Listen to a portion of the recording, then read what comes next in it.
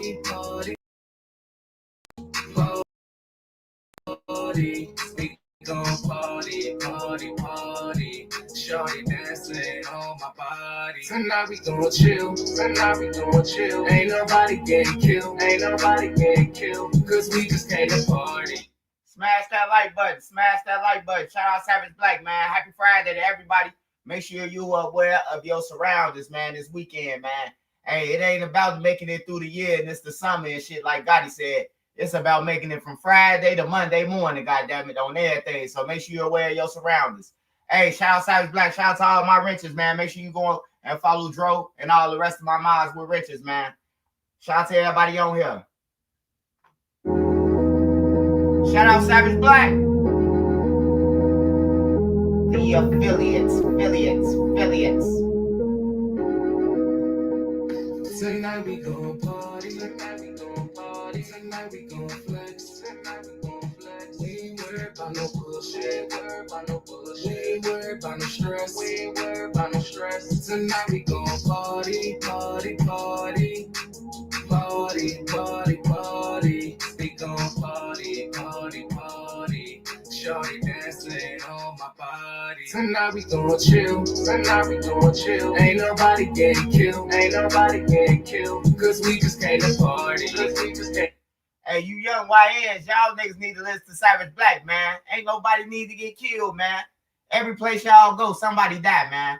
Hey, I'm gonna talk about that, man, after I play this Mod Squad song with Duke them, cause King Von them shit got shot up before Duke them shit got shot up. I don't know if y'all remember that. I'm gonna bring y'all back to it though. Shout out to Savage Black, man. Make sure y'all go and download all his music. All his music. Savage Black actually cold, bro, from the DMV. You know, niggas just be so stuck on the drill shit. I listen to everything though. Especially Smashing Pumpkins. Yeah,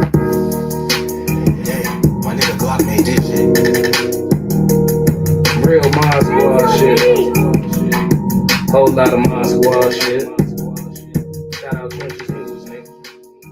Shout out NC. Shout out Made Media. Shout out Spark. Shout out Queen. Shout out B. Shout out Nene.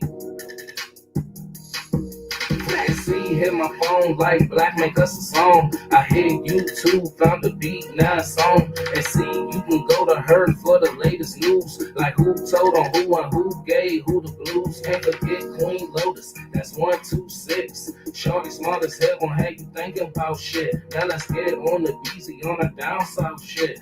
Shorty real as hell, she gon' tell you about your shit. And she dropping videos, go subscribe to her shit. Sparks got the visuals of 99%. Made media out west, he in film mode, nigga. Get that nigga around your chick, I bet she feeling on that nigga. And shout out Savage Black, we gon' party on them niggas. Can't forget Nene, she catch bodies in the chat. It's that page fake or real shit, shorty gon' check. She gon' come back to the chat, wipe his nosy out the chat. Can't forget Uncle Swipe and still Miyagi to you niggas. You can call him Swipe at Jordan or whatever, say you nigga. And to the ones that left, we ain't worried about shit. But make sure you like the video before you dip. No, fuck that. Hit that like button right now. Smash that like button right now or send a cash out. But finish Savage Black. Real Mod Squad shit, yeah. Real Mod Squad shit, yeah.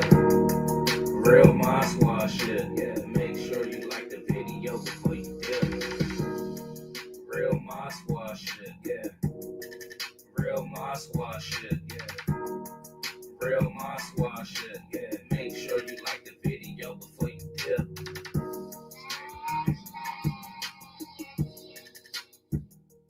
Alright, y'all, about to switch over, then we're about to get started with the show, man.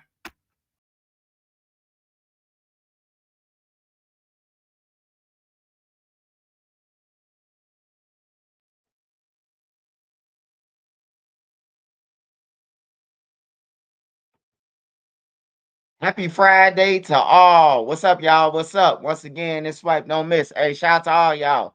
Hey, I'm tired of the motherfucker from last night, man.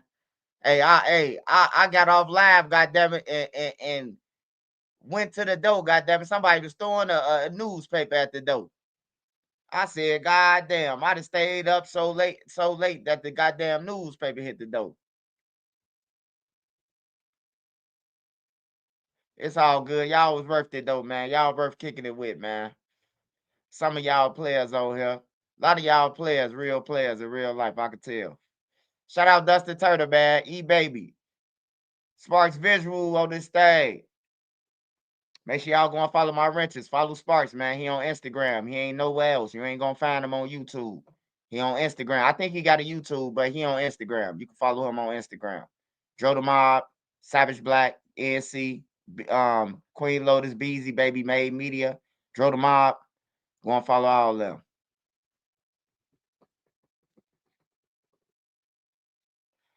All right, y'all. So no limit Kyro. No limit Kyro. He had one sheet of paper today. And I already told y'all that Kyro, he basically pleaded guilty, man, to the gun charges. He got charged with 2 guns. They charging him with 2 guns, and they charging his homie with the other 2 guns. Now we don't know who his homie is because his homie got away, and then the feds end up catching him later. Like a couple of months later, I think he got caught. But he was with Kyro in the car. Now, what the fuck Kyro was doing with 4 weapons at 2 o'clock in the morning, man? I don't know, man. I don't know, man. I thought he said all his ops was dead, man. Shit, he gotta be lying then. If you riding around looking for a motherfucker at 2 o'clock in the morning, man, like it ain't nobody outside really but the police, bro, at 2 in the morning. And they ain't even outside. You at 2 in the morning in Chicago, bro, you could damn near high speed down Cottage Grove from the hundreds all the way to the low end, bro. I doubt if you get chased. Police somewhere in the cut, fucking hypes and shit, man. Cause our police do that shit. Our police picking up the hypes and all that shit. On some real shit. I'm just keeping it 55th Street with you, cuz. Our cops turning off body cams and getting sucked up, man. I'm telling you.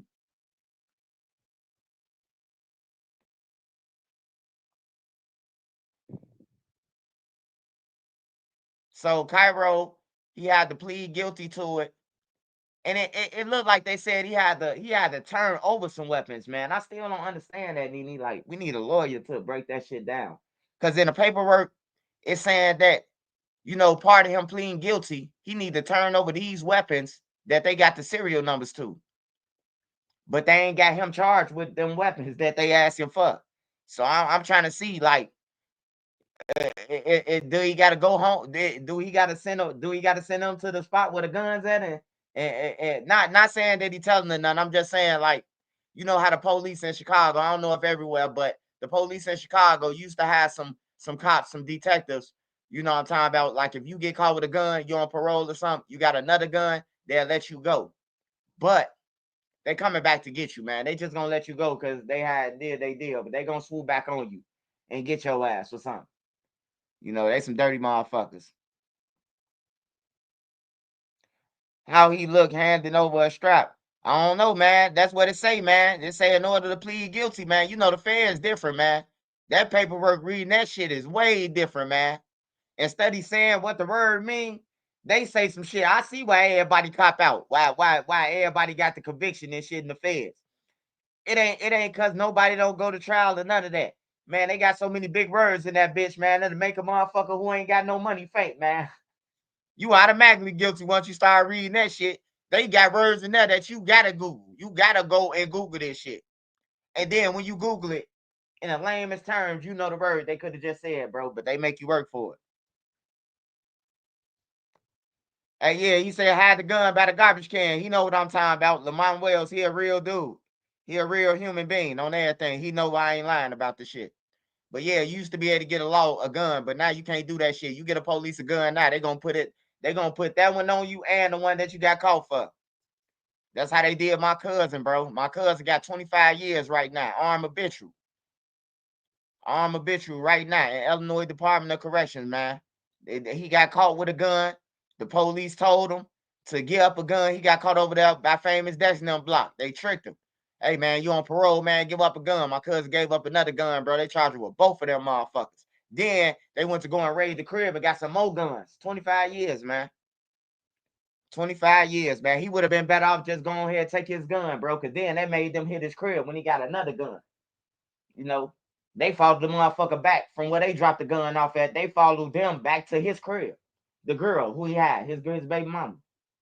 Shit was stupid. This Hustle. Shout out Hustle Man. Hustle Man 365, man. Put Hustle Man on your shit, man.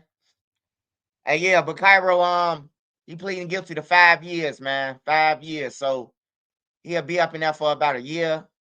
A year by the time he go to court. He'll be in there for a year. He'll have about 2 more years, 2.5 years, because it's at 85%. So let's see. 3 years at 85%. 4 years is 2 years, 6 months. 3 years at 85% is 2 years, 6 months. So with 5, that'll be like three and some change. So he'll still be home. He'll be home before a lot of more niggas shit. So hopefully he just learn and get on the internet, bro, and do interviews and just go. I ain't never seen nobody, bro. Like Kyro, he came up the easiest out of everybody. I'm gonna keep on saying this shit, bro. Like for real. I know who Kyro is because I know his brother. I know his brother who locked up for the murders, who the real drench. You know, that little motherfucker, he a real bloodhound. You know what I'm talking about? He from over there where the bloodhounds at. That's his block. Where Lil Jeff and them from, that's Noodle's block. That's what Kyro little brother. So Kyro, then nobody know him. Then nobody know him. No matter if you seen him in pictures with LA and all that shit, then nobody know Kyro until he slid down that wall. The same wall that housed the burgers and the fries and the grill and the chicken and McNuggets. That nigga went in the Kyro went in McDonald's, y'all, and cried to some McChickens. And that nigga got 500,000 views off that shit. On my mama, I watched that bitch go up 200K. Me watching it on everything. That bitch was jumping 10,000s, bro. I told Kyro, man, I inboxed, called them on FaceTime. Hey, Kyro, take YouTube serious, bro. Take this shit serious, bro. You could have a bag. You could have the same bag 1090 Jake and them got on everything, bro, without even talking about no stories, though. Yeah, man, I ain't with that, man. I'm just trying to, like that tough shit, bro. You can't stay in the street too long, especially you ain't gonna last that long in No Limit, bro. Like, especially if you just hanging over there, you ain't gonna last that long, bro. You gonna get killed over there. That's one of the motherfucking top 3 dangerous places in Chicago, Illinois, bro. South Shore. Not just No Limit. KTS Hood, that motherfucker is dangerous, bro. Like for real, I lost a couple friends over there. A couple friends that was BDs, bro. They wasn't even stoned. They was BDs from the low end. They got killed over there. For real, bro. That shit, it go down over there, bro. You just can't trust nobody. Even the niggas over there, you can't trust. It's cutthroat as fuck over there.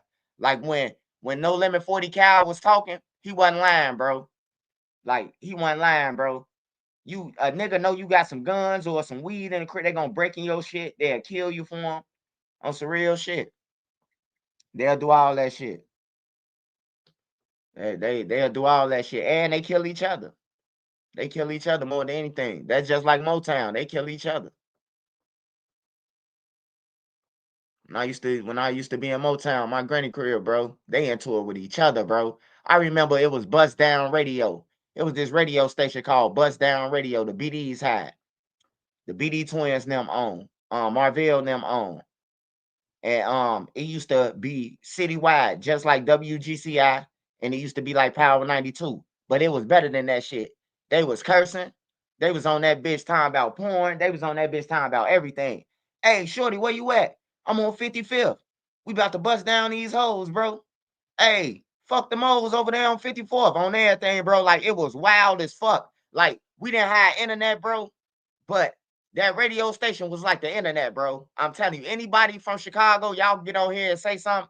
Like, y'all can speak in the comments. If y'all know what Buzz Down Radio is, hey, look, that shit was like motherfucking Instagram and all that shit with no pictures on everything. Just listening, audio on my mama, bro. And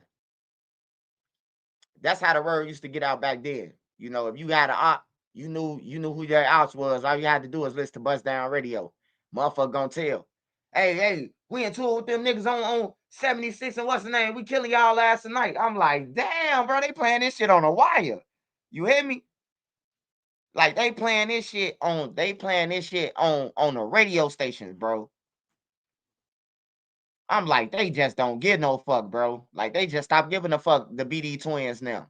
They just stopped giving a fuck, bro. They had so much money, so many junkies walking out in and out the building, bro, that they just stopped giving a fuck, bro. They just got reckless. Bentleys and in front of a project building, bro. Like hey, I remember they ran twin plate. Lil Bernie Diddy. They ran his plate on 63rd. He got pulled over. And they like, the police like, man, what the fuck you doing with Mike Tyson car? Everybody who was out there like, what the fuck? This nigga got Mike Tyson car. Man, his shit was in Mike Tyson name, bro. That's how much money they had, bro. On my mama, bro. That's how much money Twin them had, bro. They cars, they Bentley was in motherfucking Mike Tyson name, bro. We right there while the police pulling them over, bro. They come back over the intercom, bro. That's Mike Tyson car. On everything, bro. Well, that's their car, but you know how that shit go. When the police run up on you, this ain't our car, this Tyson car. Hell yeah, Mike needed that cash. That's what it was. Hey, Dustin Turner, you ain't no dummy. Mike needed that cash, man. Mike was willing to put shit in his name and everything. Goddamn, he needs that cash. Hey, Mike, man, I know you just lost your 27 mansion room, man. That 50 Cent just brought from you, man. But look, don't even trip on that. We got you, man. Come get these 2 Bentleys for us, and we gonna give you goddamn 400K. Some real shit. That's how much money they was making, bro. They was getting that shit away. These niggas was like, bro, I ain't gonna lie. This one thing I can say about the twins now, Bernie them Daddy. Everybody can say what they want. They fed the community though. They fed the community with their drug money. I ain't gonna lie, bro. They fed every motherfucker. Cause if you was selling drugs, you was selling for them. Everybody was selling the same shit on everything, the same shit. Like they was looking out though. They was feeding the kids, bro. Coming up to the kids and make it rain. $20,000, just make it rain. Throwing up hundreds, bro. Just making it rain, bro. Like that's some real shit, bro. I done been in a lot of projects. They ain't did shit for the kids. Or but just take the drugs from the parents. Take food out of our cribs. On everything. I be arguing with my brother about that shit. Like, man, bro, like the gang members ain't did shit, bro. But shit, turn out our mama. You talking about these your motherfucking homies. That's why I don't like the older niggas. Nigga, y'all was selling my mama the rocks and shit. That's why I was in a group home, nigga. Fuck, I'm supposed to like y'all for, nigga. I'm just keeping it real with myself, you know? Keeping it real with myself. These are niggas I always had on my mind that all these niggas with the Chevys and all that, and they selling drugs and shit, and they running lines. I don't even like you motherfuckers. When I get older, I'm gonna rob all y'all. And I end up doing it too. It became the life. For real. Selling my mama drugs and shit. Talking about you my homie. You love me. You don't love me, nigga. You love them food. You love them motherfucking first of the month checks that's coming in.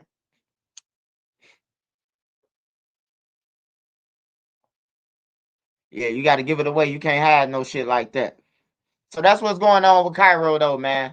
Kyro, Kyro, he'll be back in about 2.5 years, man. About 2.5 years, he'll be back. He'll be in a halfway house at least.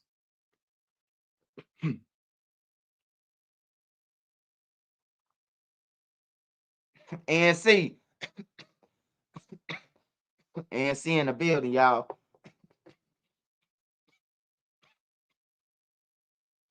Hey, what's going on out there? Talk to me, man. Y'all, it's Friday. Talk to me, man. What's up, y'all? Y'all all dead and shit. What's up? I know the motherfucking game on that shit dead too though. What's up? Y'all acting like Thriller and shit, bro. What's up? Y'all acting weird in the comments, man. Let's get it. Man, fuck that game. I lose another dollar, man. We gon' fan dude. On my mom, I don't give fans listening. If I lose my money today, we gon' motherfucking fan dude. I don't care if the fans listening. If I lose my money, we gon' set that thing up. Look at it. They waiting on me to threaten them. They like, he didn't do it yet. He didn't do it yet. Who I think winning? I know who winning. Indiana winning. Indiana winning.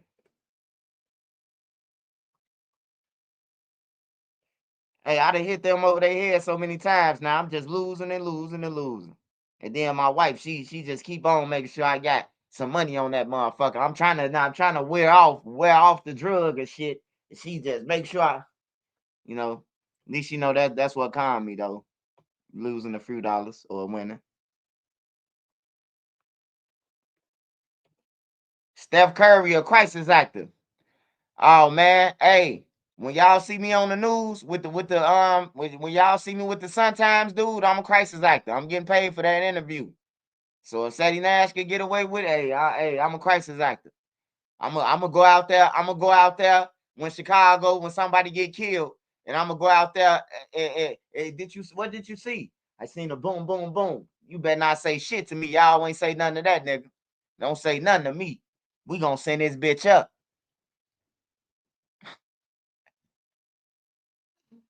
Oh, I got my money on. Hey, I ain't gonna even lie to you, man. Shit go up and down like it stocks, man. So I got a ticket on. I got one ticket with Indiana and one ticket with OKC. Cause shit be going up like the Dow Jones, man. I can't afford to keep on just betting on one ticket and keep on losing. So I gotta go with, you know.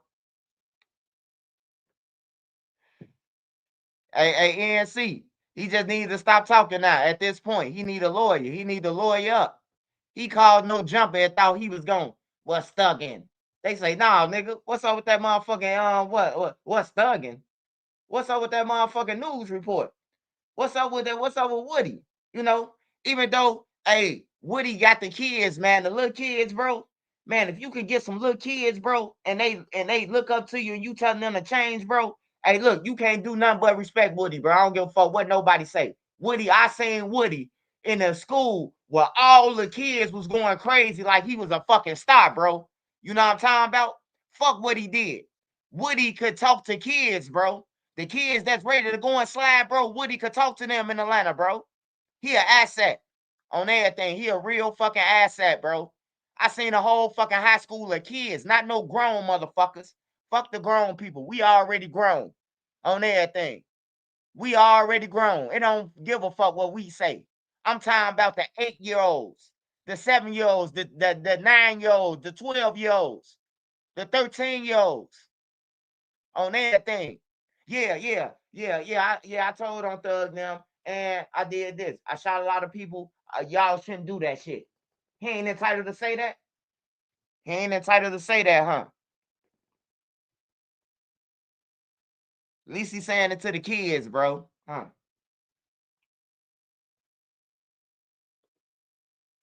But yeah, though.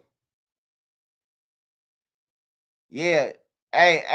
Yeah, he talking to kids, bro. I be watching him and see what he doing, bro. To try to see like what he on. Is he on some faking shit? You know what I'm talking about? Just to lay low, or is he doing it? He could talk to the kids, bro. If you could talk to the kids, ain't no kids trying to listen to Sadie Nash ass. Ain't no kids trying to learn from no boom boom boom. You ain't did shit but boom boom boom on everything. That's all on record. Boom boom boom. And you reported about Trench's News. Hey brother, you got 1 week to FOIA that police report so we can see what's going on. Because we already know what's going on with that police report. You was riding around with 12, the same people who you say fuck on the line. You say fuck 12 and all that on Crip on the dead homies. Your ass was riding around with them looking for your fucking brother, bro. Hey, at least I could go to family reunions. You can't go to your family reunions. They on your ass. Your brother ain't even come out and say, hey man, y'all capping. My brother ain't do that. Man, they been saying this shit for 4 years. A girl from the Bay Area where you from been saying this shit for 4 years on everything since I've been on YouTube. And you just been talking your way out of it, been slithering your fucking way out of it every time. And then when you come back on some 1090J shit. Back to, oh man, Larry Hoover rat, all this, all that, all that. Now it's your turn, motherfucker. The spotlight is on you, you clown. On everything. You don't like being you want to be in a circus so bad. You want to be in a rolling 60s so fucking bad. Now the spotlight on you. Now you don't want it. Now you a crisis actor. Man, out of all the shit that man could have came up with, no bullshit. That man said he a crisis actor.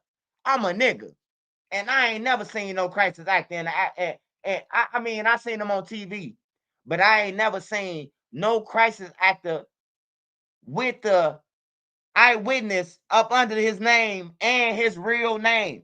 Like, if you an actor, why the fuck would you let them use your real name on a crisis actor situation? Like, you could have ops from that shit. It could be some people who opposing what you acting and be like, hey, bro, you going against us. I don't know what's wrong with that nigga though, man. Hey, yeah, we gotta save the kids, man. We gotta save the kids. The kids are dying, bro. All the kids listening to Bloodhound now. All the kids. He think that shit gonna get him a pass. That shit don't give you no pass. Your ass a counterfeit crip. We already know. You just like a counterfeit $100 bill, nigga. You a counterfeit crip. You just like a $100 bill that's fake, nigga. A butter bucks. $100, nigga. It's blue, but it's fake. That nigga just faking. Talking about on the dead homies. I got a trivia question for you. You got 10 seconds to name 15 dead homies from over there. I bet you he can't name one of them motherfuckers. He can't. Rest in peace to the Crips that's over there too. Rest in peace to them guys. They died for bullshit, dying over colors and causes and shit like that. That shit weird. You know what I'm talking about? I ain't never want to go to California when I was hearing this shit growing up in Chicago. Like my mama daddy used to live in California. So when he come back, he telling us stories about that they dying over fucking red and blue. And then we seeing this shit on the national news when it pop up like 1,800 murders in California. I'm like, damn. Like they getting wild. They was getting wild back then in California. It was like 1991. This news thing was on 1990, 91. Cali was going crazy, bro. I ain't gonna lie, bro. They was going crazy on the murders. But yeah, it used to come and I'll be like, that man, that shit weird, bro. You can't wear a red shirt. You can't wear a blue shirt. I ain't never going there. I ain't never going there. I can't wear a Cubs hat without being a gang member. Like, fuck that.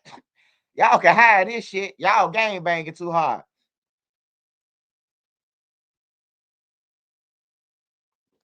Hell yeah, Cali gang bang for real, bro. If you ain't gang banging like that, nigga, just stay the fuck out of California, man. If you ain't banging like them boys, cause they banging on some real shit. You go to jail, it's already on your mind that you just got took off the streets. Now, nigga, come to you and talking about y'all got a squabble. You better get your bitch. You better get the fuck on a squabble. Nigga, I ain't about to fight your ass. On there, you better get the fuck back, nigga. I'm trying to call a lawyer. Nigga talking about what up, cuz we got a squabble. Squabble. Nigga, I ain't trying to squabble on there. I ain't trying to box right now. I'm like, duck. Shit. I ain't trying to box right now. Shit, I'm trying to get up out of here, trying to bond out, talk to my public defender, listen to him bullshit me. It's gonna be okay. All you gotta do is sit in here for about 2 weeks, and then I'll get you out. Then the 2 weeks come. They said they're gonna give you 10 years. Like, how I go for I'm gonna get out to 10 years, man? Like, it be crazy, man. You gotta watch team hats, especially baseball teams.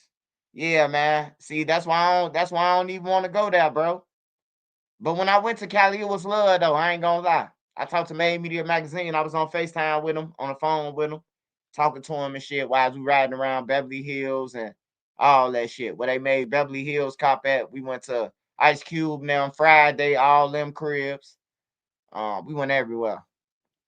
Where they made colors at. We went out everywhere. What's the other movie with the white boy who was a Mexican? He was trying to be a Mexican, his cousin sent him off. He ended up losing his legs. His cousin told him, blood in, blood out. We went all over that motherfucker on everything, bro. Hey, look, some Mexicans try to get up with us though. Like they try to come like on some, what's up, bro? What's up, Holmes? Like, bro, y'all better get y'all ass on across the border. Trump coming on everything, nigga. That's what the fuck up. Trump coming, nigga. Trump coming. Talking about what up, bro? Nigga, we black. We ain't got nothing to talk to y'all about. We don't know Spanish. Hey, look, some things can be avoided.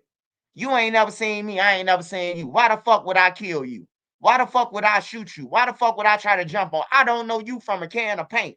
Like, that's why I'm starting to think, bro. I don't know if I'm getting older and it's just growing on me, bro. But a lot of shit is weird to me now, bro.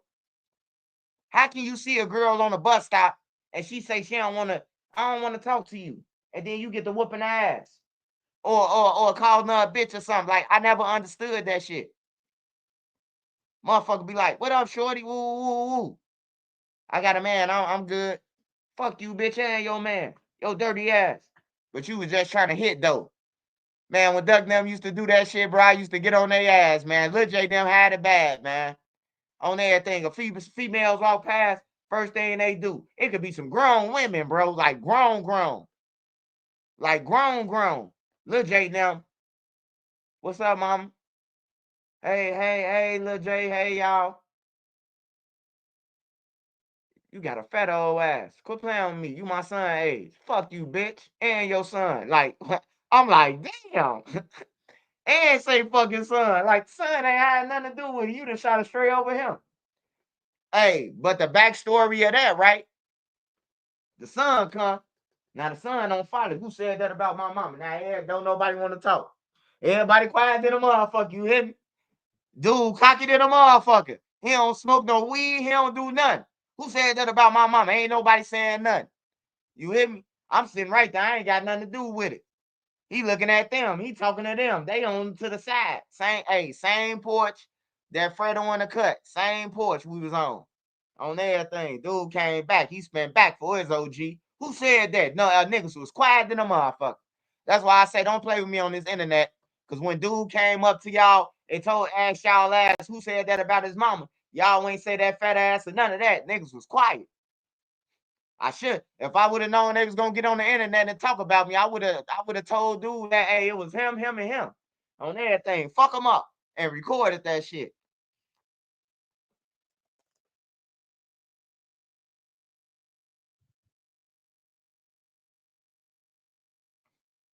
Like when dude was in the hospital bed. It like when dude was in the hospital bed. If you been on my page, then you know who I'm talking about. We ain't gotta say no names, man. We grown now. But dude was on the hospital bed, and they was like, the detectives, right? I'm up in there. I get there with his OG, so I get up there. We pull up in there. Extrosia. He up in there. He up in there. Police like, you know who did? He T. Roy. Oh, that thing. If I would have known back then, if I would have known back then, I would have told T. Roy and them ass, hey, dude, just said you popping, bro. Oh, if I would have known he was gonna be on the internet talking shit now, on everything, I would have been a shit starred motherfucker. I ain't gonna lie to y'all. No bullshit. And I don't even be on that bullshit. But if I would have known a lot of shit, the world would have been a better place back then.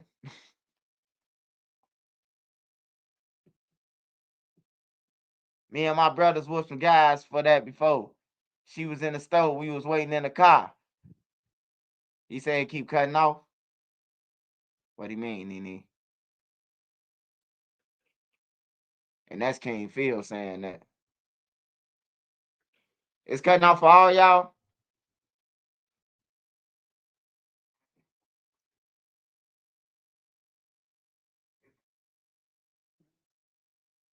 Hey, King Phil. Hey, King Phil. Hey, hang your phone out the window with a hang on the end of that motherfucker. It's gonna jump right in. Hey, take some aluminum foil, wrap it around your phone. Then just cut it. Hey, take a old speaker wire and cut the speaker wire, rip it up so it show the copper, and then hang it out the window. That's how you make an antenna for your phone. On everything. I've been doing that shit when I was in the group home to pull in the real stations on my headphone. I had to do that. Oh, he on the red line. Hey, shout out to everybody on the red line, man. Stop robbing motherfuckers. Hey, I wish you could put me on speaker. Hey, stop robbing motherfuckers on the red line and killing people, man. Motherfuckers getting on the train ain't got no bank rolls, man. On everything, bro.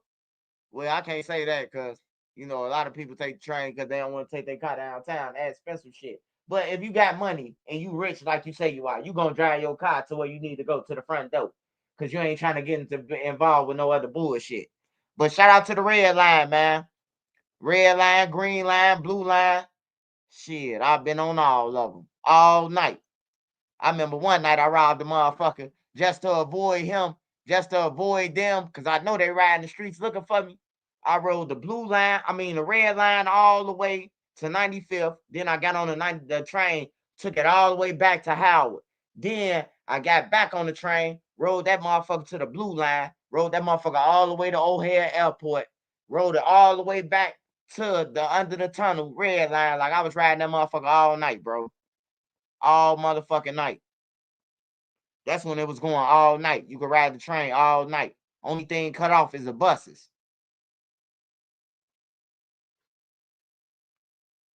Yeah, the red line daily.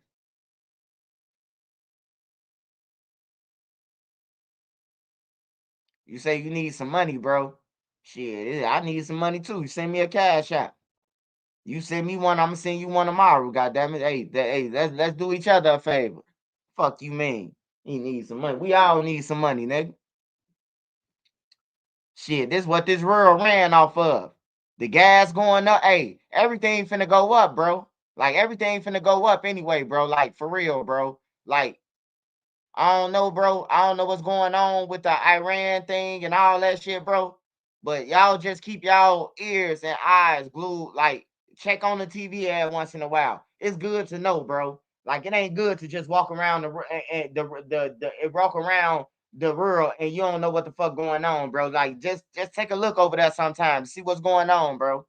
Cause somebody gonna test us, bro. Somebody finna test us. I'm telling y'all, bro. I could see it.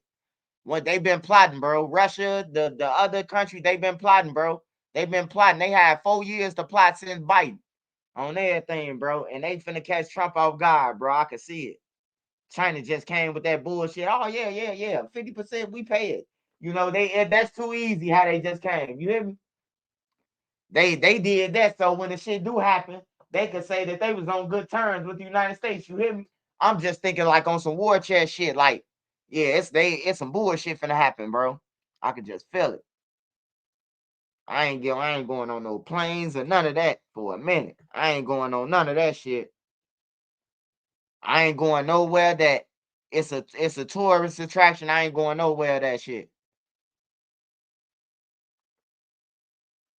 And if I do get on a plane or something and there's some Indians on it, I'm sitting right next to his ass on everything. I'm gonna wrestle with your ass. I ain't trying to wait on no white dude to be wrestling with you like then you overpower him and I like my charge and shit. I ain't for that. Nigga, I'm hitting you in your nuts, gauging out your ass. I'm from the projects. Ain't no rules to fight on everything. If I was on that plane in 9/11, I'm telling you, we would have put up a fight. We would have put up a fight for them to get up in that motherfucker. Hit him in the balls. All you gotta do is near a motherfucker in the nuts hard enough. They gon' grab you. Gonna grab your stomach. You gonna grab your stomach because your intestines gonna be goddamn in your stomach on everything, bro. That used to be my finishing move in the projects. I was smaller than everybody else. You know what I'm talking about back then in the projects. So I was getting niggas the motherfucking the straight nut sacker. You hear me? The nutcracker. That was my finishing move. It could be a nigga talking shit to me like, man, where you finna go? Let me get some of your chips, little nigga. Woo, woo, woo. I'll go up to him. They'll eat half my bag. I'll be like, man, you ate all my chips. Man, quit crying, little nigga. I'll be like, all right, quit crying, because my daddy told me. When they say quit crying, be like, all right, I ain't gonna cry. Punch them dead and they shit. Don't cry. And you little motherfucker, when I catch you, hit them straight in their nuts and run on everything, bro. Nigga, I ain't playing with Shorty no more. Shorty punching niggas in the nuts on everything. That's one thing my daddy told me in the survival.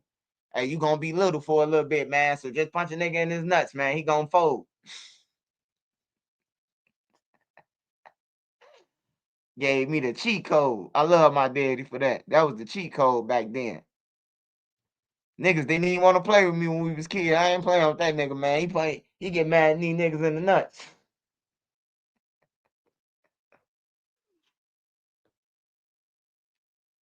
Bishop, they friends again, I think. What NC say? NC, Iran just hit Israel with 100 missiles. Yeah. And guess how many more missiles they got? The motherfuckers got 1 million more missiles. Hey, look, man, they been piling up, waiting on this day to happen, man. They been piling up. Biden was sweet when he was in that bitch. He just let everybody do whatever. As long as he get cookies and ice cream, cookies and cream. That's what they said. Hey, Joe Biden, what you eat for dinner? Um, Cookies and cream. I'm like, yeah, he got to get the fuck out the White House, man. He got to get the fuck on, man. They gonna come over here, march over here, and take our shit. We really gonna be picking cotton again, fucking with Biden. Then he let all his criminal ass family members off the hook. I'm still a felon. Everybody else still a felon, but your crooked ass family members who got caught with guns and shit, they off the hook because they your kids. I don't think that shit fair, man. I don't think that shit fair at all, bro. Yeah, I don't think that shit fair, bro. That a motherfucker just let all they people off and they kill whoever the fuck they want off. But we still got to be fair. But they got caught with the same shit we got caught with. Can we get a second chance program? Can we get our records wiped one time? Every 20 years when you turn 40, you get your record wiped.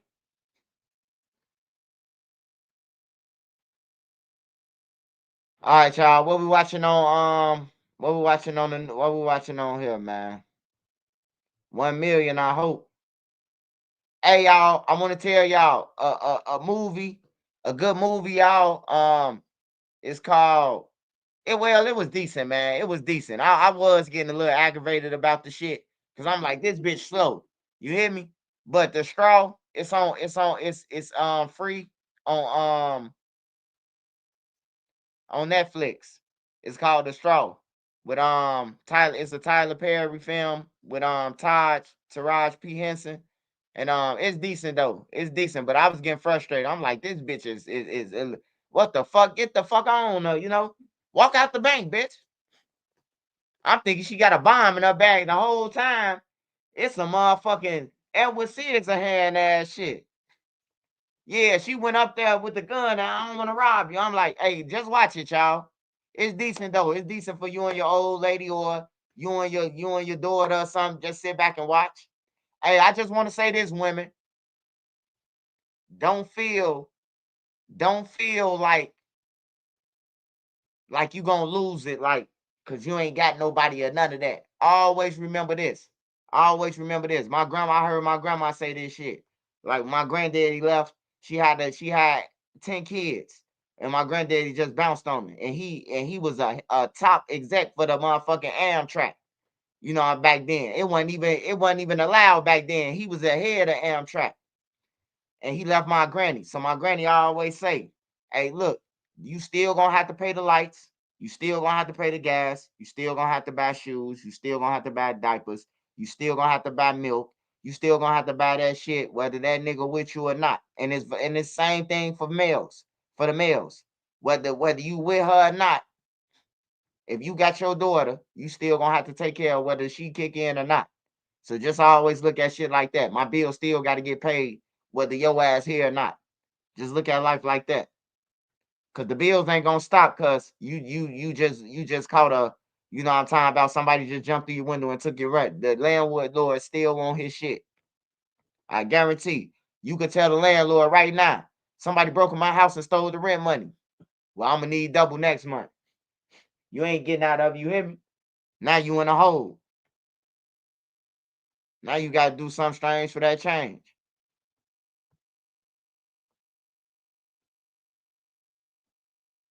It's a dirty job, but somebody gotta do it.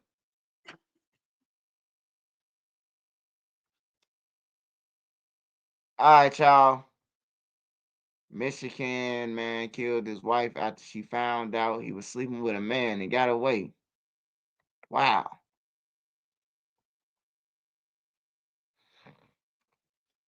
All right, I'm gonna go through the news and then we just gonna go through shit and I'm gonna react to shit. Smash that like button for me, y'all. If you can't smash that like button, kick in the cash app, man. It's up there. Nene put the up there. It's posted up there. Up there. Send a cash app. You can't hit the like button or you too lazy to smash the like button or you don't know how to exit out. Send a cash app. I know it's right on your phone, man. Let's be real. We're gonna start off in Memphis. Get the new fresh skin lineup at dolceandgabbana.com. Check out all of our digital coupons on the My County Market app. Tons of great penny pincher deals are available. WREG in Memphis. This is News Channel 3 at 6. Breaking news first on the news at 6. Police are investigating a deadly double shooting in Parkway Village. Good evening and thank you for joining us. I'm Stephanie Skurlock. And I'm Greg Hurst. That shooting happened several hours ago along Winchester and Perkins, and that's where we find WREG's Brian Didlake live right now with what's going on. Brian, what do you know? Well, Greg, Stephanie, within the past 15 minutes, we have seen police leave the area as they are starting to break down the scene that you have seen behind me and left the area here at this time. But let me show you what we're seeing here so far. Unfortunately, the family is here at this time where we do know that so far, one man here on the 4700 block of Winchester and near the Perkins intersection was found dead. This all happened around 2:19 today. What we know so far is that family is at the place where their loved one may have passed away here at this automobile shop. It's right next to a self-storage station as well as a Brunner printing area as well. We do know so far that another female victim is situated within this scene. She was located and transported to Regional 1 Hospital in non-critical condition. We do know so far that there are 2 suspects here at this time. A description has not been made available, but again, police are still scouring the area to find those 2 suspects. But again, we do know that one man was found dead here as well as a female who was injured, and she has been again transported to Regional 1 in non-critical condition. Right now, we're still going to be out here talking with the family and talking with nearby neighbors to see what exactly happened. And Hey, I know motherfuckers got to be tired of seeing that. Hey, look at your skin color for the ones who the same skin color as them people on the curve. Just look at them. Ain't y'all tired of seeing y'all people out here just dying, whether you related to them or not, bro? Like, that shit don't get to you no more. That shit don't get to people. Like, just watching people like sitting there crying and shit, bro, that they people on the ground fucked over, bro. Like, man, then motherfuckers killing for nothing, bro. Like, they out here killing people for shit, bro. Like, for real. They out here killing people for nothing. For nothing. Over a bitch, over he got better shoes than me. He's trying to stun on me. He tried to play me last night at the club like I was a sucker. You is a sucker, motherfucker, because now you finna be in jail for the rest of your life for some dumb shit.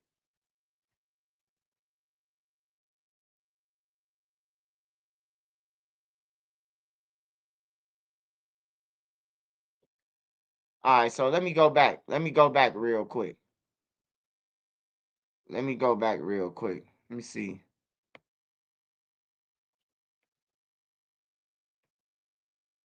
Fuck that. I gotta see what's going on. Iran is launching retaliatory strikes against Israel on Friday. It's when they first came out.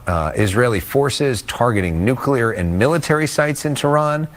The U.S. is still hoping to salvage a nuclear deal as its prospects dwindle. Fox's Connor Hansen live in New York for us tonight with more. And Connor, tensions are high. Alex, and we're seeing those missile strikes going back and forth now throughout the day. Now, the early morning hours in Israel, we're seeing waves of missile strikes coming from Iran, mostly intercepted by the air defenses, but some striking busy civilian centers like the Tel Aviv area where we've seen explosions. We're told at least one person was killed in a suburb of Tel Aviv and many more injured. There have been alarms and shelter orders all throughout the country. Air raid sirens sound as a barrage of missiles flies over Tel Aviv. State media says Iran launched hundreds of ballistic missiles towards Israel. Smoke over Tel Aviv suggests at least one landed.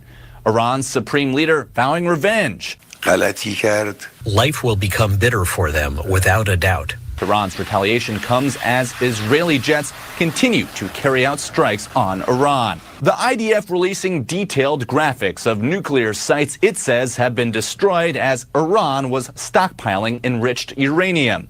And video shows Israeli Mossad operatives working deep inside Iran to take out key defenses, even smuggling in drones. Israel uncovered clear evidence that the Iranian regime was planning a surprise attack in coordination with their proxies. Some of Iran's top military leaders and nuclear scientists have been killed. The U.S. has moved warships and flown in jets to protect personnel in the area. The president posted on Truth Social, quote, 2 months ago, I gave Iran a 60-day ultimatum to make a deal. They should have done it. Today is day 61. I told them what to do, but they just couldn't get there. Now they have perhaps a second chance. The world is safer this morning than it was when we all went to bed last night, and the Iranian people are now given a real opportunity. And Prime Minister Benjamin Netanyahu has said their strikes against Iran could continue at least for the next couple of weeks. We're told he spoke with President Trump today. Man, hey, I don't even know why we helping them, bro. Like, I don't even know why America be protecting their ass, bro. Let them, hey, look, they been over there bullying motherfuckers, bro. They need to go ahead on and get what's coming to them, bro. Like, for real, man. America needs to stay out of people's business. That's how we be getting hit. We be in everybody's business, bro. We need to just cool down. Let them fuck them up. Take their little land. Hey, man, ain't no Bible over there. Jesus ain't from over there, man. They are, that's some bullshit.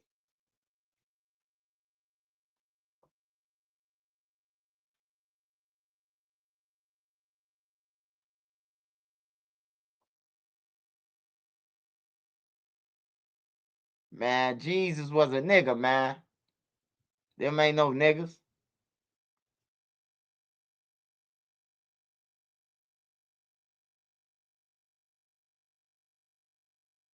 Hey, they taking advantage. They taking advantage of that shit. They taking advantage of that shit, man. They taking advantage of that. Protect Israel, and you will be blessed. They taking advantage of that shit, bro. You can't be bullying on people, bro. God ain't say bully on everybody, and then if you protect me, you will be blessed. Nah, fuck that shit. Nah, fuck that shit.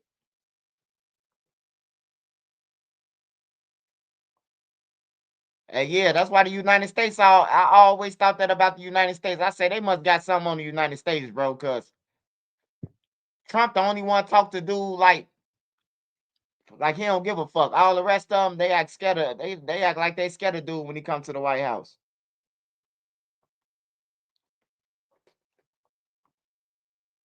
Yeah, Iran been plotting though. They been plotting for a long time, man. They been getting their money up, just plotting, waiting to attack some shit. They ain't say nothing when they went over there next door and tried to take them people shit. Steady taking Arafat and them shit. Don't nobody say nothing. Now you got a country that can go head to head with you. Now you want the United States to protect y'all that. That's some bullshit.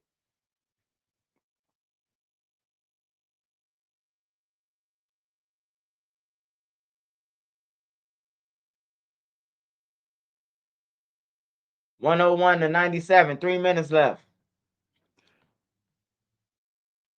101 to 97. Three people left. I mean 3 minutes left. 101 to 97. 3 minutes left. Indiana winning. The score gonna be 3-1 if they win. Shit crazy, man. Hold on, y'all. Hold on.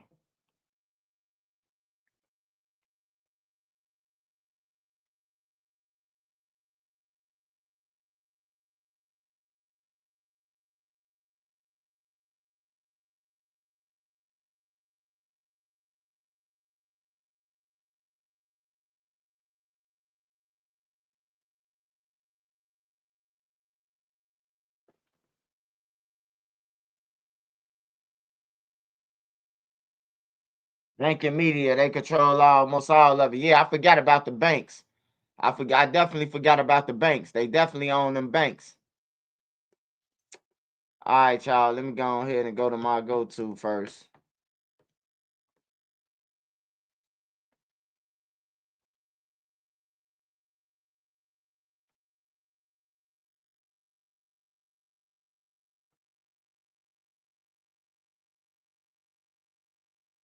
Smash that like button. How many likes we got, Nene? Smash that like button. Free lick. What you want to watch yesterday?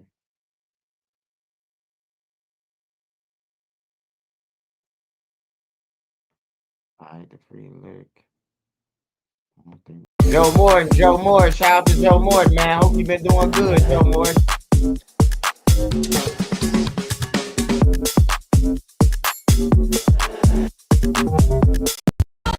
Nobody wins when the family feels. That be him when you hear that loud gun on New Year's Eve. Yeah. Oh, he got a big gun. He got a big gun. He be letting loose on New Year's Eve and 4th of July. His mama, his brother killed his mom, so I don't know who this boy is. Like that. Yeah, he had the gun. He was waving the gun saying, my brother killed my mama. So mama ran in the house and locked the door. It was a violent Sunday across Mobile County with 2 deadly shootings, 3 people dead. First in Pritchard, the Mobile County Sheriff's Office responded to an early morning shooting, leaving 1 man dead. In Mobile, a double homicide. Police responded to a home on Ross Street where 2 people were found shot to death. Well, I don't know what happened for real. I know we heard the gunshot. My people called the police. We chilling out there barbecuing. I think I heard about 2 of them boys though, about 2 people. Thought it was fireworks, but it's too early for 4th of July, so. What you would do if you get a call that your mother haven't showed up for work? You know something inside you don't feel right, and you the emergency contact, so you know this is a real emergency. So you stopped everything you was doing and take it upon yourself to go visit your mother at her house and try to confirm that everything is okay, rightfully so. But in the meantime, your mother's still not answering the phone. You calling, family members, even a job. But you also got a younger sibling who's also not answering, but he lived with your mother. So now your adrenaline is going crazy. Because as you try to get to this scene, you can't help but assume the worst. Only for you to walk inside your mother's home to find her stretched out on the floor while your younger sibling is pacing back and forth. Fam, at that very moment, what would you do? It's probably easier said than done, huh? Well, unfortunately for a young man who we'll later discuss, this is real life. Not to mention this took place less than 24 hours of me doing this video. And hopefully by the time we finish this video, you'll find out what this young man did after having that situation put in front of him, and possibly why. Not to mention take a look at who involved. I mean, we all react different, but let's be real for a second, fam. Certain actions don't even need an explanation, and I'm sure some of us will agree that this is possibly one of them. But nonetheless, as we go over this video, I want you guys to remember, I won't give you no angle, I just give you the story. So with that being said, make sure you like, comment, and subscribe. We're gonna jump right to it. Today we visit a place where just last week they went viral for an unfortunate situation that happened at a small theater venue. Now we covered that story. I'll leave the link in the bio if you guys want to check it out. You see, a local dad from Mobile, Alabama, where we headed to today, was gunned down in front of his daughter. It was at his daughter's dance recital. Not to mention the victim happens to know the suspect. Turns out it was his baby mother's new boyfriend. 10 years old, 7th grader. Let's go. Throw my ball forward.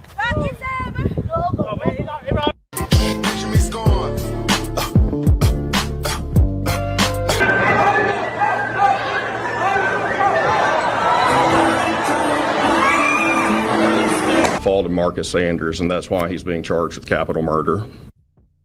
New at 5, a major development in a story we've been covering since Sunday. The man accused in the deadly Sanger Theater shooting now charged with capital murder. The Mobile second victim.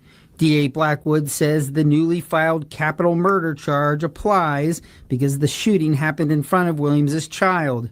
The fact that it happened during a dance recital makes it all the worse, he says. A crew is caught up with a witness who says her son told her to get down.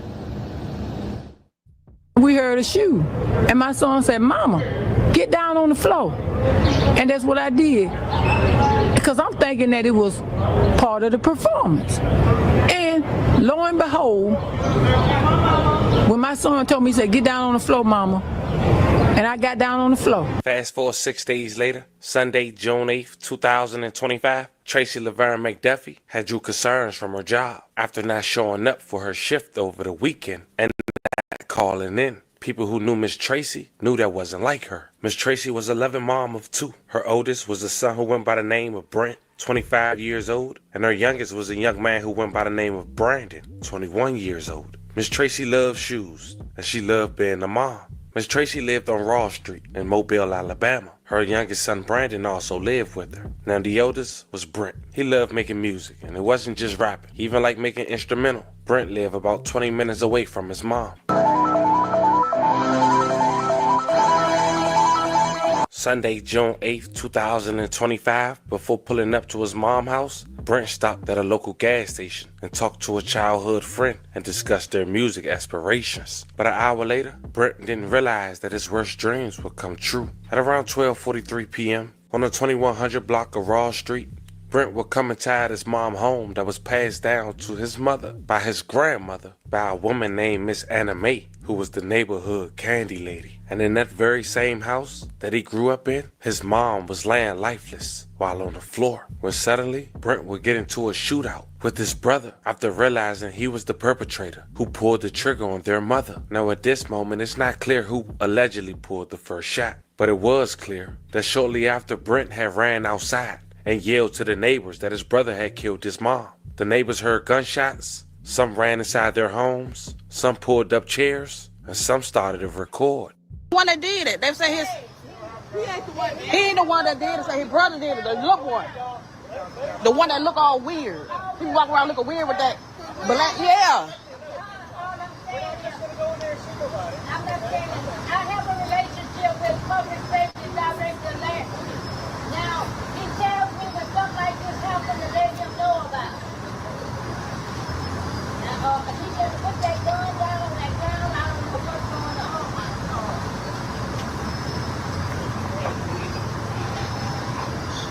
What he did? Say he didn't do it, his brother did, the other one.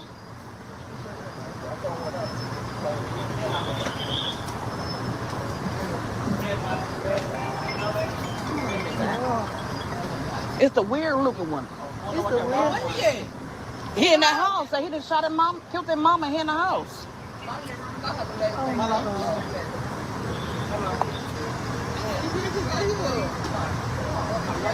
He always had that hood on, looking crazy. Oh my God. Not him, the other one.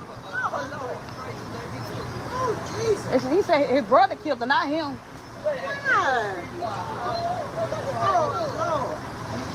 Get together. Oh my Jesus. Yeah. Oh my gosh. Oh, this is too much here. Oh Jesus. Well, how did they find out? Is JD on there? That look, no, I think JD. Yeah, that's what he was saying.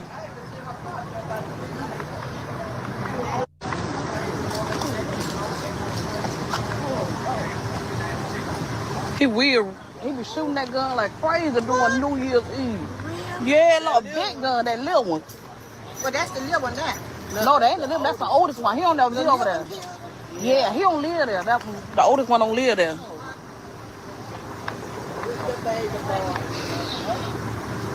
Well, y'all heard the shot? You heard the shot? I'll sit right. Hey, then you be wondering how your crib got broke in. Yeah, the big brother, he don't be there. How the fuck you know he don't be there? They watching the shit out that crib. And motherfuckers be watching them cribs, they brought a flat screen in. You gotta watch them neighbors, man. They be some dirty neighbors, man. Right here, we know what the hell it was. It sounded fun. It's like, oh, Lord, probably. Look, and we look to see what it was. Oh, he'd have killed that lady.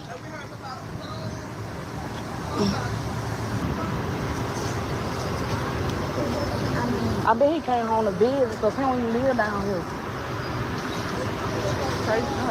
No, she wasn't sick. He shot her. He killed her. But she must have been sick for not to be in that work.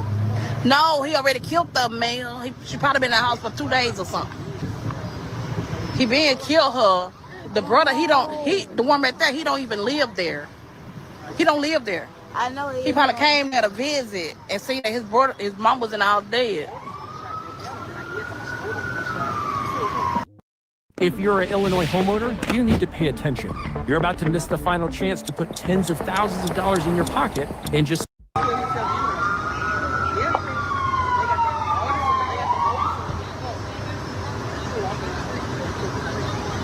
So somebody not still alive because they got the kit. They got some type of kit or something. Like, he kind of dark and he always have a black hood on. He always wear all black. He real small and short.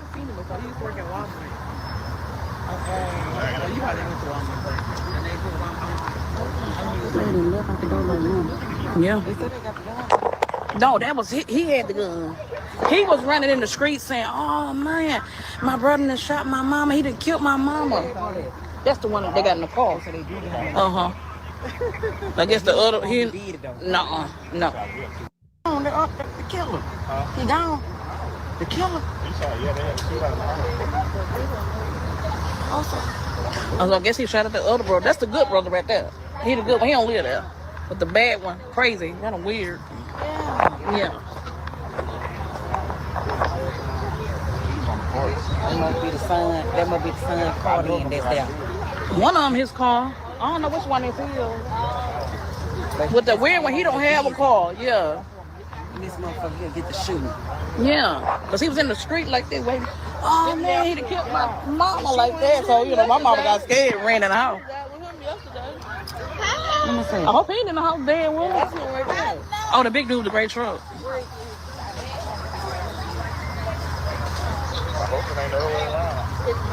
What? They were just in Biloxi yesterday. Yeah. I hope they on my street. Oh, yeah. The black hood is walking around. Who trying to get in now? Very early in the stage, we do know that it will be domestic related. We don't have any names or ages at this point. As you can see, my investigators are on the scene working it as we speak. Can we confirm if they were male or female? I can't confirm that for you as of yet. They're still working the case, but it will be domestic related. And I know we were just talking about this again with the gun violence. The gun violence and the domestic violence. It's senseless. The domestic violence is really driving violent crime, and it's sad, but in this situation it appears to be, once again, domestic violence. And I know this was all throughout Mobile and different areas that didn't involve MPD, but there's been just so much violence, especially this past week, coming after the Sanger Theater shooting.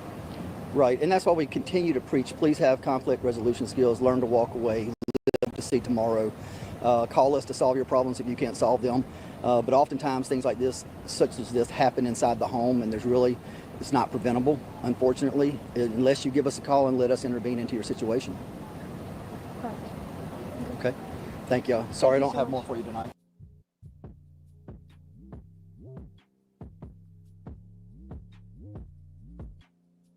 Now, that live was an hour plus long. I didn't want to drag it out. And before we continue, Miss Tracy, I want to say rest in peace. A love and condolences to your family. Now, fam, we may not never truly know the motive, but nonetheless, do it matter? A young man decided to take his own mother life. Nothing can justify.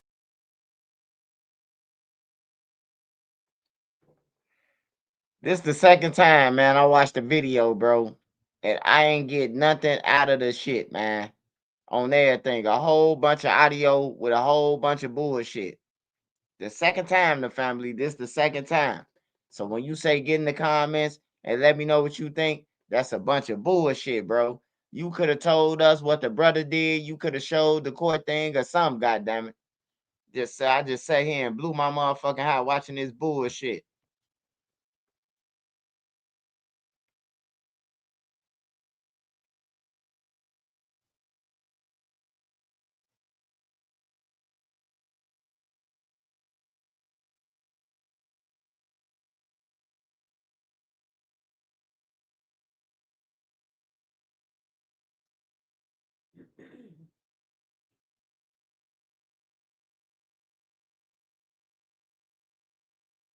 What the fuck?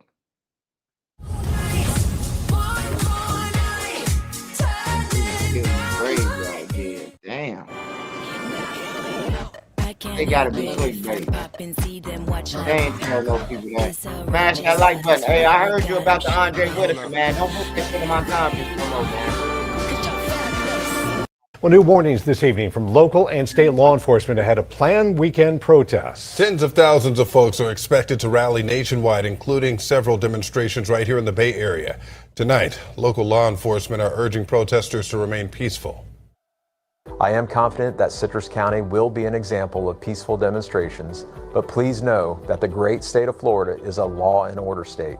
And if you come to Citrus County to start trouble, I am an equal opportunity arrester. Saturday has been named No King's National Day of Mobilizations in protest of the Trump administration.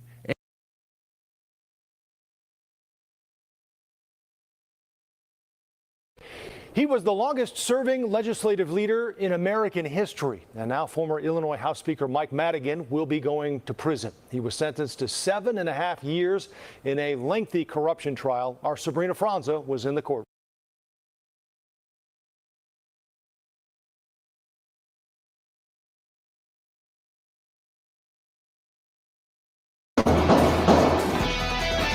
Crystal clear dash cam video shows someone firing a gun inside the Galleria's yellow parking garage. It happened yesterday afternoon and police are investigating. But as ABC 13's Shannon Ryan now tells us, this is the third shooting we've covered at or near the mall in just 3 weeks. Well, this is the third shooting I've covered here in the past 3 weeks. Right now, police say there's no reason to believe they're connected, but shoppers we spoke with today say the violence has them on edge.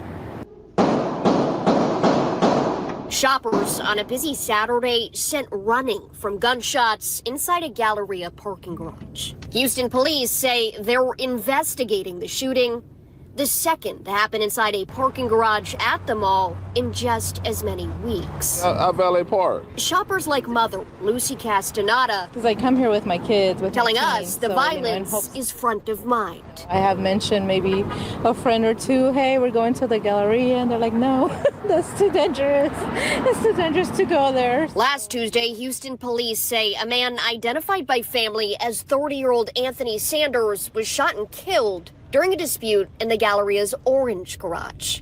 Well, his fiancée and toddler were nearby. I always high alert. The prior Sunday, a man identified by Houston police as 42-year-old Maxie Whitaker was shot and injured by an officer working off-duty security at the mall. The department telling ABC 13 the officer was attempting to confront Whitaker, a suspect in a recent robbery, alleging he pinned and injured the officer with his vehicle before the officer opened fire. So it's Houston, it's just you never know, you end up getting something really bad.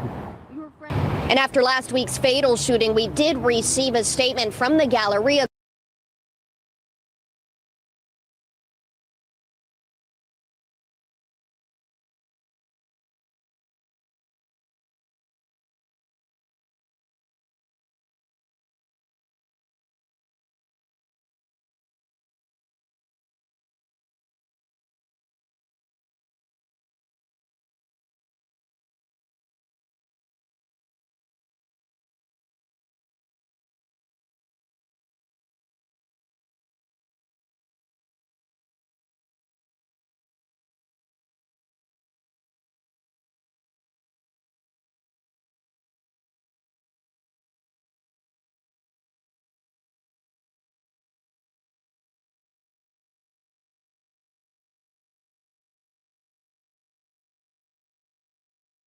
Smash that like button. There's some crazy motherfuckers out here.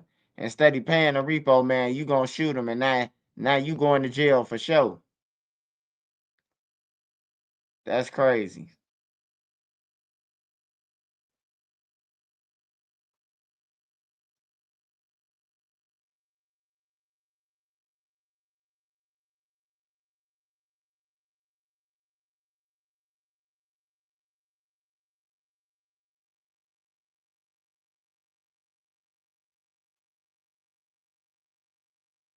Introducing the Station Knife.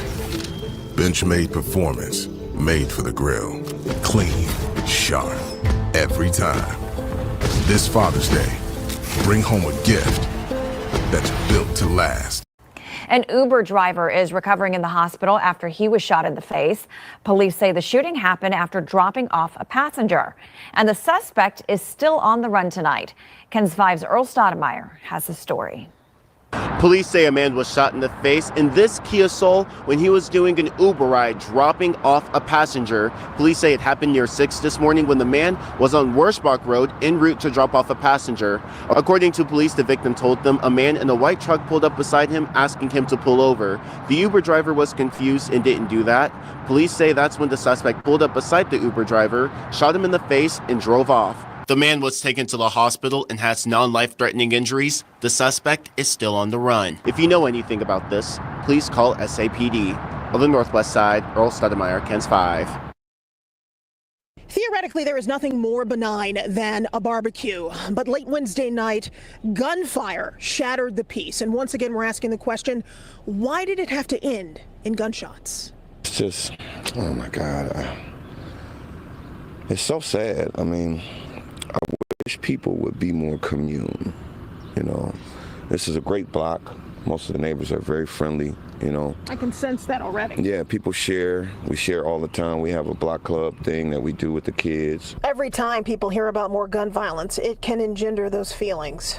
It's sad, unnecessary. We were sitting out here last night, me and a friend on the porch with my girlfriend, and we seen a bunch of police cars down there. We kind of didn't know what was going on, and we just kind of stayed outside.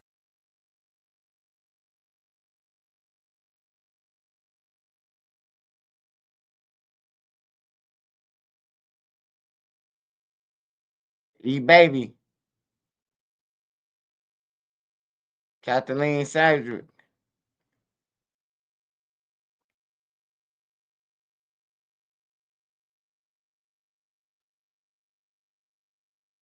Man accused of attacking his mama with a hammer.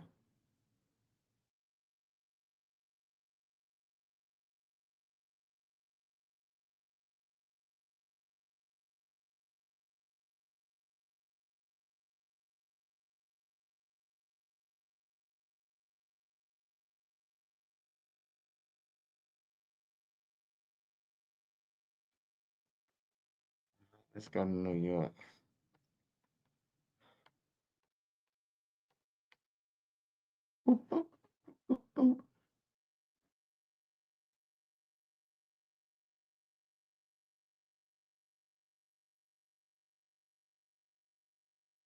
That's all I see is this fucking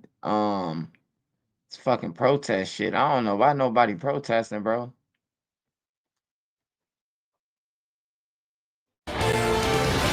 We're following breaking news at 10 tonight, just days before sentencing of 5 former Memphis police officers in the death of Tyre Nichols. The federal judge in the case has recused himself. Hello, I'm Stephanie Skurlock. And I'm Greg Hurst. This is shaking things up. Judge Mark Norris says that he will no longer be over the sentencing, leaving a lot more questions about what comes next. WREG investigator April Thompson has more on this unexpected twist in the case.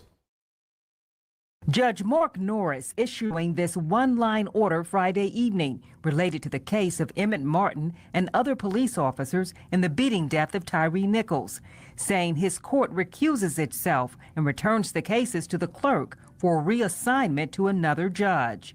It comes as Tadarius Bean and Justin Smith were set to be sentenced Monday and Demetrius Haley Tuesday for their federal convictions in the trial last fall that went for weeks. What this means going forward leaves a lot of uncertainty. WREG spoke to one of the officers' attorneys in the case moments after the recusal. He said one thing is almost certain: there will be no sentencing on Monday. Several things have to be sorted out, including who will preside over the sentencing now, and several newly filed motions have to be considered. It comes as many were hoping next week's sentencing would finally have led to closure for a city in need of healing. This is the first step towards healing the community. This is the first step towards redemption. Hopefully, this will allow law enforcement and the community to start to heal together and to come back together. After the state trial, where the 3 officers were acquitted of all charges, Darius Bean and Justin Smith were found guilty of obstruction on the federal side and could be sentenced to up to 20 years. Demetrius Haley, who was found guilty of more charges, could get up to life in prison in federal sentencing. But it's all at the discretion of the judge. And right now, who that judge will be and when the sentencing will happen is up in the air. Everyone is still shocked and surprised from the state court ruling, and so all eyes are on the federal court sentencing. Reporting for your news leader in Memphis, April Thompson, WREG.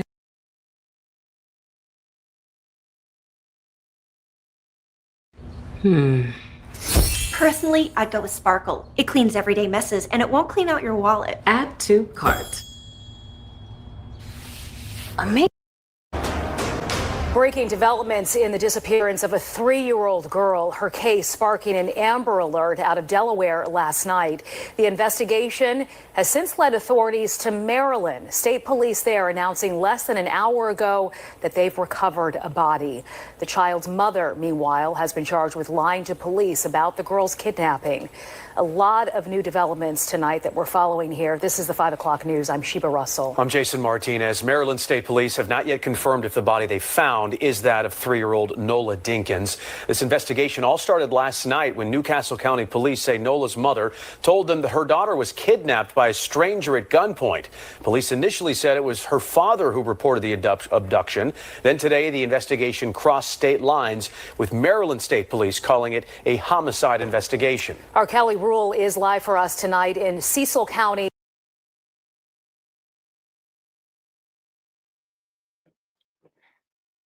If you don't want your kid, man, call DCFS, call them. They'll come and pick them up, man. You ain't got to kill your kids, bro, and go to jail. If you want to go to jail, just go to jail on your own, man. You ain't got to kill your kids to get some attention, though. I hope they whoop your ass every day in jail, man. Like, for real. But knowing the people not in jail, they don't touch people who kill kids in jail.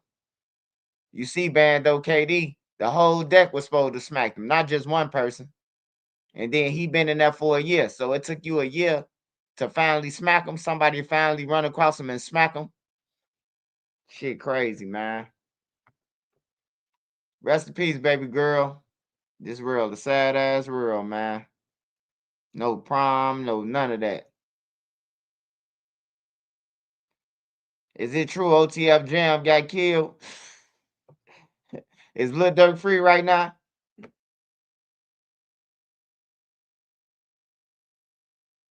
Maryland with the latest on the investigation here. Kelly, what have you learned so far today?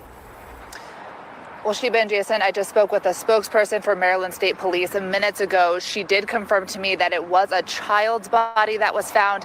But again, they are waiting on positive identification to determine if it is 3-year-old Nola Dinkins. They also tell me the body was found in a vacant lot here in Northeast Maryland. Now, this comes after investigators had an extensive search in a large park in Perryville today. But again, this latest development from police is that a body was found in a vacant lot here in Northeast Maryland. Now, Newcastle County Police again say the girl's mother, 31-year-old Darian Randall, has been charged with a felony for falsely reporting her daughter's abduction. The investigation into finding 3-year-old Nola Dinkins now in Cecil County, Maryland, led by Maryland State Police. Perryville Community Park, a large park with a wooded area and various athletic fields along the Chesapeake Bay, closed for the day as investigators blocked off access to the park to search for her. Police do believe that she lived with her mother in Cecil County. So that is why you'll see police, searching parks and neighborhoods throughout, this part of Maryland. And the fact that the mother reported this 3-year-old to the Newcastle Police Department is part of this ongoing investigation. Is unknown why she would have driven to that area to report this missing person report. Newcastle County Police confirmed to Fox 29 Nola's mother, 31-year-old Darian Randall, is in custody in Delaware for making a false police report. Last night, Newcastle County Police issued an Amber Alert for Nola after her mother told police that around 7:15 2013. Her daughter was abducted on the 500 block of Gender Road by an unknown white man with a gun after she pulled over to comfort Nola. Fox 29 was there as investigators searched in the area of Medarea Circle in the Liberty Point apartments in Newark early this morning, where investigators say Randall recently rented an apartment. Hours later, Newcastle County Police announced that they determined Randall's story about her daughter's abduction was not true. Detectives determined that the initial account of the investigation of the incident given by the mother was false. The Amber Alert is now canceled and there is no danger to the public. And again, Maryland State Police confirming just minutes ago that it was sadly a child's body that was recovered in a vacant lot here in Northeast Maryland, but they are still waiting on positive identification to confirm if it is 3-year-old Nola Dinkins. Sheba. Just so tragic. All right, Kelly, thank you. When you have some confirmation on the identity of that child, let us know. People love ArchFit technology so much that Skechers put it into even more hands-free Skechers slip-ins. Just step in with no bending. Hey, please don't come on my page with no clickbait ass shit. How the fuck would you know if Jam dead? Did you see it on the news? Cause don't come on here and tell me what no other motherfucking channel said. On everything, quit playing, man. We ain't talking about no motherfucking Jam. If Jam was dead, I would have been reported about that he was dead. Don't come on my page with that bullshit. Matter of fact, whoever said Jam, block their ass. It's a real shit. Y'all playing too much. Smash that like button. Come on my motherfucking page asking this no motherfucking Jam dead. Is Lil Durk free, motherfucker? Cause if Lil Durk ain't free, then Jam ain't dead, man. Y'all steady listen to these motherfucking bloggers that's from motherfucking Chattanooga or something. They lived in Chicago with their parents outside of Chicago and they just be reporting this shit, bro. Don't come on my page asking me is no motherfucking Jam dead, man. You gonna piss me off. Yeah. Piss me off with that shit. You better use your motherfucking brain for more than a hat rack. You think Trench's News wouldn't report about that if he was dead? And I know his people? Like, don't come on my page, no bullshit, brother.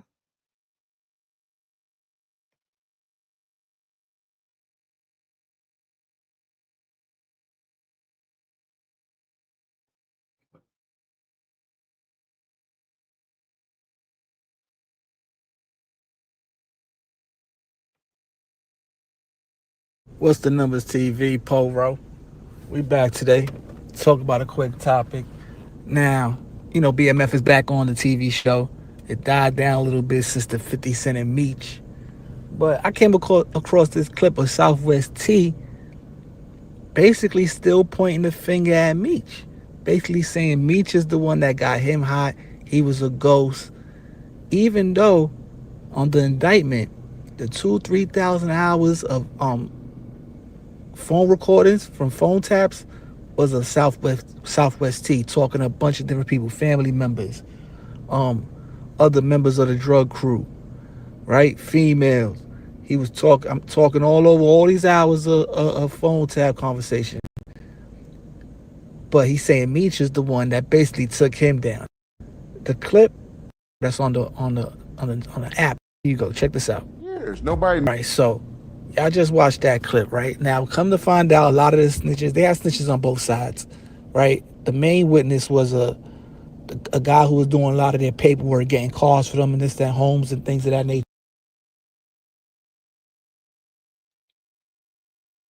So why the fuck you just didn't tell him then? You gonna wait till you do 30 years and get out and start saying this shit about your brother? You should have told them shit that they won a trial. Hey, look, I'm up in here because of this motherfucker. Y'all ain't got nothing on me. He the one who's shining. We don't want to hear this shit now. We already know what the fuck happened.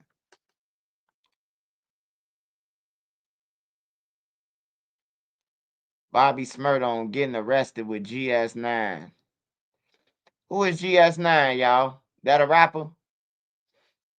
Somebody get in the comments. Somebody get in the comments and let me know what's GS9. I heard of GS9 before. Is that a gang or some shit?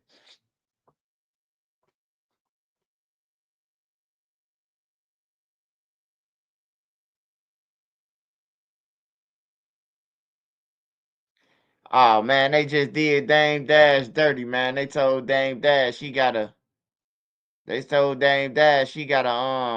gotta give up everything he owned, man. Even his cell phone, goddamn it. Say Dame Dash gotta get up everything he owned. I hope he got some money in somebody else's name by now.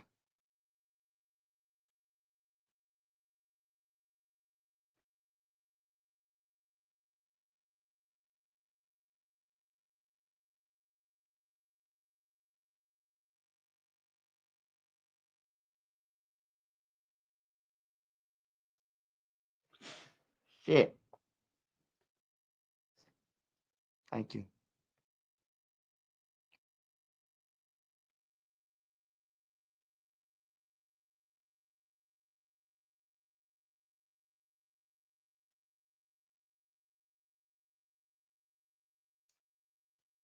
So it wasn't no fight between Vert and what's the name. Well, they did say it was a fight, but they say they fight just alike, so it was an even hit. I think Vine off 1700 was lying for Vert. Oh, somebody just sent me something. Hold on.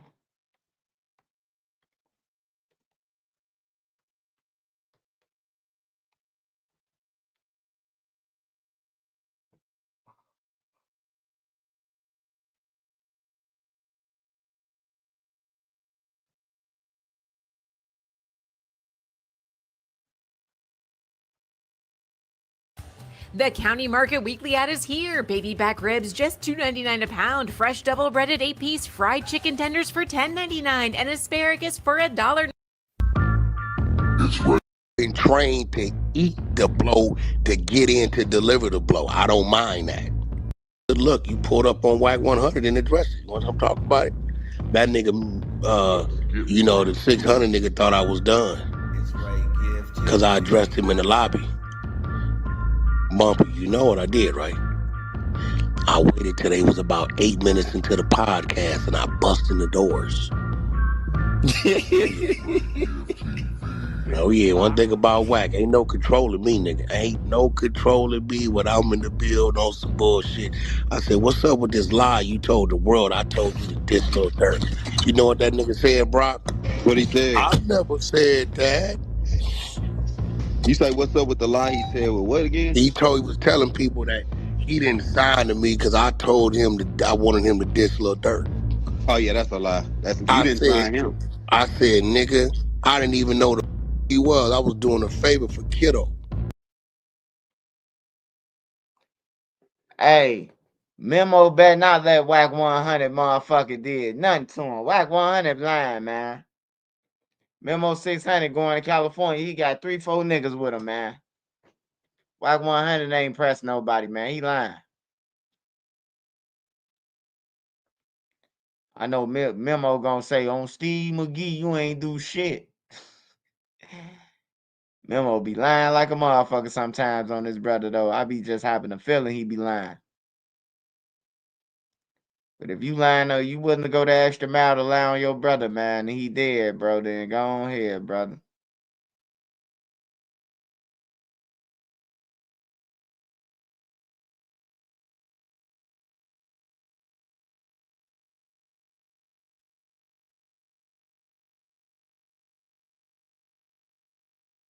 $50 Cent, he stay on some bullshit. Stay on some bullshit. Hey, yeah, THF Lil Out, man. You fell off, man. Y'all rappers can't even get 100K views, and y'all rapping. Y'all might as well stop rapping, man. You gotta pay the cameraman $500 to $1,000 for the cameraman. Then you gotta drink about $800 in lean, $600 in woods and weed. Bro, you done wasted money, bro. You done wasted the money on the video shoot. You could have had that in your bank account and got a transfer to go to work every day. I see 051 Drill. He drop a video 5.7K. I'm like, bro, they might as well stop, man. It's over with.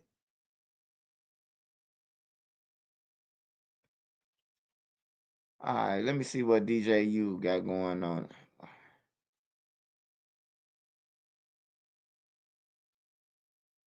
What I just say? You need what y'all?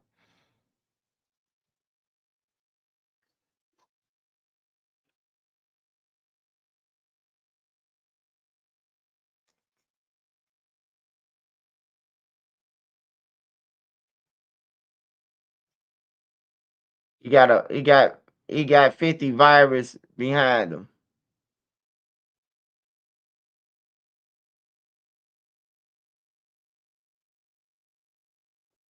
Y'all think the big Pyru did that to Memo?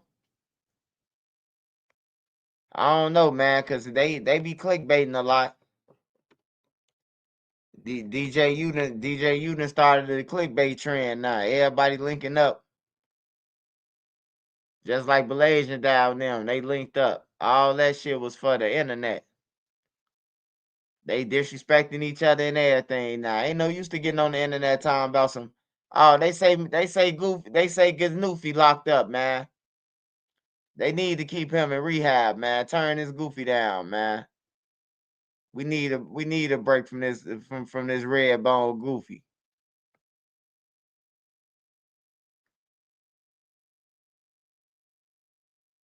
Oh, I know what I had to look up. What's that? Children 200. Yeah. I seen that yesterday. They had a whole. They was doing all the raids and shit to that. Hey y'all, smash that like button. Hey, smash that like button. Chicago has more gangs than Cali. I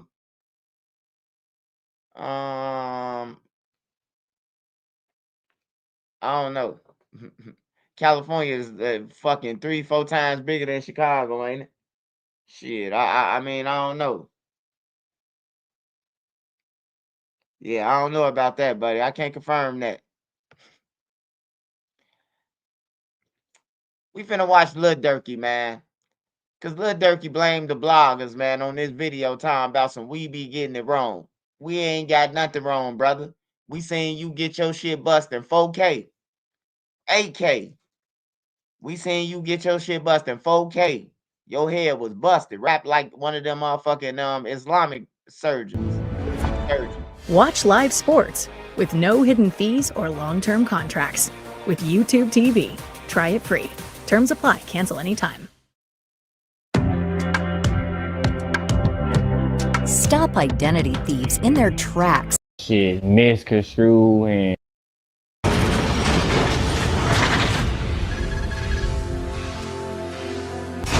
Now, I remember not too long ago you had the situation with your chain.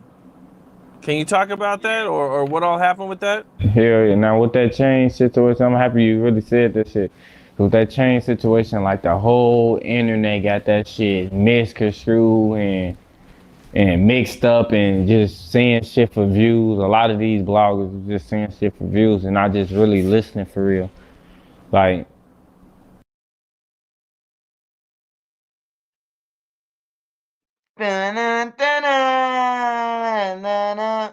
Yeah. AB, he gonna be on house arrest in 1 minute. Yeah, that's from like 2 weeks ago when they was with Aiden Ross and them. They said he gonna be on house arrest until trial. Hey, Lil Durky. This one thing you can't do, bro. Once it get on YouTube, you can't erase it. Somebody got it. Somebody got the videos, brother. And you talking about the bloggers got it twisted, misconstrued. Y'all ass always blaming the bloggers, man. Your homies had bust your shit. Your homies took your chain after you signed the deal. They seen you was icy and they took your shit. They don't respect you, dude. I would have been took block out my name, brother. You only lived over there, man. That's it. You just lived over there. They don't respect you, brother. Like people gotta stop being forced, bro. Well, you ain't wanted that. They don't want you over there, bro. They don't fuck with you, man. They bust your shit on Keita Day. They did it on Keita Day too. That's disrespectful, bro. Like that's disrespectful as hell. They made the whole story like old block backdoors me, old block, old block. It was not no old block that did nothing to me, bro. Ain't nobody. All them little shorties that made songs and who that was talking on the internet, none of them did shit to me. It was only one that did some fluky shit and that I where you don't even see him talk about the shit. You don't even see him ever say nothing about the shit because he know what's really going on for real. Like it was just trying to chase clout and they feel like they can get a buzz from that shit at the time that still end up hitting me up and be like, damn, we know that shit was bogus as hell. Like, damn, we know we should never did that. Woo, that shit, we was really on the path to doing some shit type shit. Like, we knew that shit was bogus. Like the internet made it so much like, damn, O block ain't do nothing to me. That did it can't even come on my block for real. He don't hang with nobody from my block. You don't even see him with nobody. For real. So, are you still around? Like, when was the last time you been to your hood? Shit, I ain't gonna lie. I'm riding through that bitch every day, and I just don't hang. I don't hang out for real. I don't hang because I don't really want to hang with. I ain't gonna lie to you. I don't want to hang with. Like when I lost my homies, that's probably the only time I'm like, damn, I'm finna go to the hood. But I still like, man, I ain't hanging with though.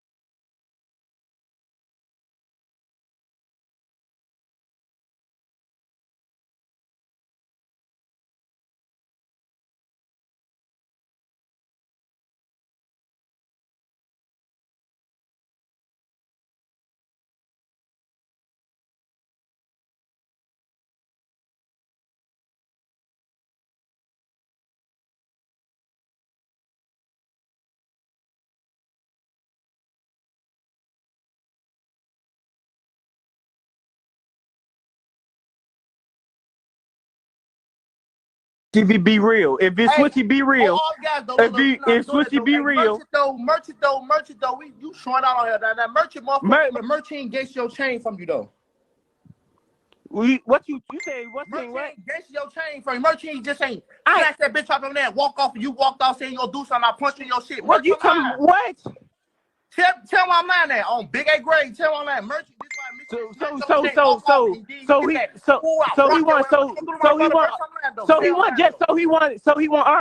argue with you and he slapped his shit. Yeah, man, he was arguing and he got mad and took it on you like a goofy. Yes or no? But nigga, I ain't know what the fuck he was on, goofy. I'm saying those merchants, bro. You act like you strung out like motherfucker. Hey, hold on, man. Hold on. This man just said he got mad at me and took your shit, bust your head. He got mad at this guy and bust Durkee head and took his chain. A nigga wasn't even mad at Durkee. A nigga was mad at this guy and say, fuck it. He the weakest link. Let me take his chain and bust his head. That's crazy, man. That's crazy. And this nigga Durkee still on there. Old Block ain't take shit, man. Shorty from Old Block, I know his daddy. That's Big A cousin. Him right there in the video, that's Big A cousin, man. On everything. He been in Old Block since he was a baby, since I was over there. Durkee ass lying. Durkee, man, you ain't Old Block, brother. You ain't Old Block. You a civilian, brother. Once you get your head bust and chain took, you a civilian.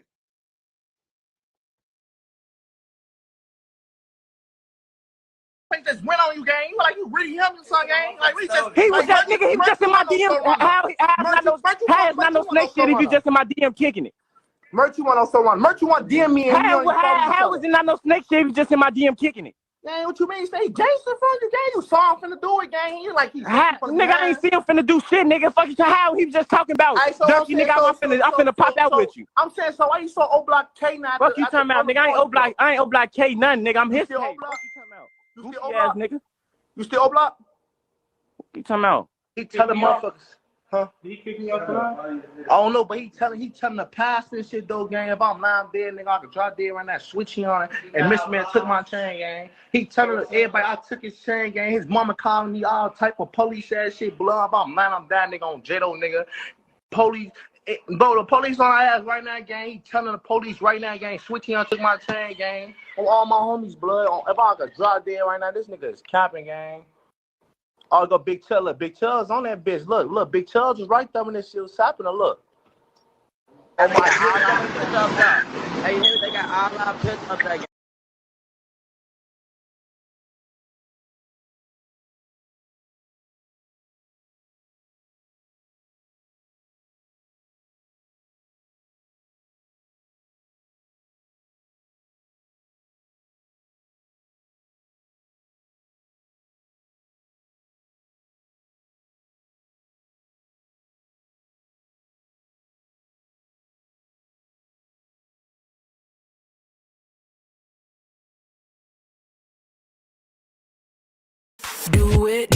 Do it now. Spritz it good. Rub it on your body just like you should.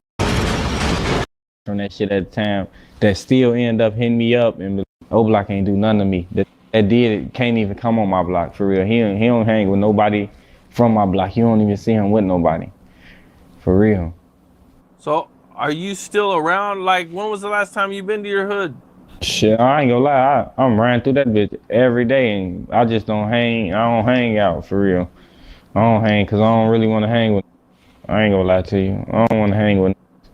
Like, when I lost my homies, that's probably the only time I'm like, damn, I'm finna go to the hood. But I still like, man, I ain't hanging with though. Cause I'm chasing something right now, and hanging over there ain't gonna give me what I'm chasing. Now, at least, you know, everybody seems to think that there's some problems. I don't want to say beef, but some issues between like the old generation and the new generation. Hell no. We all is one over there. Everybody is one over there.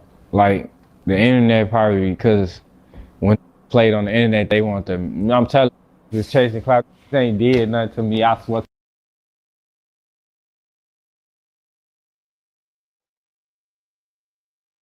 Hey, brother. First of all, you lying on God. You saying swear to God, bro. And you lying.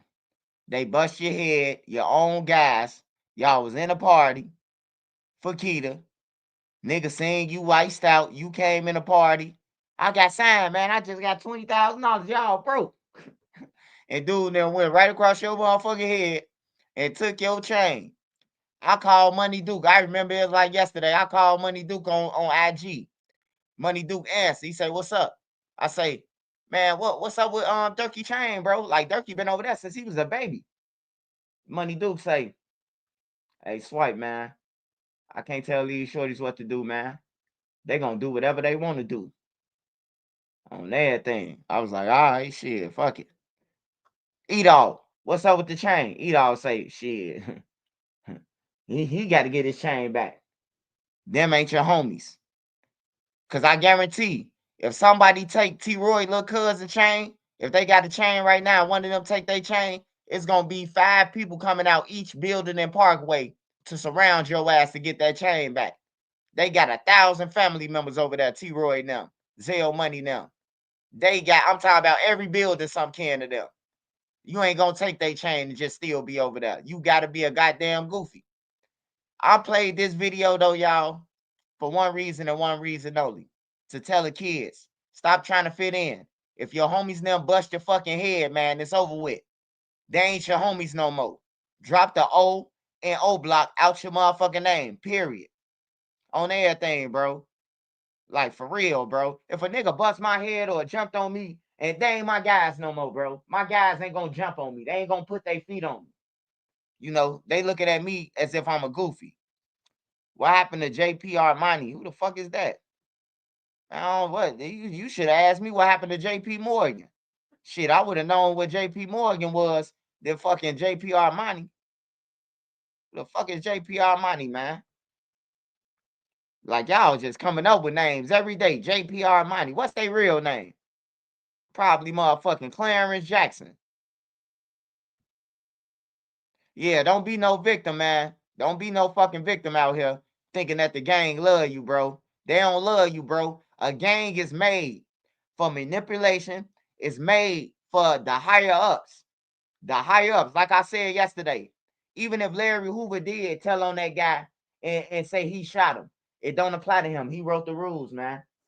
He wrote the rules, man. To let somebody come along and write the rules and say, oh, yeah, even the king get violated. Ain't no rules in there that saying they get violated.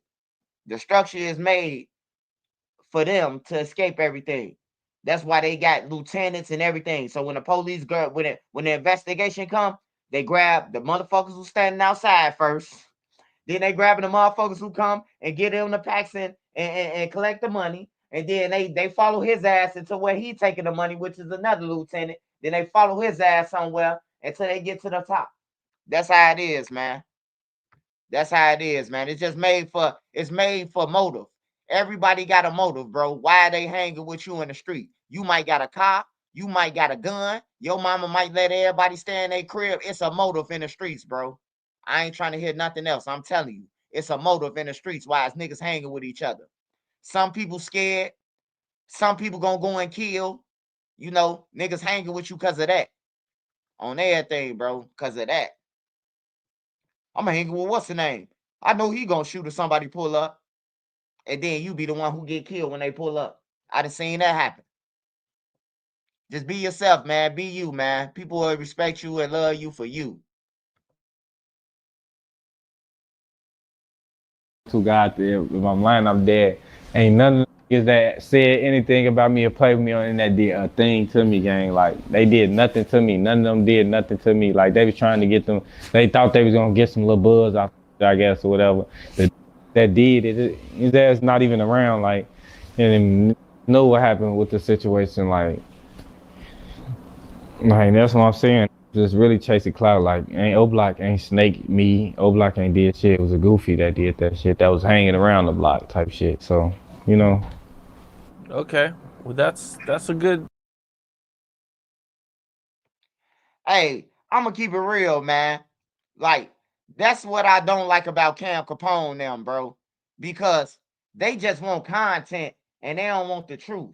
He just said, okay, oh, yeah. That shit a lie, bro. Like, if you paying a nigga some money, you at least want to do your homework on all ends to make sure this shit legit, this story. He just got paid for telling him some bullshit. This whole fucking 4 minutes clip is a lie. He lying on God.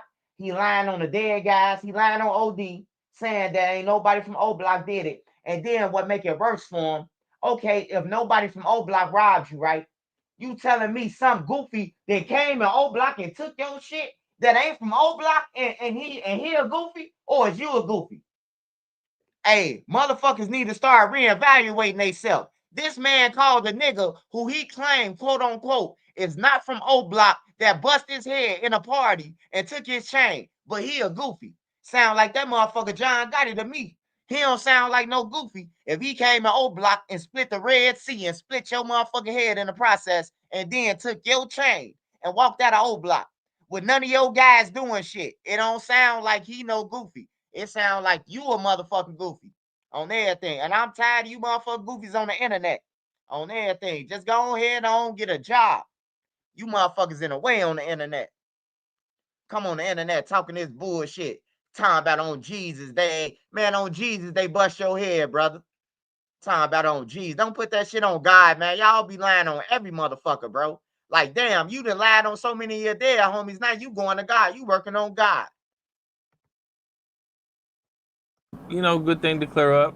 Now, I definitely think a lot of people thought that you had an issue. Yeah. And the only reason why I said my homie's name, cause like E-Dog and like that, cause I knew like E-Dog, I knew E-Dog from the start. Like, he watched me grow up. I was playing football kid. He the quarterback for me. Like, okay, like I was really like before folks had dreads or anything. Like, young E-Dog, I knew him.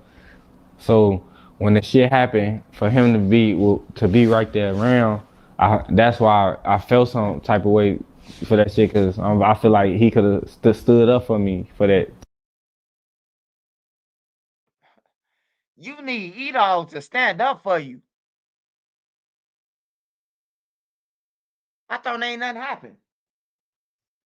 E-Dog was right there. God damn, we learning more to the story. Hey, Cam Capone should have been like, man, give my motherfucking money back, bro. Now E-Dog was there. So you telling me E-Dog was there and a nigga walked in O Block, bust your head, took your chain on key today. God damn, man. Hey, yeah, Durkee, man. Just say your name, Durkee, man. No O Block Durkee, no none of that. I just put O Block in the title because it's gonna go up. I just can't put Durkee in there because it ain't gonna do no numbers. So that's the only reason why I put O Block Durkee in the front of your name today. Other than that, I would have put Durkee. I would have put damn dummy Durkee if it'd go up. Type shit. That's why I really said his name, but cause folks he ain't did nothing to me. He ain't never ever, try to hurt me or nothing, Folks always stir with me, shit. Folks hopped on the song with me without no question, no answer or anything, and put me in a position to be like even where I'm at right now. So I always got love for E-Dog. It was just, I've been back to my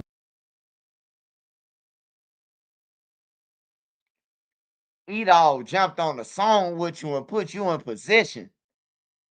Man, your motherfucker brain fried, man. What song did E-Dog? What song? Man, look, man. Hey, look, I love little Eric, man. On everything. His mama and all them, man. But that shit garbage, bro. That shit garbage, man. I never heard the song with you and E-Dog on that motherfucker. And I don't want to hear it. He's saying E-Dog put him on the rap like Lil Durk got on the song with him, man. Y'all some clowns, man. This nigga bragging about E-Dog on the song with him. As fucking if Lil Durk or a Duck got on the song with the nigga, man. Like, this shit crazy, man.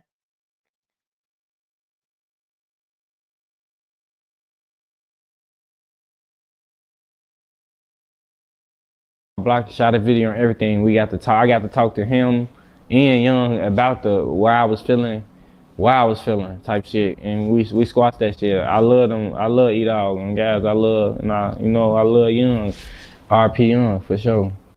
What's up? This is Cam Capone. We got more content.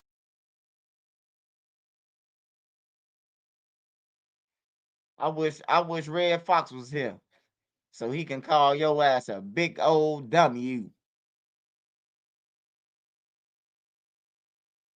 Yeah, I just hope he be smart, man. I just hope Durkee be smart, man. Like, that's sad, bro. It's like that's all they know, man, is them gates, bro. For a nigga to violate you like that, and then just so you could go back in the gates, you saying that ain't nothing happened, like as if nothing ever happened. Like, hell no. Hell no, bro. Like, nah, bro. You bust my head, bro. Like, I can never say I love you no more, cause you don't love me, nigga. You don't love me, but you wouldn't have watched me get my head bust if you love me. You wouldn't have let nobody take my chain if you love me. That's why I say people be getting words mixed up. They be getting words mixed the fuck up. He took I love you cuz your mama, you can go in your house and give me tacos, or I can stand in your house when I'm running with a gun. He took that love as in, he took using as if E-Dog them love him. You know what I'm saying? That's what I'm trying to reach out to the kids now and let them know that ain't no love in this shit, bro. Like, if I'm on your block and you could let me come in your crib, of course, I'm going to take up for your kids, even though they goofies and all that, because you let me in your crib with my gun. It's a motive. Now, when she kicked me out of her crib, beat her kid's ass. That's how it is, man. That's just the way it is.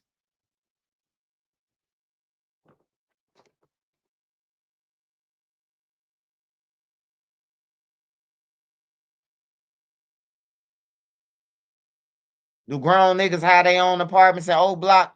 Well, yeah, it is. It is like a couple males. It's probably about 2 or 3 males up in there. They got their own crib. Probably about 4. I know Gleesh one of them who had his own crib. And but you gotta have custody of the kids. You gotta have all that shit. Like, you gotta be taking your kids to WIC and doctor's appointments and all type of shit to get a crib. You gotta go through the ropes to get that motherfucker. That's why I say, for Gleesh to have a crib, Gleesh was on his shit with his kids. You gotta be on your shit to get something like that. Even though it's Parkway, even though it's dangerous and dirty over there, He still had to go through the process. But yeah, Gleesh got his own crib. I knew another dude from the Ickies he had his own crib. He had the kids though. He had like 5 kids. His baby mama died. He ain't fuck with nobody though. Like he'll come out, buy his weed, go up in there with his kids, take his kids to school, come back. He ain't doing no kicking it with nobody. He don't want to hold no weed. Motherfuckers be like, hey bro, you can hold some weed if you fucked up one day. He be like, nah, I'm good, bro. If I ain't got it, I don't want it. You'll have to tell him, bro, you can have this on me. For him to take it.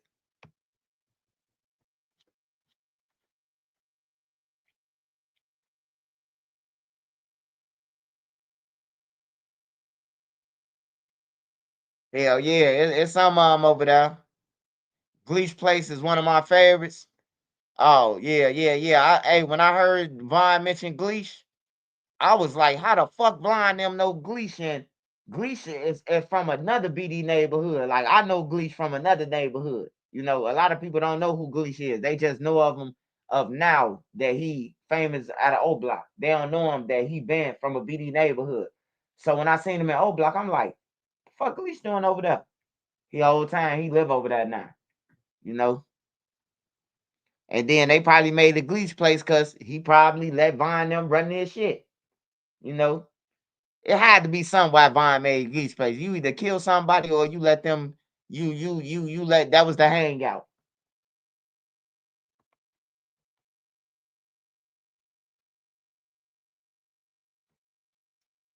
All right, y'all. Let me see. Hey, I need y'all to smash that like button though. How many likes we got? I need y'all to get that to at least 400, man. 400.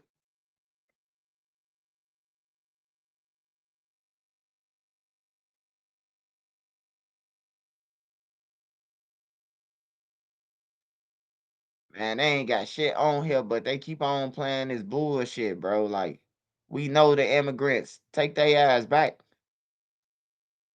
And then the immigrants mad talking about some. I seen some white dude talking about some. We need to stand up for the migrants because they gonna come for y'all next. Man, they already did our people dirty, nigga. They ain't coming for us no more. They know we ain't going. Go on head over there across that border though. We ain't helping y'all last. Did you help my grandma when she was in that motherfucking cotton field? Y'all knew it was slavery going on, right? Yeah, did y'all help? Did y'all people try to free some people? Hell no. Hey, sometimes you gotta go through that shit, man. Whatever going, just get your papers or something, man. Don't make it a big issue that everybody gotta participate in some shit on their thing. Cause I told you how I feel already. Like whether whoever the president is, I really don't give a fuck. The only reason why I like Trump, cause he a businessman and he be treating motherfuckers. He going on Twitter and keeping us updated and let us know what the fuck going on. I like a president like that. Shit, go on Twitter so I can get the notification instead of you going on a press conference, on a news conference, and all that bullshit. So that's why I like it. But it really don't matter who the president, cause they still gonna do what the fuck they want to do, regardless. Let me see what Black got.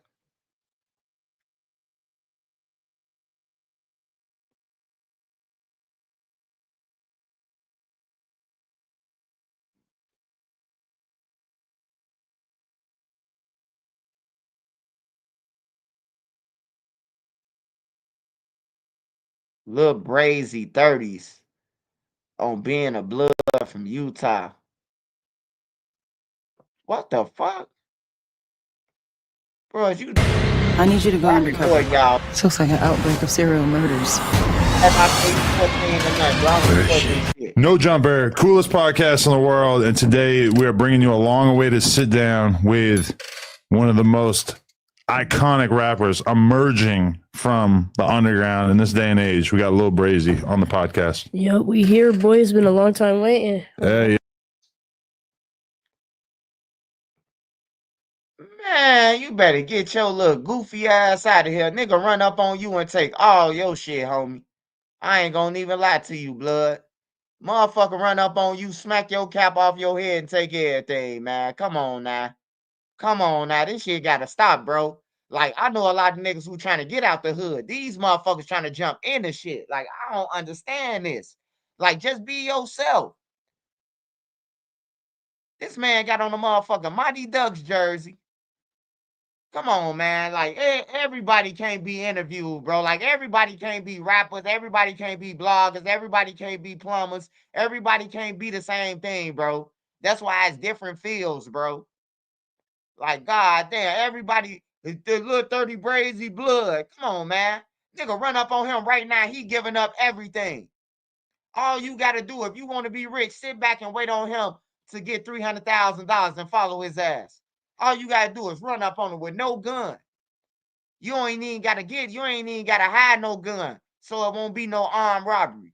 All you got to do is snatch his shit. That's a theft. On everything, a theft.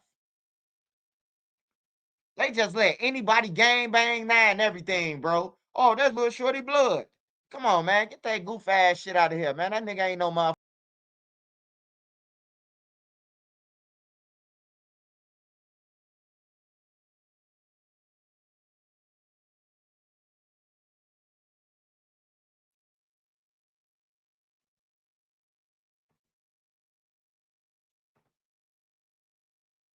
My fault, y'all.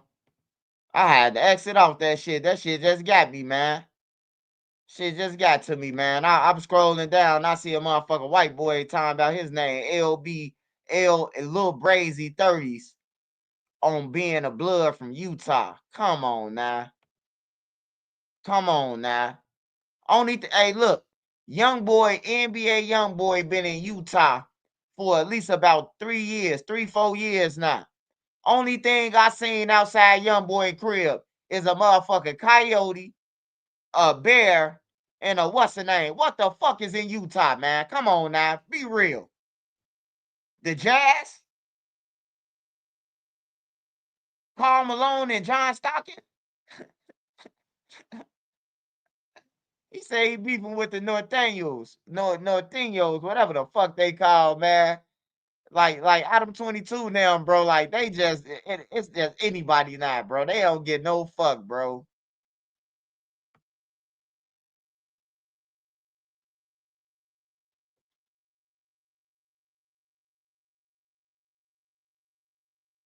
Man, I ain't seen nothing outside NBA YoungBoy house but a cow, man. I ain't never seen nothing.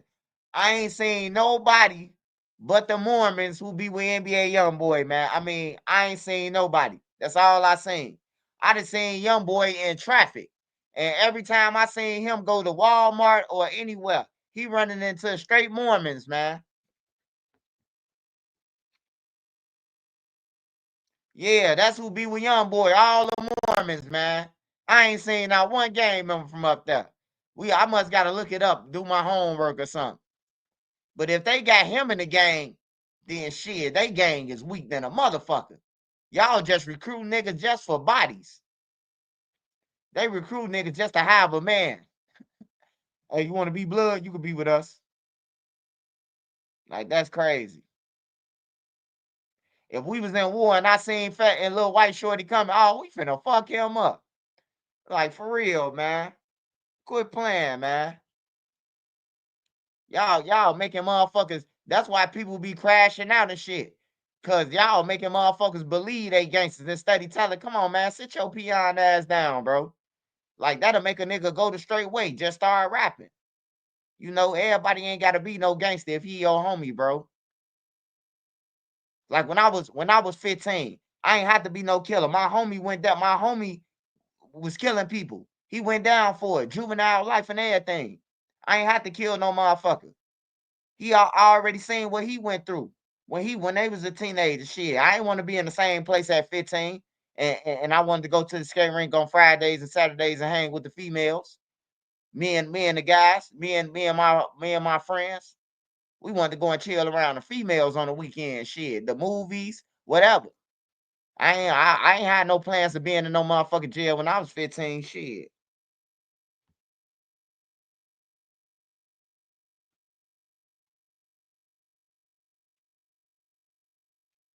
Hey, what y'all want me to look at? Hey, get in the comments. Let me know what y'all want me to react to or look at. What y'all saying out there? Cause all I'm seeing is the Mexican shit, and it's pissing me off. That's all you see. You could type in Philly, you could type in anything, and the Mexican's gonna pop up. The ice shit. I'm tired of seeing that.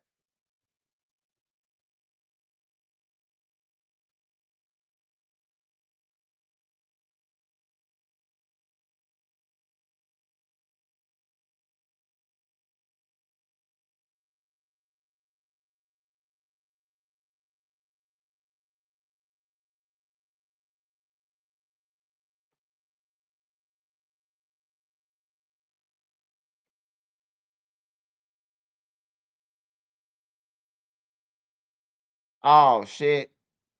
Fox 45.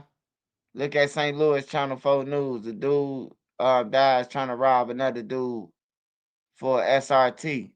I think we have watched that shit. Hold on. Alright. I'm gonna go one by one. Hold on. St. Louis. SR.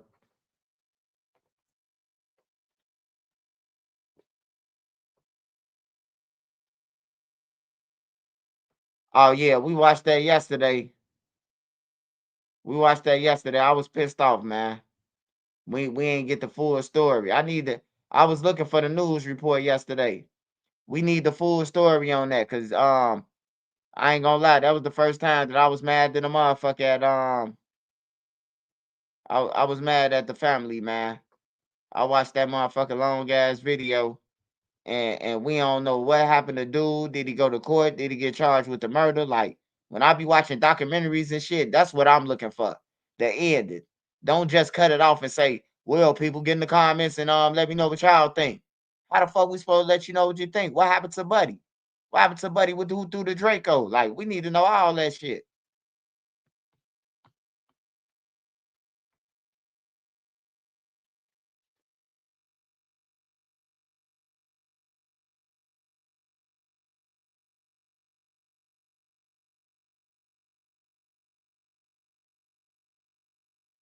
Hey, yeah, yeah. Hey, we know that ain't the story. Baltimore City News, swipe. All right. Hey, yeah, we know that ain't the real story. That's why I'm saying I was pissed. We know that ain't the real story.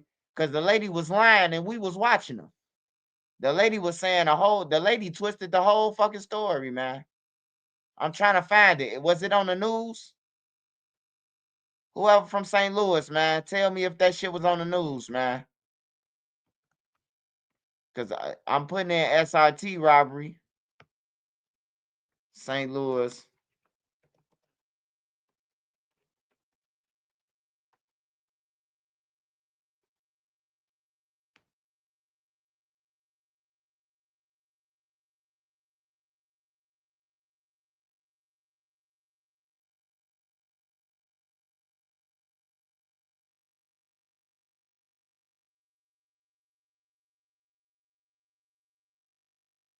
Hey, somebody try to find that story for me. I'm gonna go to something else for right now. Yeah, it was on the news. Robbery about selling the car. All right.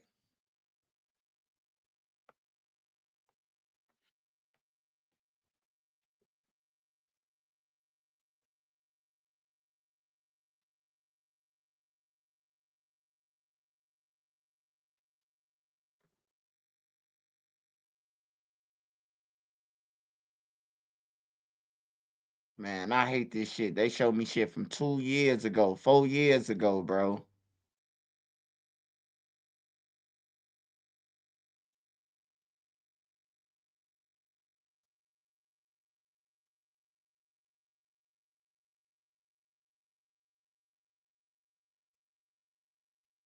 All right, fuck it. I know how I can find that shit. Let me go to the latest news. I'm gonna go to the latest St. Louis news. 3 years, 4 years, 2 days. All right. Crime alert, a handful of arrests after a high-priced heist in Fort Lauderdale. A G-Wagon stolen right out of a parking garage. Nah, that ain't it. That ain't St. Louis. Your support of the St. Louis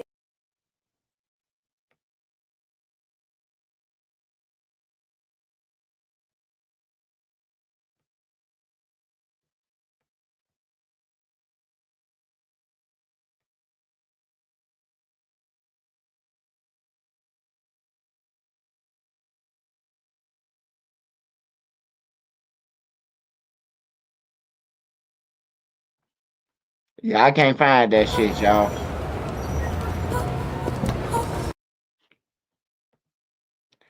It was on the news. Filter it to upload update. How the fuck do I do that? I ain't even signed in to this shit.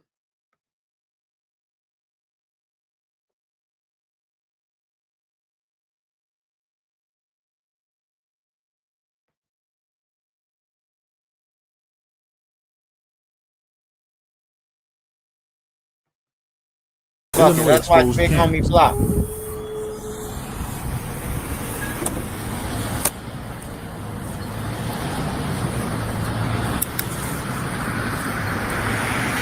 Hello.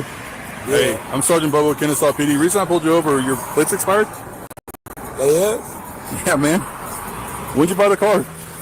She just reads about it. Oh, we got the Illinois exposed cans. We just couldn't put it in. You couldn't put it in? Yeah, she had the place like that. Oh, can you get it to me? Yeah, no problem. Yeah, you got to display this.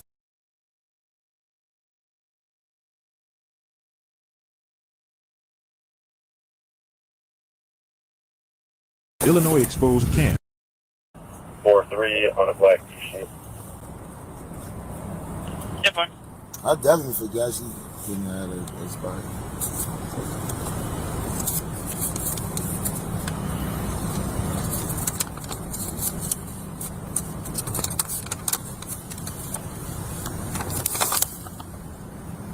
You still live at 9102 Creek Court View in Milton? Yes, sir. That's where we heading to now. All right, man. Stay in the car for me. I'll be right back, okay? No problem. All turned up. Wait for it.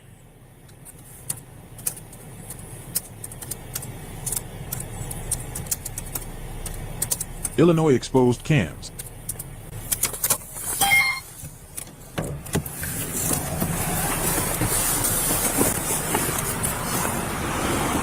So somebody in that car reeks of alcohol. I pulled it over because it says 24 December 22 on there. He handed me this. It's for this car. It's still expired. He's 10-12. I don't know why he thought that handing me this rather than the ID card in his car was going to be any better. And there is a kid that I don't know how old she is, but she's not in a kid seat. She's just asleep in the back seat. So you want this? Or you want Owens? Like, it's going to be kind of complicated if it is a 30.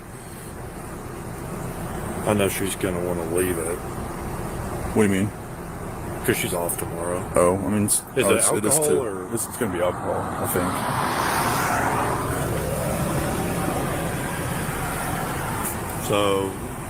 So I'm just telling you somebody reeks of alcohol in there. I haven't figured out who it is yet. I got you. But we're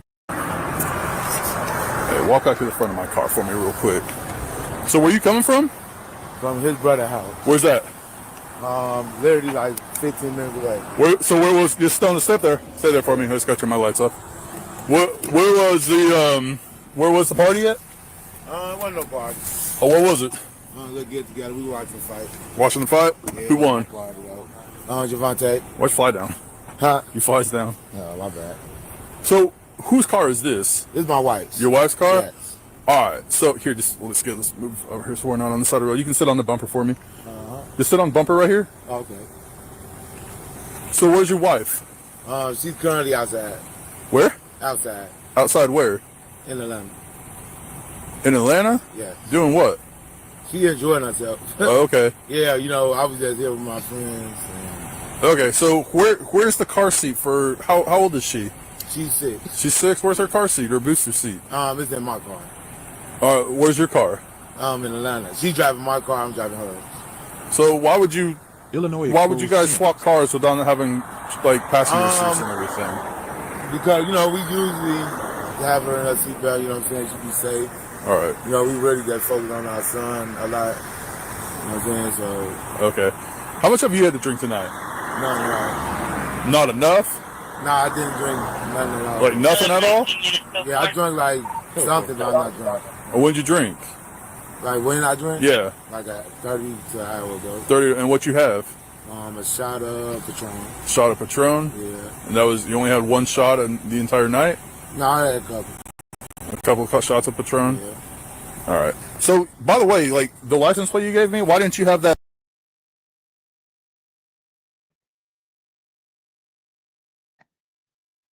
Hey, big homie Blocks, man, you supposed to know how to act, man. This the nigga who be with Skin Bone now, man. Uncle Fred. Man, you just gave yourself up. I had 1 drink. No, I had 5. This nigga crazy, man. He tweaking like a motherfucker, man. This big homie Blocks, man. He tweaking. That liquor, he on one. J Ski. We're men in tights.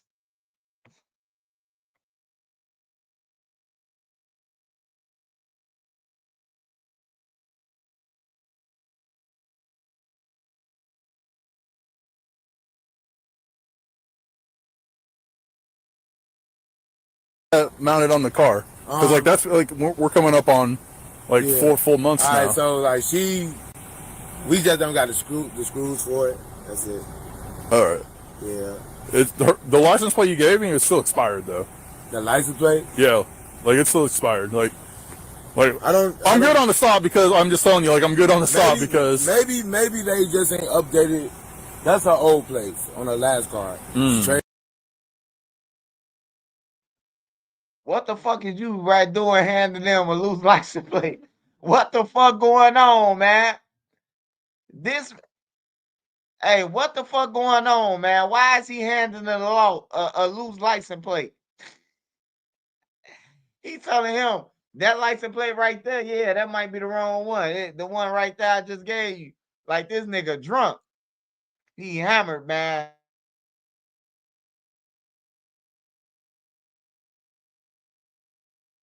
Then they told her to keep them plates on.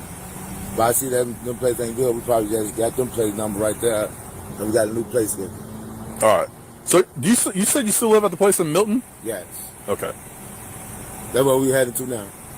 And your wife's in Atlanta? Yes. Is there anybody? Yeah, that's my friend in the car.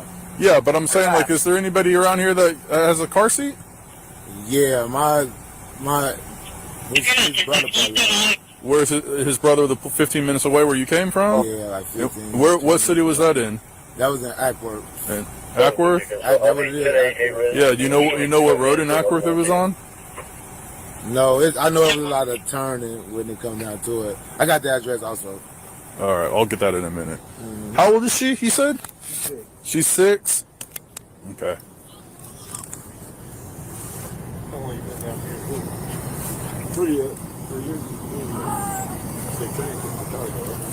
Yeah, it's okay. I'm in Chicago a little bit, but you know, I'm just a city boy. Illinois exposed campus. New opportunity.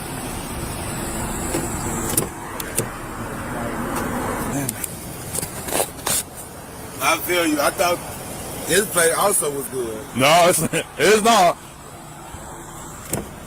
So is that our new place?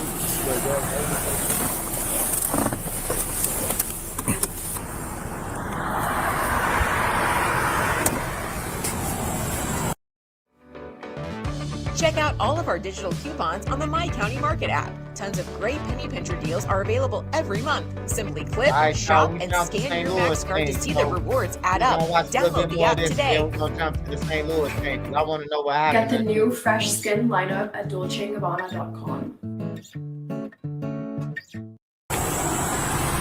Hey, so here's what we got. I pulled him over. He's got a tint tag on there that expired on Christmas. They have this in their front window. Where does this need to be displayed? On the back.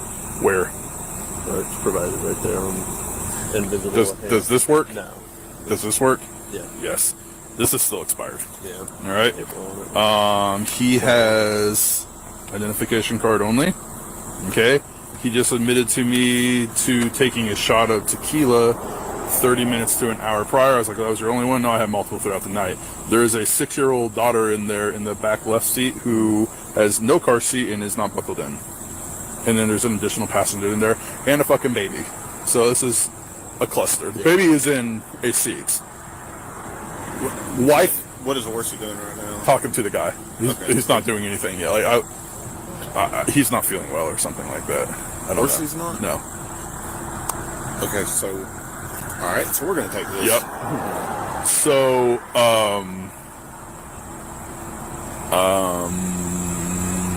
I apologize.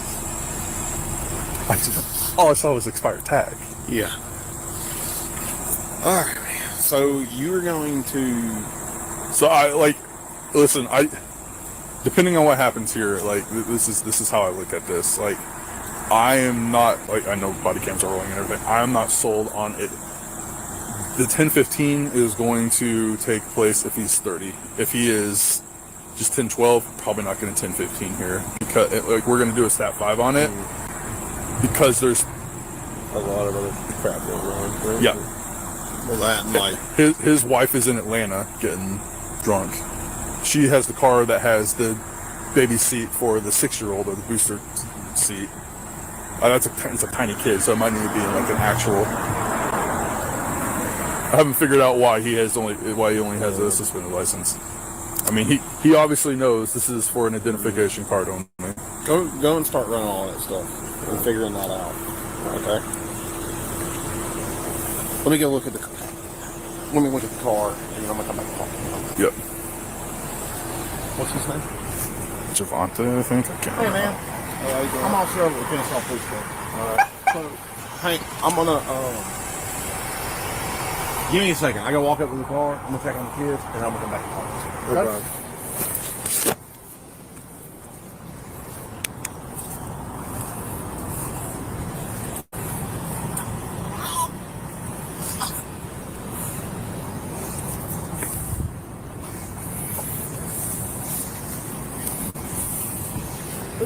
Who's the gentleman in the passenger seat?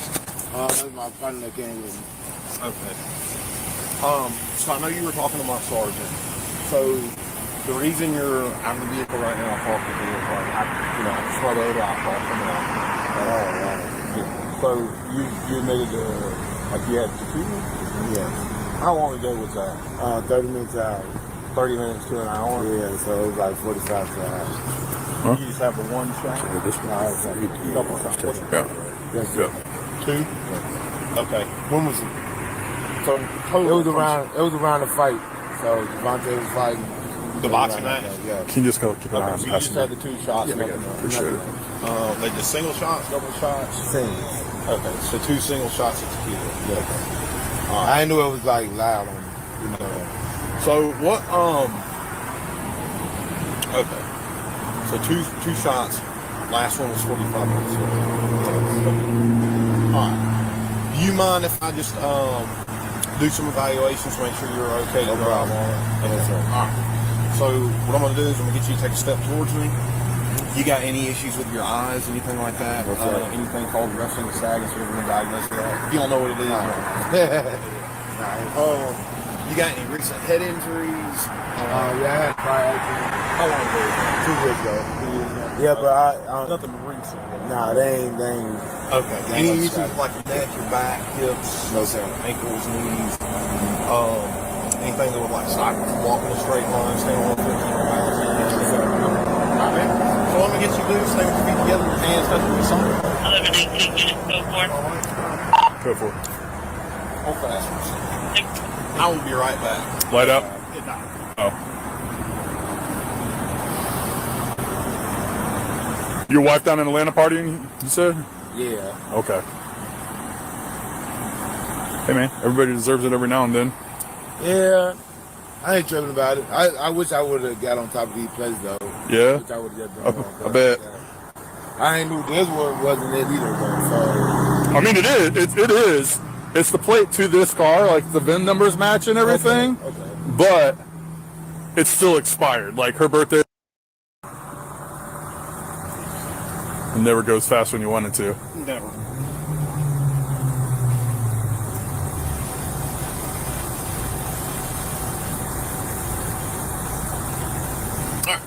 All right, man. So let me get you. Illinois exposed camp. I'm just gonna recap this for the camera, man.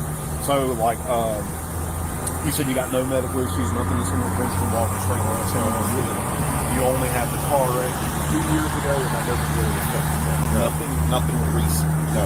Okay. All right. Let me get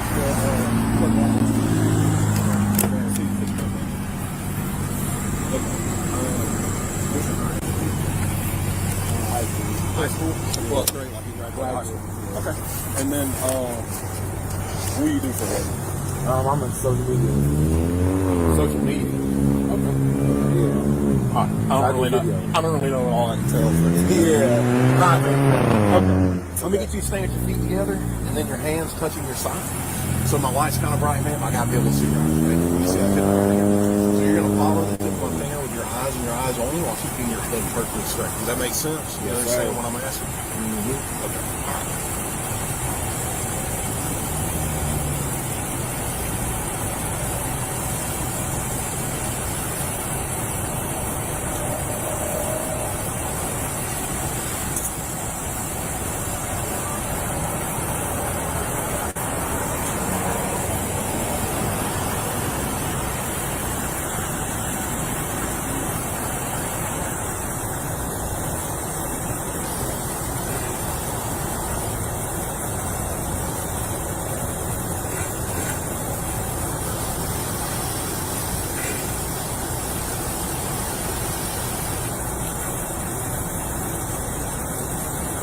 Hey, what are you doing? I ain't never seen all this, man. They fuck with your eyes like that all day. You bound to fuck up in your face like that, right?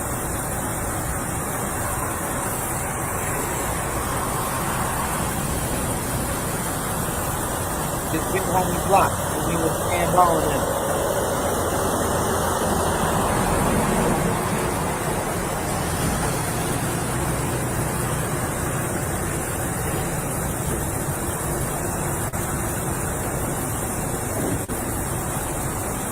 Oh, we see your eyes and jump out the corners if you drunk.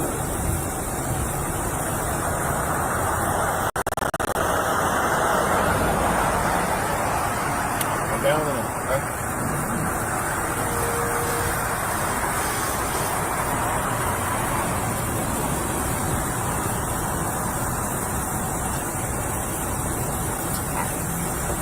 Chicago don't be playing. 911. What's your emergency? For real. I'm calling to report a missing Ain't no person. just walk Who's the person in question?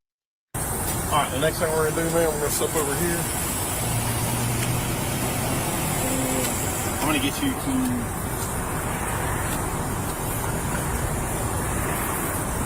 I'm gonna get you back over Number 19, you just go for. Illinois exposed cams. So what I want you to do, man, I want you to picture an imaginary line coming right out from your foot. Yeah. All right, so what I'm going to do, man, I'm going to put you in the starting position. I get you in this position, I need you to stay there and try to play with it. Okay? Okay. So, your hands up to your side, I want you to, that line that you're picturing in front of you, I want you to place your left foot on that line. And then I want you to place your right foot touching heel to toe in front of your left. Exactly how it's okay? That's it. So your right foot out. All right, foot. So my left foot in the back. Left foot on the line, and then right foot touching heel to toe in front of your left. Hold on, I'm trying to see it. I'm doing it right like this. Exactly how I'm saying. Alright, stay just like, can you get them more straight like that for me? Right, Hey, you look like you about the footwork, man. Alright, so during this evaluation, you walk a series of 9 heel to toe steps, and so like this. 1, 2, 3, continuing all the way to 9 steps. You understand? Yes, sir. Alright, on your 9th step, you're going to keep this lead foot planted on the ground. You're going to step off your back foot, do a series of small steps, to pivot on this lead foot, so you're turning back around the back. On the right one, right? The right feet? So right here, this is your 9th step, right? Okay. So you're going to step off with your back foot, to do a series of small steps, to pivot on this lead foot. Okay? No problem. Once you turn back on the line, you understand that turn? Yeah, turn back this way. You understand exactly how you turn, how I'll say it? Yes, sir. How I do. Okay. Alright, once you're turned back around on that line, you're going to do 9, you're going to take steps back. 1, 2, 3. Continuing all the way to 9. No problem. Yes, sir. Alright. Things I want you to remember during this evaluation. You're going to look down at your feet at all times. Okay. You're going to count every step out loud. You're going to keep your hands touching your sides. Alright? And once you start walking the slide, I don't want you to stop until the evaluation is completed, okay? Okay. Every step, I want you to make a good heel to toe connection. Alright? You understand all my instructions? Yes, sir. If you have any questions for me, No problem. All right. If you don't have any questions, you can go ahead and begin. All right.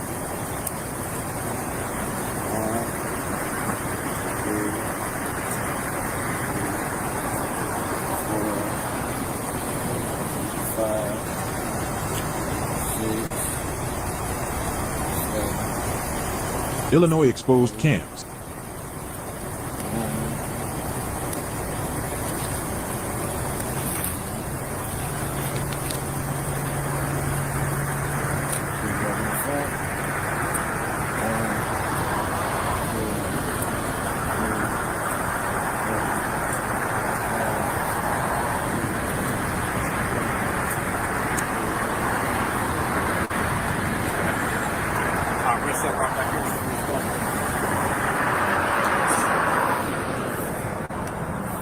So take a step forward here, one more evaluation. I want you just stay still. Take a step back. So I want you to stand with your feet together and your hands down by your side. All right. So during this evaluation, you're going to lift either foot of your choosing approximately 6 inches off the ground while keeping both legs straight. And you're going to look down at the foot that you have raised. You're going to keep that foot parallel on the ground, and you're going to count out loud in this manner. 1001, 1002, 1003, 1004. You're going to continue until I tell you to stop. So I'm going to demonstrate it for you so you know what it looks like. 1001, 1002, 1003, 1004, 1005. Again, you're going to continue until I tell you to stop. Okay. All right. You understand that? Yes, sir. Things I want you to remember during this evaluation. I want you to look down at the foot that you have raised. I want you to count out loud in the manner that I told you. 1001, 1002, 1003. I want you to keep your hands touching the side of all times. And once you start, you're not going to stop until I tell you the evaluation is finished. Okay. You understand my instructions? Yes, sir. Do you have any questions for me? No, sir. 1119, Careful. And that nigga Big Homie Block think this shit is skit. You can begin when you're ready. 1001, 1002, 1003, 1004, 1005, 1006, 1007, 1008, 1009, 10, 1001, 1002, 1003, 1004, 1005, 1006, 1007, 1008, 1009, 10, 1001, 1002, 1003, 1004. Y'all want to hear from All right. Did you see anything on HGN? So, it looked like he had Michael Smith pursuit. I didn't see 4. His walk and turn wasn't bad. I mean, It was just like stepping on his toes, Yes. like. But I can't tell how much is those shoes or not. Yeah. But him counting to 10 and then resetting and then going to 10, he swayed during everything.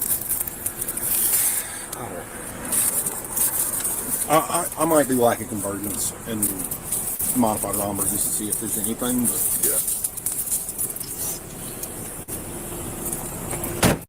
People love ArchFit technology so much that Skechers put it into even more hands-free Skechers slip-ins.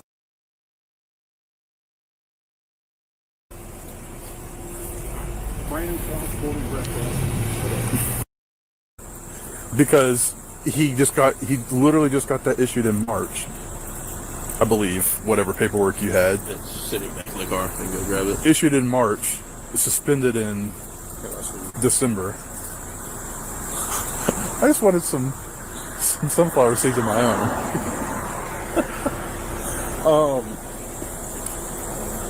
That's where you're going. Yes. Because I'm trying to go to the other one, but I pulled somebody else going to that one. So, the dude in the passenger seat, can he drive?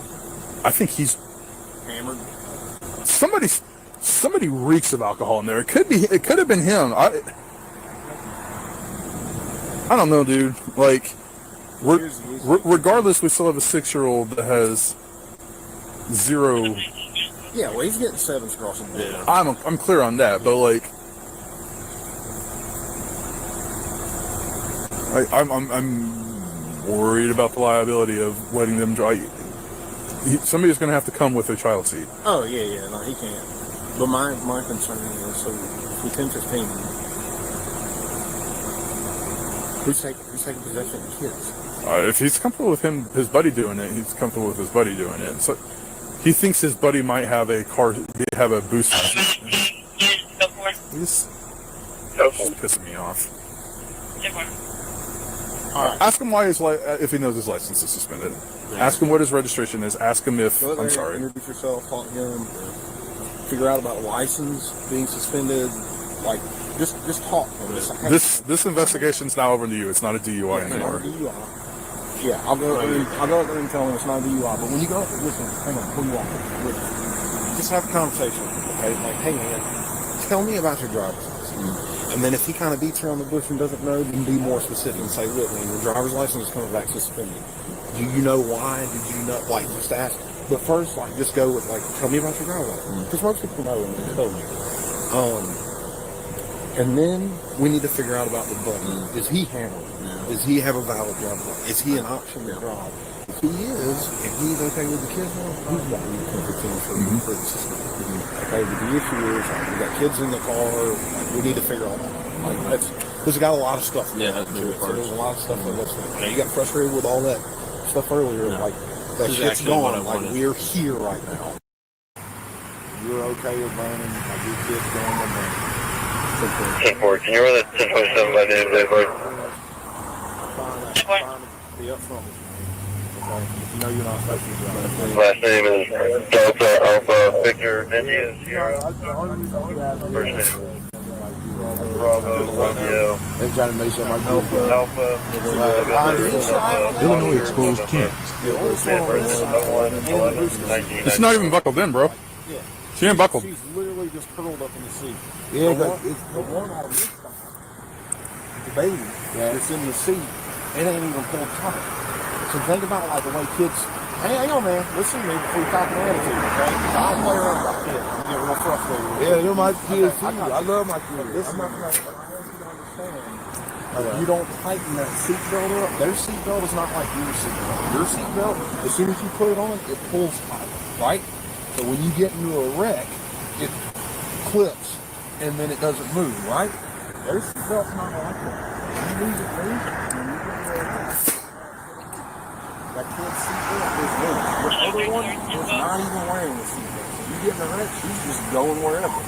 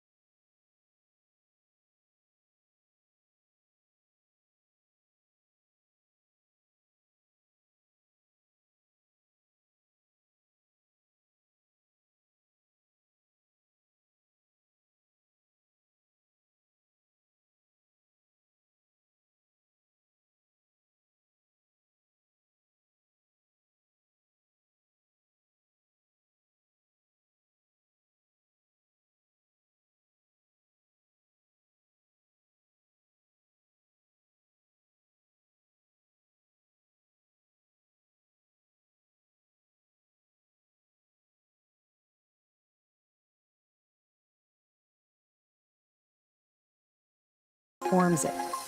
Pod 5 listens and responds to your needs in real time, adjusting temperature, elevation, and sound while you sleep.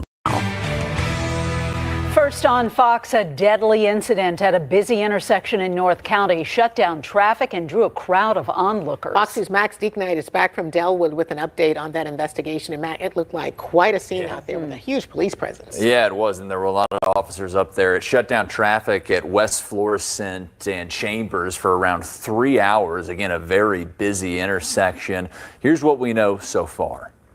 A large crime scene late Tuesday afternoon in Delwood at the busy intersection of Chambers and West Florissant. The call came in for an officer in need of aid, spurring this large active police presence blocking off the major intersection. In the middle of the road, two battered cars, one significantly damaged and littered with bullet holes. We can confirm a body was pulled from that car. North County police are leading the investigation and confirm one person died in this road incident and that it's connected to a homicide case.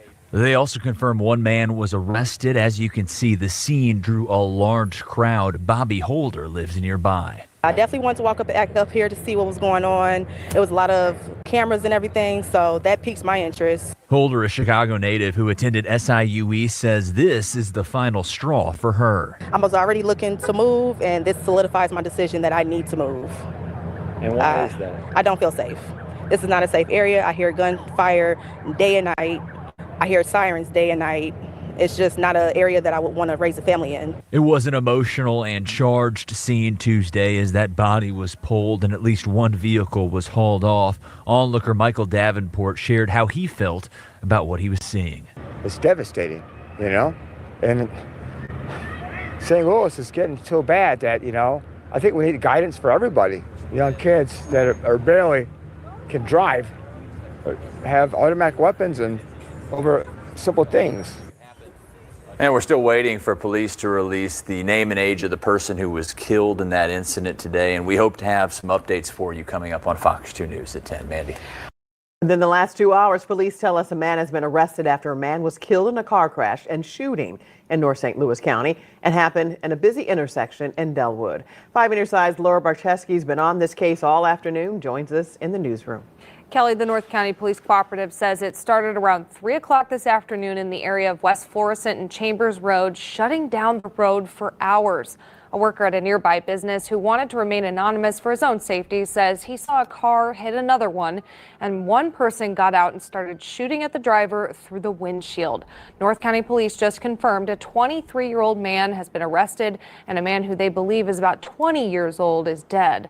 The cars ended up in the middle of the intersection with a lot of damage. We could see shell casings everywhere, and there were a lot of people surrounding the intersection. Some of them appeared to be family and were very emotional after this tragic incident. I talked with one man who was stopping by the gas station nearby about what happened. It's devastating, you know, and St. Louis is getting so bad that, you know, I think we need guidance for everybody, you know. I don't know what to say. I mean, what do we do? It's unclear exactly what led up to the shooting at this point, but police say the public is not in danger. We will continue to update you as we learn more.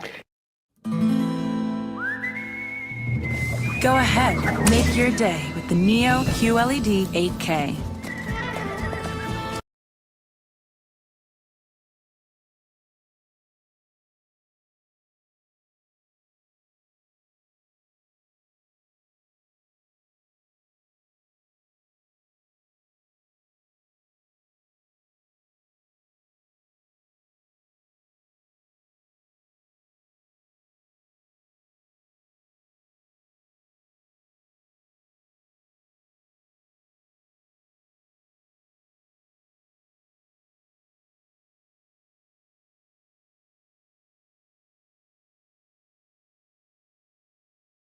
And before I go to jail, this nigga killed me. This nigga just tried to kill me. He just tried to kill me. So before I go to jail, and before I go to jail, this nigga killed me. This nigga just... Damn. Hey, who told me to watch that? Damn, boy, he left him folded. Man, he looked like he taking a nap. This is not fiction. This is a fact. Hey, man, he laid him down like he taking a nap, man. He look like he's sleeping peacefully, brother. Man, y'all got to stop trying to steal some cars, bro, that y'all can go and buy y'all self, bro. You can't, everybody ain't going for you robbing and taking their shit, man. I know it sound bad because I took a lot of shit, man. But, hey, look, I was just fortunate, bro.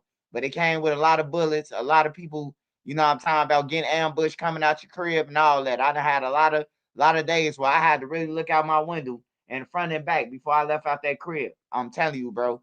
And at the time I stayed on 45th King Drive, it was like hectic, bro. One time I come out the crib, ambush. All the bullets hit the dodo. You know, I just happened to see the wink out my eyes before some told me to jump back before the bullets hit all the dough. You know, it come with a lot of shit, man. You ain't just gonna take no nigga shit, bro, and sit around like King Tut. They coming. Now, whether they get you or not, that's another story. But man, you can achieve anything you want by working for it, bro. You don't need to rob nobody for their Hellcat, bro. Like, what you gonna go do? Sell it for $1,000, $500 to the chop shop? Like, niggas got to think bigger than that, bro. Like, I know it look good. We take 10 cars. We got us some bands. What happens when that shit gone? The nigga who had the Hellcat, he still got some type of money.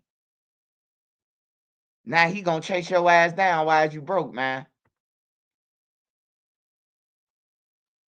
That's crazy, bro.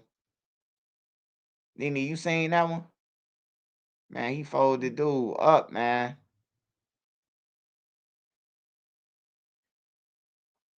They got on that. That's his friend. That ain't his motherfucking friend.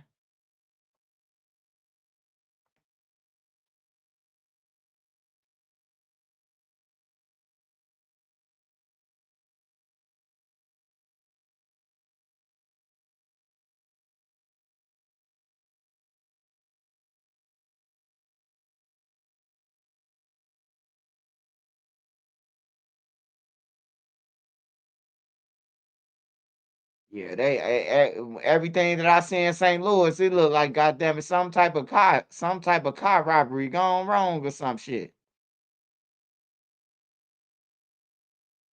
Breaking in cars and shit.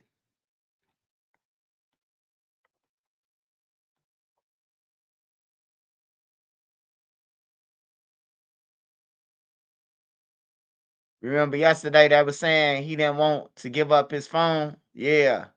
Find alive where his father was talking to the detective. It was a person standing behind them that went live and recorded. Then a white dude said it was another gunshot dude, wasn't able to shoot back. He got laid out with the Drake. Go before you can even think.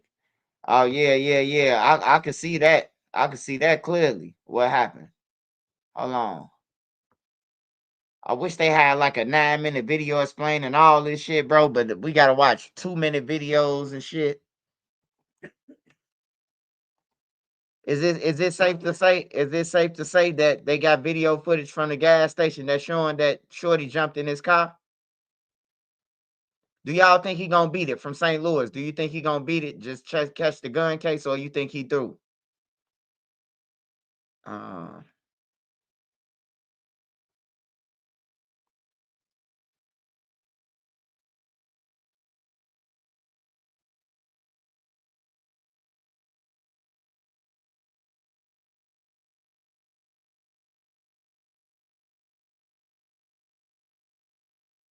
yeah, St. Louis, this the jacking. They jacking motherfuckers down there. That's all I see.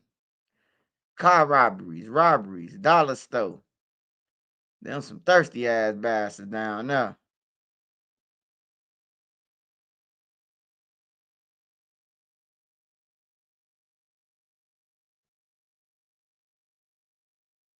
That's why I'm down now. I let my wife order the food. I'm standing outside. You ain't gonna ambush all of us. You ain't gonna get all of us on everything. I'm standing outside and watch. That's exactly why I stand outside in St. Louis, every restaurant. That Nene's and the kids stand inside. You don't need to know I'm with them. Just don't try them. It's fucked up everywhere, bro. I ain't gonna lie, man. It's fucked up everywhere we look. Baltimore, Indiana, no matter what we go to, bro. Like, it's the same song all around the world, man. Music, niggas rapping. Well, think they could rap. Niggas can't even rap right, and the rap beef, and niggas getting killed behind some bullshit raps. I could see if the rap was hot. Well, you say, oh, he gotta die. He said some shit like that. These niggas ain't saying shit. They ain't saying shit on the rap, on the beats. Only thing they talking about is, like I heard Bloodhound and Q50. Have you ever killed a nigga and took his pipe? I say, yeah, they rookies, man. Cause when you kill somebody, you don't even want to take their gun. You want their gun on you just in case you ever get caught or some video catch you. That nigga try to rob you. You hear me? He got a gun on him. And you done took his gun now. It's all bad for you now. I'm like, yeah, these little niggas rookies, man. And the kids be believing they raps and shit. They raps bullshit. Ain't nobody killing no nigga and taking their gun, bro. That's too much work. Just say you wanted to rob him for his gun then.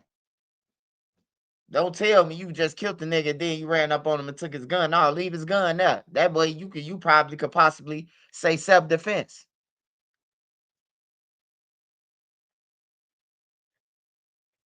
If dude jumped in a car, it won't be no gun case. Or if it ain't no felon in St. Louis. I don't know. He had a Draco though, man.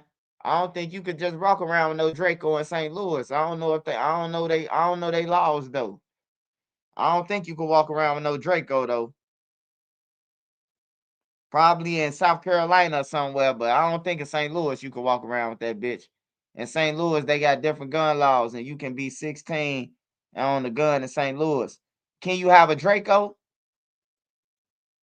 He had a motherfucking Draco. He ain't had no handgun. This motherfucker had a whole Draco.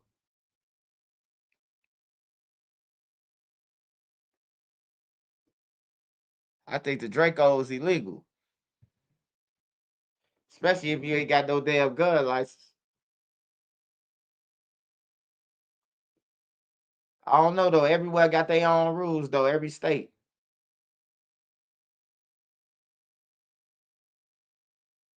Every state got their own rules, man. Cause I know in Atlanta and Florida, Florida, don't get into it with nobody. Don't argue with nobody. If a motherfucker talking about you butting them in line, let them have that shit. Niggas will trick you off the street in Atlanta and in Florida, bro. You will get tricked off the street.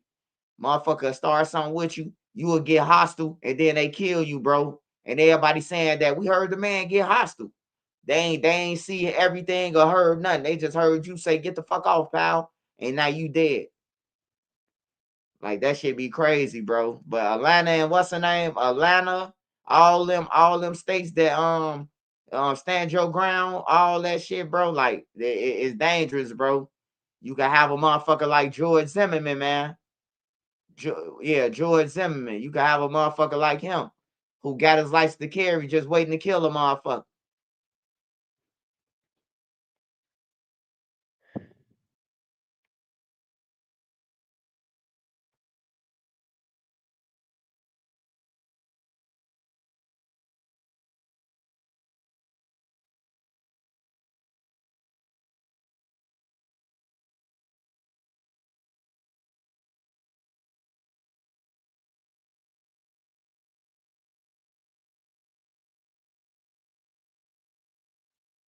Yeah, somebody told, hey, hold on, let me go to Baltimore real quick. Let me go to Baltimore news, man. Somebody wanted me to go to they city, man. I'm gonna go to their city. I just let my people remind them that I try not to forget about nobody, bro. I try not to forget about nobody. Even if you asked me an hour ago, it just clicked in my mind. Say, damn, Baltimore teacher allegedly choked her neighbor over trash cleanup.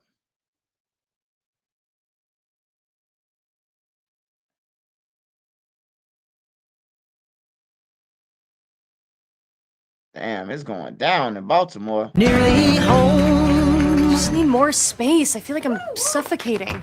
Oh no. Is this It was one of the biggest drug trafficking takedowns in recent years, but one of the 82 defendants named in an indictment, one remains on the run. Here's Alexa Ashwell with Maryland's Most Wanted. Investigators say this large-scale drug trafficking operation took place in West Virginia, but several of the defendants were from Maryland. That includes our fugitive, Charles Singletary. January 2024, West Virginia. Federal investigators return a drug trafficking indictment against 82 people.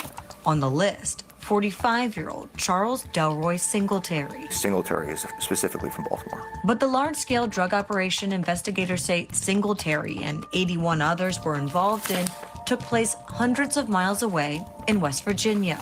These individuals trafficked drugs in Berkeley and Jefferson County of the Northern District of West Virginia. The investigation, dating back to 2021, and involved multiple federal, state, and local agencies. This specific investigation involved a large-scale drug trafficking organization, and consequently, numerous federal agencies, state agencies, and local agencies were involved. So these individuals are alleged to be involved in the distribution of cocaine, methamphetamines, and fentanyl. Deadly drugs that investigators say the organization would pump into communities. These are quite deadly, and as you know, the overdose epidemic regarding fentanyl is through the roof. This specific investigation is tied to Operation Take Back America, and so we are concentrating our law enforcement resources to specifically target drug trafficking organizations, especially those that operate internationally. In June 2024, investigators announced 81 of the defendants named in the indictment had been convicted in connection to the case, and 70 had been sentenced. The lone defendant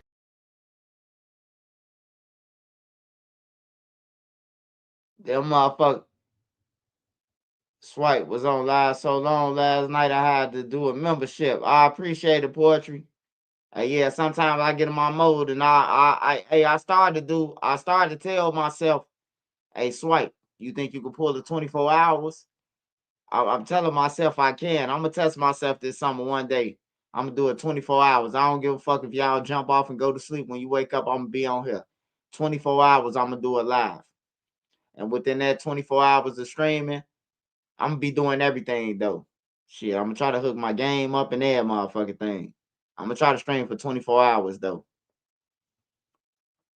That's my next goal, 24 hours.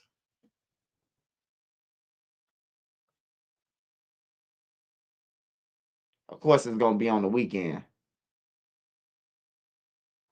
I definitely want to do that though, 24 hours. I gotta find a lot of content, man. It's gonna be a long, long day.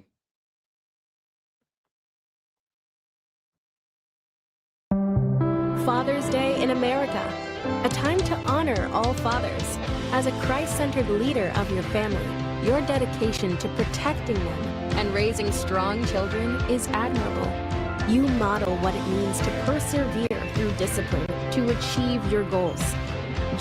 We are following renewed concerns over youth crime in Baltimore tonight after police announced the arrest of 4 teens in a coordinated gun seizure. Police say they found at least 5 guns, including a fully automatic weapon and 3 extended magazines, along with ammo and drugs. Thank you for joining us. I'm Kai Jackson. And I'm Maxine Stryker. Residents say more and more young people are carrying guns across the city, a reality for anyone in Baltimore to consider. This generation, they don't really be using their hands a lot, you feel me? So it's really wild to see this generation starting to go to violence using guns. But we live in Baltimore, you never know, so. We're also digging into concerns about safety inside Department of Juvenile Services facilities after an employee described a toxic work environment. Mackenzie Frost has that story in just a moment. Our team coverage begins with Fox 45's Vincent Hill and the community response to this Baltimore gun arrest. Vincent? Well, Kai and Maxine, that resident said it best. These teens were ready for war. Now they're behind bars, and a law enforcement. Bro, how's they getting all these brand new fucking guns, bro? Like, it gotta be some grown ass goofy getting them this shit, bro. Like, you ain't just stumbling up on no car. Hold on, you ain't just stumbling up across no car walking outside late at night with shit that they got, bro. Look at this shit, man. Man, these motherfucking artillery did look. These special gens and sticks and shit. Like, what? These brand new guns, bro. Like, where the fuck is they getting this shit from?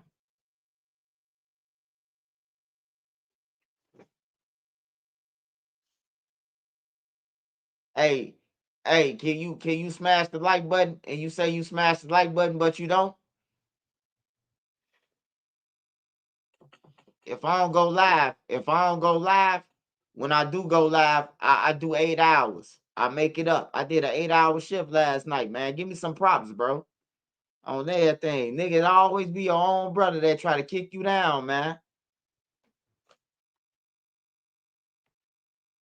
I did a whole shift, nigga. When I got off live, the newspaper hit the door.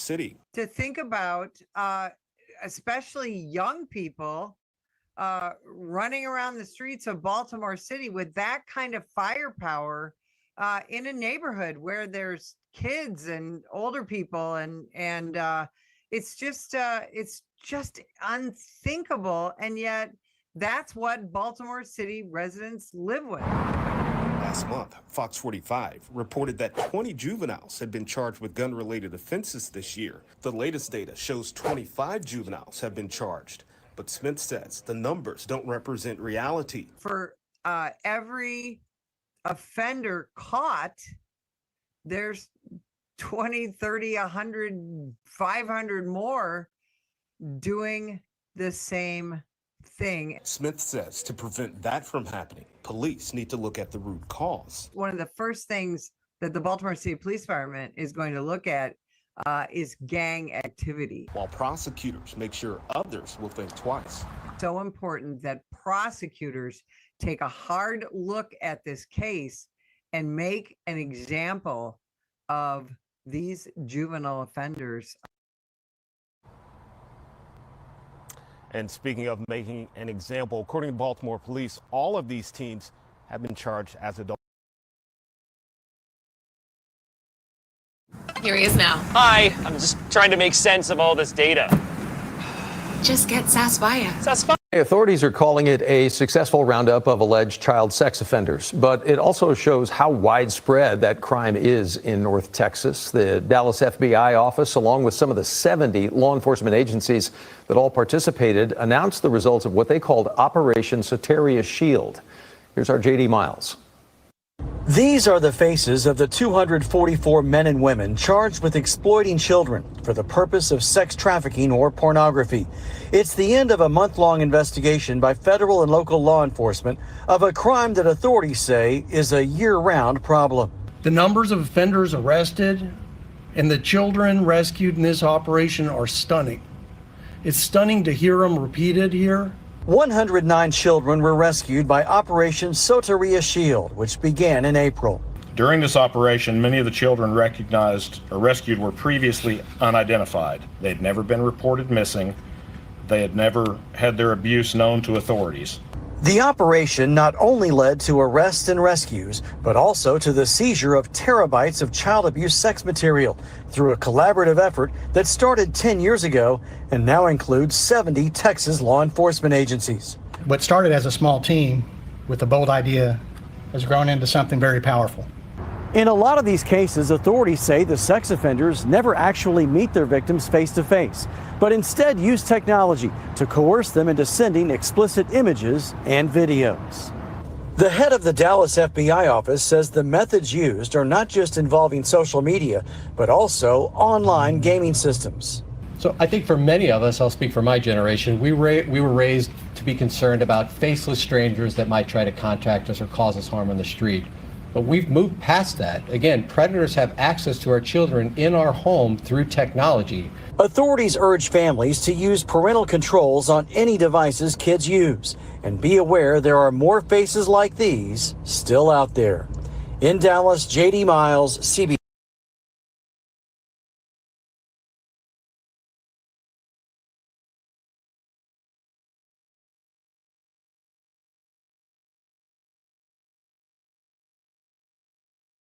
Ed Gonzalez, Harris County Sheriff, joined here by Major Earl Dean to my left, as well as Captain Wagner to my right. Tragic situation this morning at approximately 9:21 a.m. Harris County Sheriff's Office deputies from District 4 responded to this apartment complex to a specific apartment unit. It's a two-story unit. Upon arrival, they discovered multiple people shot. EMS was also on scene. They discovered an adult female, approximately 43 years of age, deceased on scene from an apparent gunshot wound. There's also a deceased male child, approximately 7 years old, that's deceased in bed in his bedroom. And an adult male was transported to a hospital by Lifeline, where he was immediately pronounced dead upon arrival. So at this point, homicide investigators, detectives, and CSI units are on scene, processing the scene. It's still an ongoing situation. There is no threat to the community. We believe everything occurred inside the apartment. And right now we're treating this as a double homicide with a suicide. At this point, it appears that the male was the shooter. A pistol was recovered on scene. But again, all that's still preliminary information until we could conduct additional follow-up investigation. At this point, we haven't found any previous calls for service at the unit, so that's something we'll always kind of look at to see what the family background was. We have talked to some of the family members of the deceased male. It's our understanding that there may have been some growing mental health issues, specifically some depression. Lately, the adult male apparently had been without a job and going through some other issues and had possibly sought some treatment recently. But today, we don't know what transpired that led him to take this type of action. So again, it's still all preliminary. We're going to be investigating further. There were two other individuals inside the apartment. The daughter of the couple, a teenager, I believe she's 19 years old, was in another bedroom along with her boyfriend, who does not reside here but was staying here overnight. And so obviously we'll be conducting interviews of them as well. But very tragic situation out here. Our condolences go out to all the families that were impacted by this and to the community as well, because we know this could be traumatic. Briefly in Spanish, esta mañana, aproximadamente a las 9:20 de la mañana, recibimos una llamada a un complejo de apartamentos. A llegar aquí al complejo, nuestros oficiales encontraron tres personas estaban heridos de balas, 2 personas estaban muertos, una mujer adulta de 43 años, un niño de 7 años también estaba muerto.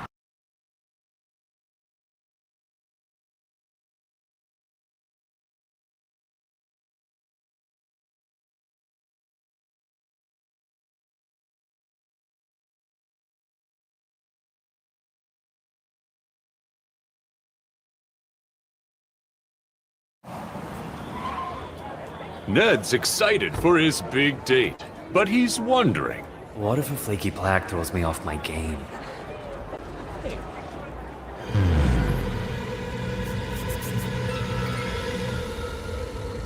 And time for a segment from our CBS News Confirmed team, the unit here at the network that breaks down fact and fiction. After 10 inmates escaped a New Orleans prison, authorities use facial recognition software to help locate and arrest one of the escapees. But as facial recognition has become a more common tool, groups like the ACLU have raised concerns about its use. Anna Schechter, who covers crime and safety for CBS News, breaks it all down for us. It's great to be with you, Liz. So this case in New Orleans is really interesting because the actual cameras that were used to detect 2 of the escaped inmates are extremely high-tech cameras that are moving around 360 and they can zoom in on different faces all around and even detect a face from 700 feet away. So while police departments across the country, in fact, most of them do use some form of facial recognition, it's not this extremely high resolution imagery that can match a suspect with somebody that walks by the camera. So what's interesting about New Orleans is the Louisiana State Police actually fed in the mugshots of the 10 escaped prisoners so that these specialized cameras, about 200 of them around the city of New Orleans, that they would be searching for those faces. And very quickly they detected 2 of them. And the way it works is the actual camera detects the match, the facial recognition match, and then an alert goes right to the cell phones of local police so that they get that information and can quickly respond. Now, one of those suspects was apprehended by local police within about an hour of detection, and the other one was apprehended the next day. The way police handled that was they knew that he had walked in a direction of an apartment complex, and then they geo-fenced around that apartment complex and zeroed in on tips coming from exactly that area, and that's how they caught the second person. So this raises questions about surveillance and facial recognition and privacy concerns. The ACLU says facial recognition is an unnecessary invasion of privacy. However, police say that it has these positive outcomes. Let's not forget, though, that before this technology had been improved, and they are still improving it, it is not perfect by any means, but prior to 2020, there were several cases, particularly African Americans, who were misidentified because of their darker complexions by facial recognition. And so that was a big problem flagged by the ACLU, and there were lawsuits prompting these tech companies that design the cameras to improve their technologies. But still, I have interviewed multiple people who, for different reasons, technology flagged to police as a suspect, and they were completely innocent. And what does that look like when an innocent person is arrested unnecessarily? That's traumatic. Sometimes cameras might detect a suspect and they get in a car and then they're pulled over at gunpoint by police. That has happened, and they had the wrong person, and that stays with an individual. So these are the real world implications of when technology is leaned on by police and makes a mistake. In the case of New Orleans, of course, those very high definition cameras and that facial recognition software did help local police apprehend 2 of those 10. Back to you, Liz. Here's how I aced my midterm project with Adobe Premiere Pro. Beautiful shots, but too noisy, right? Enhanced sound.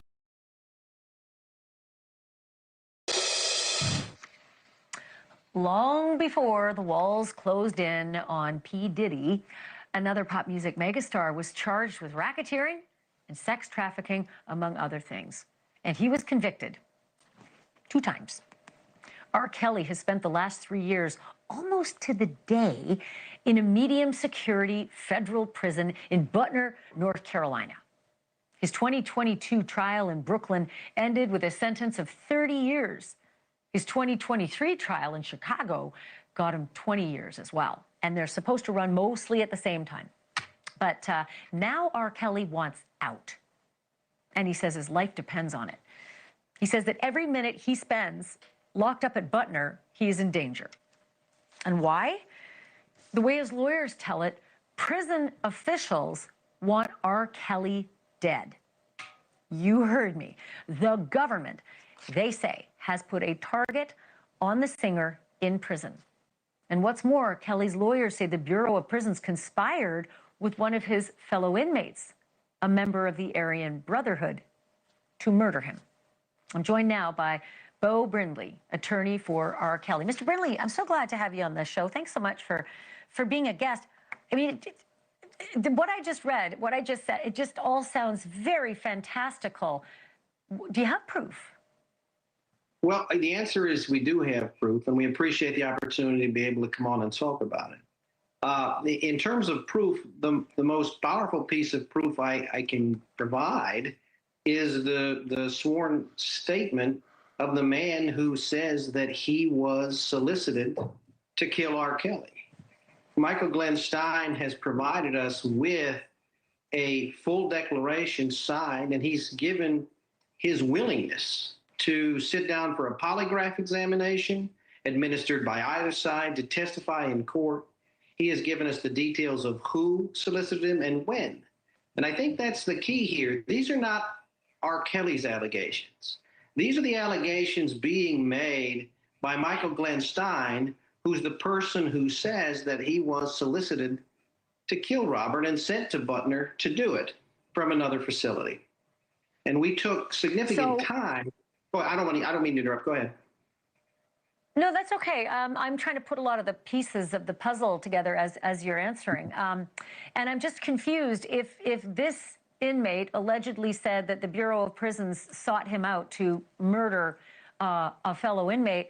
Why? Well, that's an excellent question, and the answer to that is also pretty clear.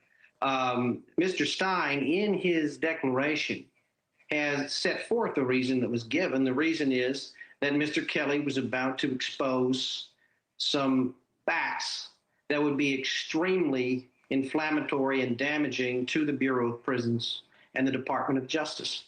And because of that, the Bureau of Prisons instructed Michael Glenn Stein to go to Butner and execute R. Kelly. And Mr. Stein made clear and gave us extraordinary detail when we spoke to Mr. Stein. We didn't use this until we actually went down and met with Mr. Stein for hours.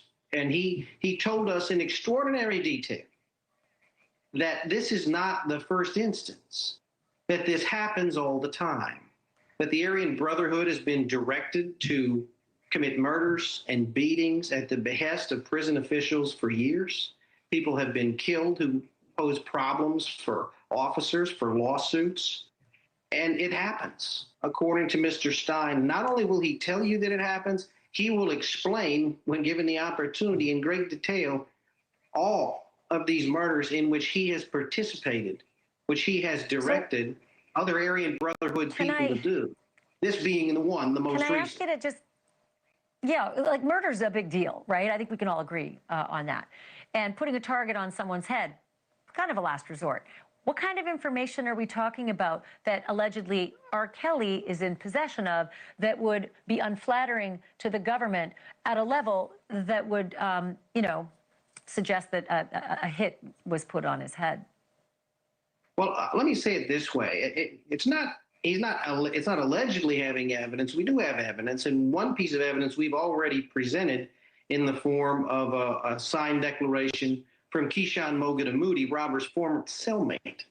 And what he describes is having been solicited by prosecutors who are offering him a reduced sentence in exchange for stealing Mr. Kelly's privileged attorney-client correspondence, funneling it through an identified Bureau of Prisons officer, a corrupt officer, and then that was provided to the U.S. Attorney's Office. This man has made a statement, and both he and Mr. Stein are making statements that are absolutely not in their own personal interest, and yet they've done it anyway.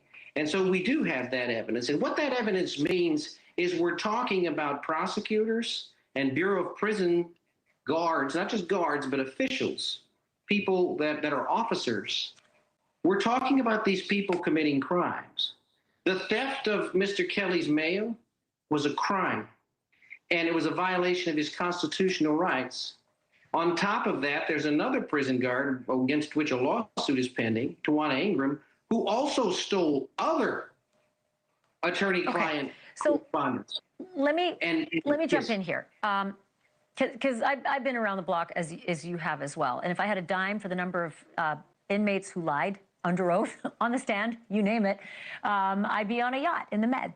However, suggesting that the government thinks that this alleged behavior of a cellmate of R. Kelly's is so egregious that the only remedy is to solicit murder sounds a bit crazy. Again, given it would be their word against an inmate. So you see where I'm coming from, right? That's why it sounds fantastical.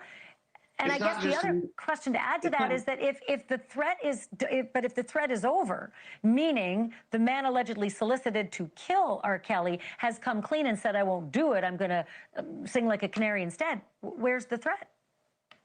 The threat is the other members of the Aryan Brotherhood, another one of which has been identified, who has been asked to carry out what Mike Stein has been unwilling to do. That's what you have to understand. What we're talking about here is government officials who committed crimes, and people in the Bureau of Prisons that committed crimes. Crimes that the current administration, the current Department of Justice will have no sympathy for, I guarantee. And those people have benefited in going after R. Kelly and making their names and getting their publicity and all of that. And now the truth is they did it through constitutional violations. They did it through crimes. That Tawana Ingram, the Bureau of Prisons officer that stole his correspondence, there was a search warrant, they proved it, and they said they were going to investigate the U.S. Attorney's Office. You know what happened to her? She got her full pension. She walked away, retired, and was not charged, and she did it as an officer. Well, let me ask there you was this. not corruption behind that. I don't understand how that could be. Right, an inmate doesn't have a pension. So what would possibly be the incentive for an inmate to commit a murder in prison at the behest of the government? Like, what benefit? What do they get? It depends on the circumstances. What Mr. Stein says is oftentimes what they get is the ability to traffic narcotics freely throughout the facility. What they get is the ability not to be searched. But in this instance, what Mr. Stein has clearly said he gets is the opportunity to be free. I mean, they have said to Mr. Stein, according to him, They have said that if he is to do this, he is a terminal cancer patient. He's going to die in the near future. That's a fact. And they have said that he will be transferred and he'll get the opportunity to walk away. And Michael Glenn Stein has a history of escaping from the Bureau of Prisons. He escaped previously. That's why he spent so long at the ADX Supermax in Florence. And all of a sudden, he was moved to this relatively low security facility at Butner and put near R. Kelly. That's a fact. And the other fact is, go ahead. Well, I was just going to say I'm out of time in this segment. However, I would like to keep the conversation going with you. I know you have other, options. You're suggesting that maybe even Donald Trump might consider pardoning R. Kelly, though I'm not sure what's in it for Donald Trump. Could you keep me apprised on your efforts to get him, ankle bracelet release and home detention, and your efforts in seeking a federal pardon? Will you keep us apprised on that? Absolutely. We're going to seek every opportunity to, one, make sure that Robert Kelly doesn't get killed, and number two, to see that he is freed based on what we believe to be and will prove to be a corrupt prosecution, the kind of which President Trump has promised to eradicate. And I believe he's the only person. Two corrupt prosecutions? What? What was your question? Corrupt prosecutions? There were two separate ones. There were two separate ones. Yes, but the evidence being provided so they were both corrupt? Both of them. Okay. Absolutely. Both of them received. Okay, keep me posted. I gotta go, yes, but Bo Brindley, I really appreciate. Sorry, we have some crosstalk, but I really appreciate this. Keep me posted, and we'll follow the story. Thank you so much. All right, thank you very much.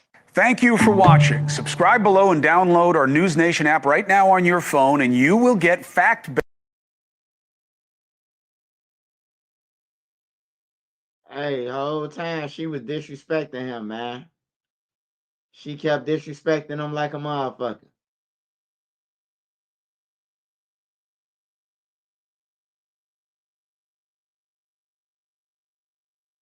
Hell yeah.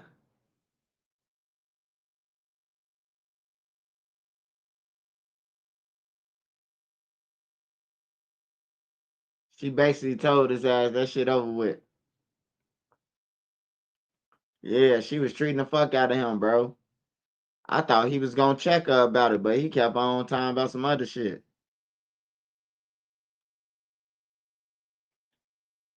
My name's Todd Prather. I've been an environmental health and safety manager for the past 15 years. I identified active release techniques because I had a lot of soft 900 bottles of lubricants and 200 bottles, formerly known as Kanye West, arriving with one of Combs' sons today, telling ABC News he was there in support of Diddy. Taking the stand today, a special agent involved in the 2024 raid of Sean Combs' Los Angeles home. He testified about what was seized from Combs' home, including 900 bottles of lubricants and 200 bottles of baby oil. The agent also holding up plastic bags of drugs taken from the home. Jurors seeing some of the actual firearms seized. The agent showing them the serial number on one rifle was scratched off. And testifying under an immunity deal, another one of Combs' personal assistants. He told jurors about preparing for what he called King Nights, his term for hotel nights or freak-offs, saying he played a role in obtaining drugs for Combs a handful of times. He said Combs had a Gucci pouch that he kept money and drugs in. That pouch, he said, was a must-have for Diddy during these nights.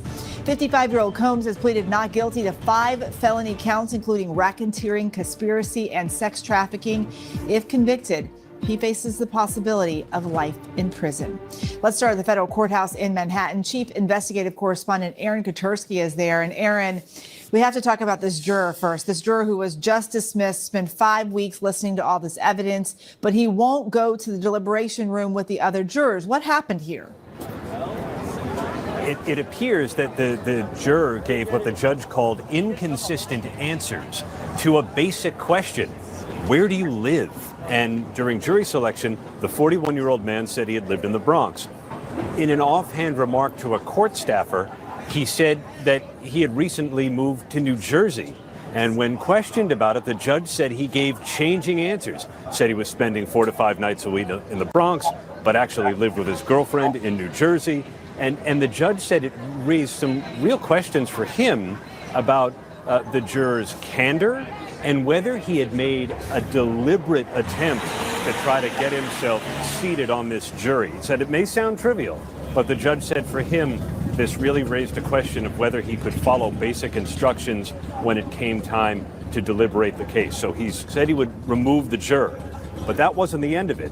The defense attorney, Xavier Donaldson, stood up and said removing the juror, who is black, would make for a less diverse panel.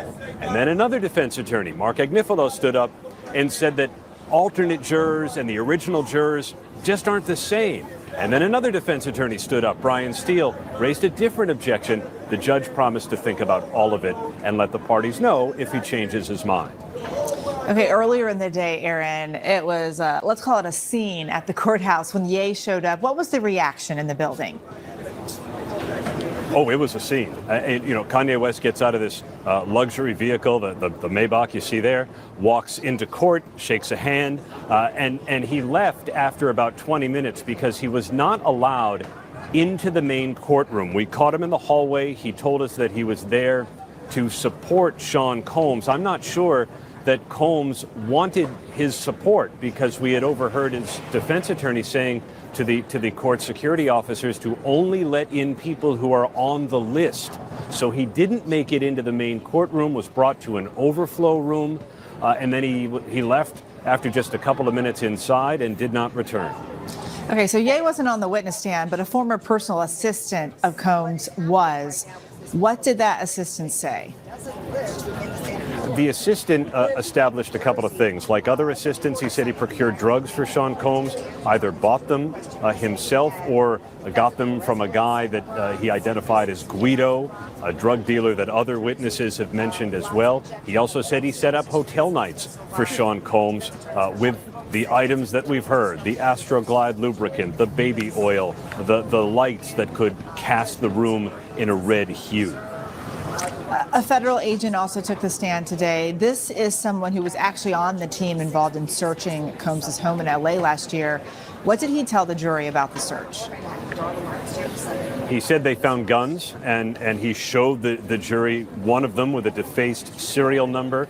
He said there were AR-15 style rifles, there was a Glock pistol, other things, including a drum magazine that can hold 60 rounds. It was loaded with 59 rounds of green tip ammunition. That's ammunition that is meant to pierce body armor. He also said, and the jury saw pictures of all this, they found 200 bottles of Johnson & Johnson baby oil and 900 bottles of Astroglide lubricant. The jury saw a picture of 18 boxes of it stacked on top of one another in the garage.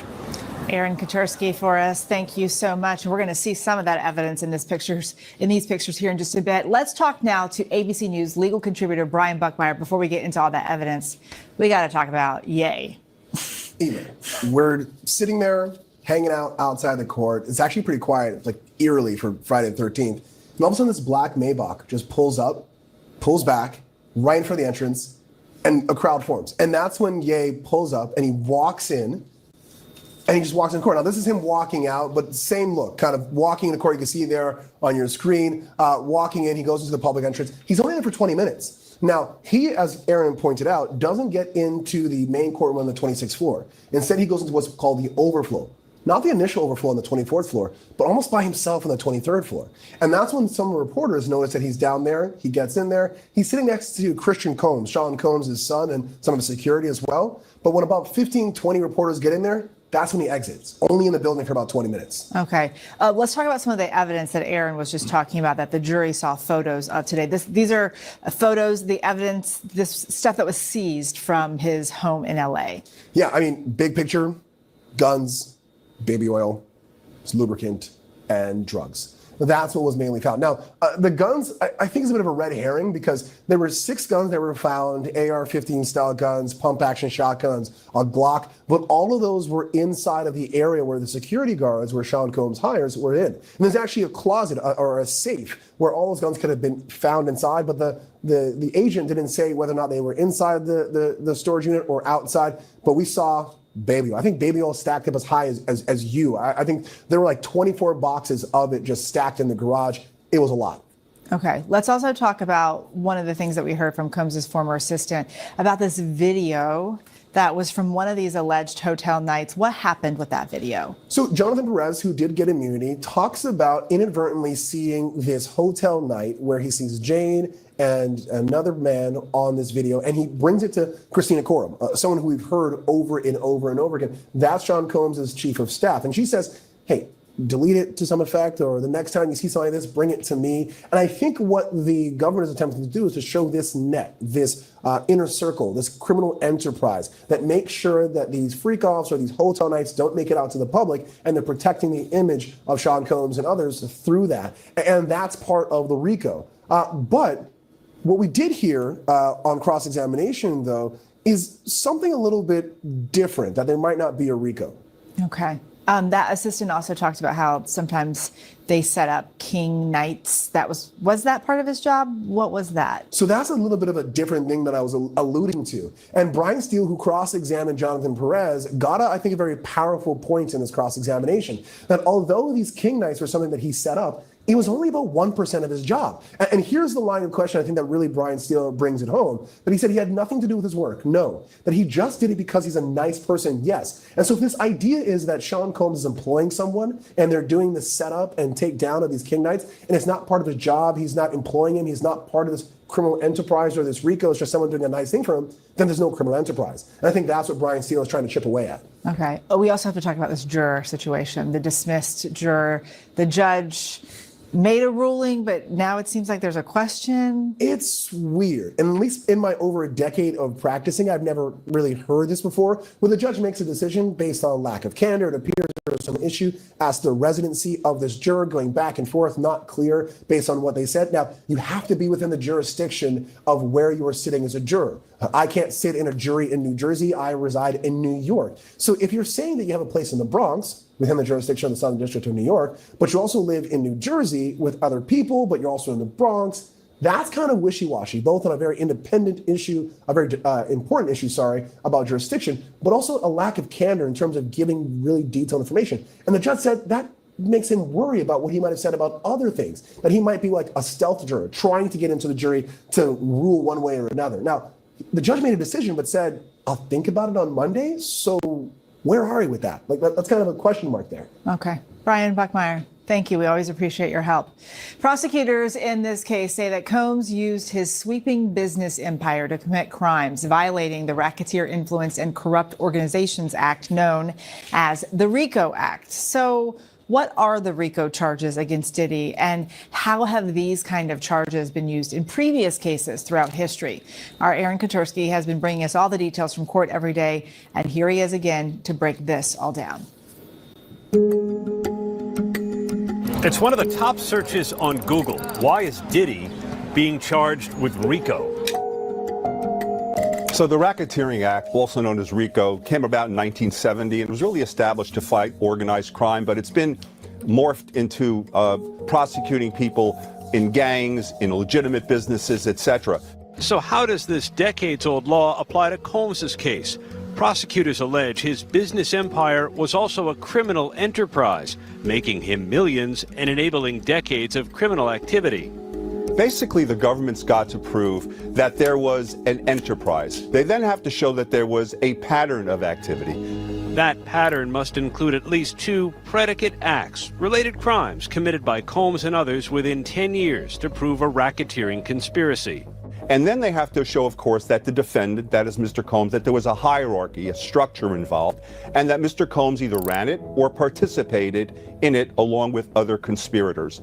Prosecutors allege Combs and his associates committed multiple crimes that would fit into this racketeering conspiracy. Kidnapping. Combs' former assistant Capricorn Clark testified Combs kidnapped her at gunpoint and made her come with him, threatening to kill Kid Cudi. Arson. Rapper Kid Cudi testified his Porsche was torched with a Molotov cocktail. Cassie Ventura, Combs' former girlfriend who was dating Kid Cudi at the time, testified that Sean wanted Kid Cudi's friends to be there to see the car get blown up in the driveway. Bribery. Hotel security guard Eddie Garcia testified Combs paid for what he thought was the only copy of the incident in the elevator lobby in 2016, the caught-on-tape beating of Ventura by Combs. Garcia told the jury Combs called him Eddie my angel and handed him $100,000 from a brown paper bag. Forced labor and sex trafficking. Mia, a former personal assistant to Combs, testified under a pseudonym that she was forced to work long hours, at one time going 5 straight days without sleep, and subjected to a cycle of physical abuse by Combs. Mia was one of 3 of Combs's former assistants who alleged similar working conditions on the witness stand. Mia tearfully testified about alleged instances of sexual assault by Combs, including an allegation that he raped her on the bottom bunk of her bedroom in his Los Angeles home. These claims of sexual abuse could fall under the predicate act of sex trafficking. Cassie Ventura also told the jury she was manipulated to participate in sex acts against her will. Transportation for the purposes of prostitution. Recall that Cassie, during her testimony, said she was directed by Combs to use his travel agent to book travel for escorts for the sole purpose of freak-offs. And finally, possession to distribute drugs. 2 former assistants of Combs testified that they procured illegal drugs for him on multiple occasions. One assistant, Capricorn Clark, testified she witnessed Combs giving drugs to girlfriends and friends, something both Cassie and Mia told the jury.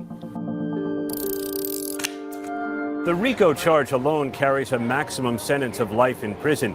The defense says the evidence shows Combs may be a flawed individual, but is not a racketeer. He's pleaded not guilty to all charges and denies running a criminal enterprise and denies any sexual assault or abuse. Our thanks to Aaron Kotursky for that explainer. Still ahead, our legal experts weigh in on the week's testimony, prosecution versus defense. Who came out stronger? And later, more on that surprise appearance from Ye, formerly known as Kanye West.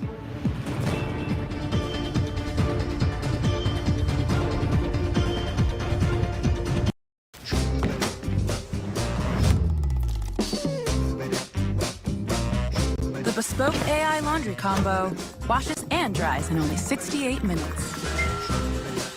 Even smarter with smart things.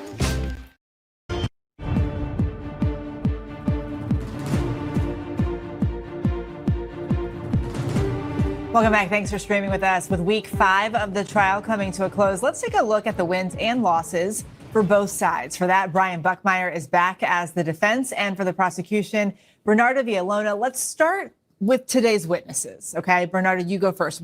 How do you think they did today? So in terms of today's witnesses, we had a show and tell. So the detective from HSI was able to show and tell the firearms that were recovered from the house of Sean Combs. And why is that important?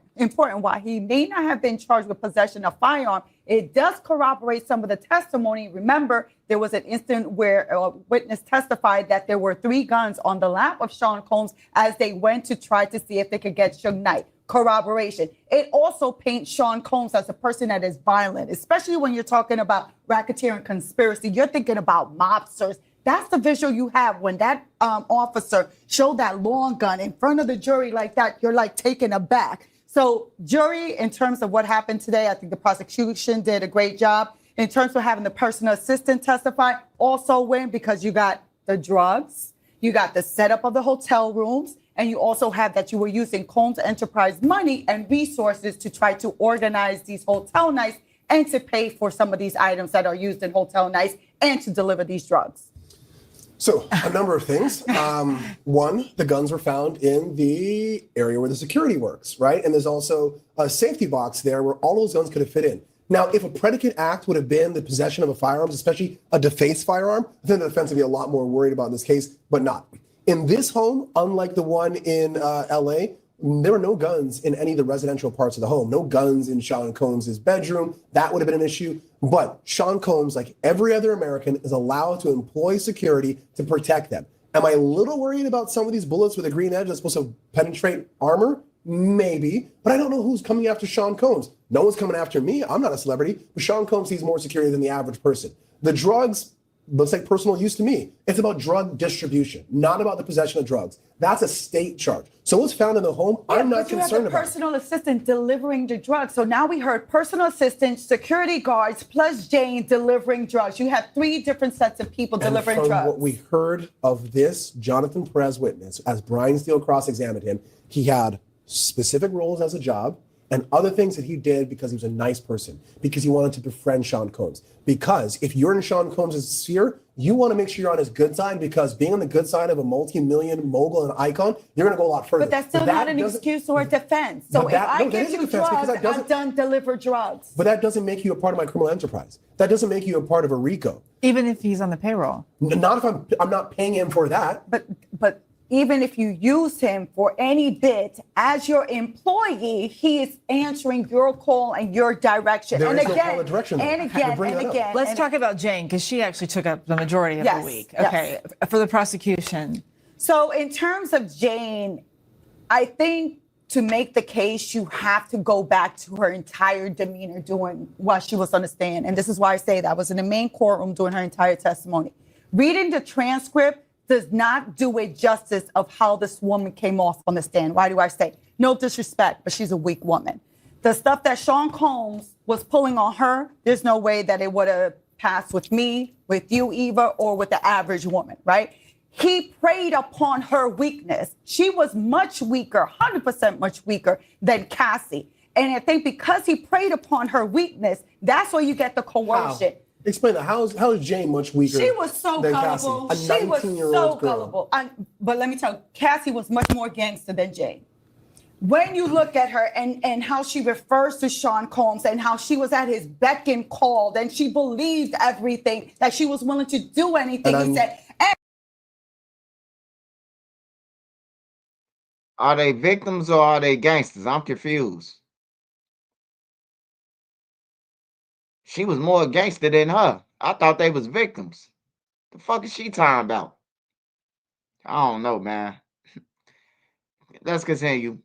It's a lot of slippery and sliding going on around that motherfucker. They have drugs and they slipping. That's crazy, man. And let me flip it. Even if we take out Jane and just focus on 2 recordings, yes, having to deal with phone calls.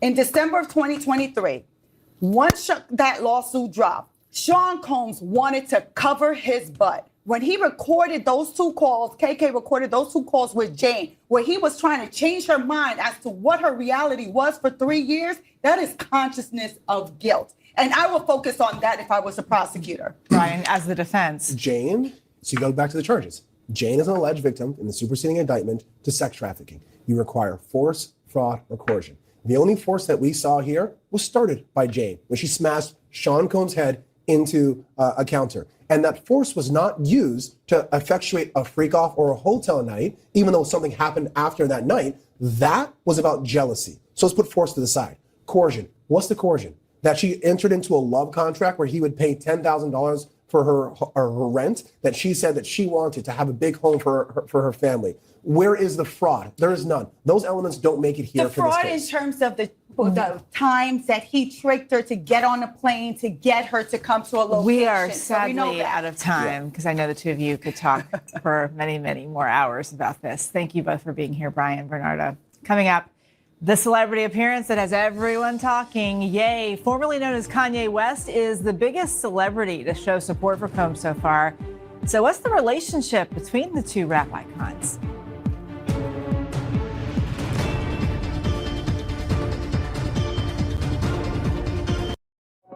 Launch your career at the University of Illinois Springfield.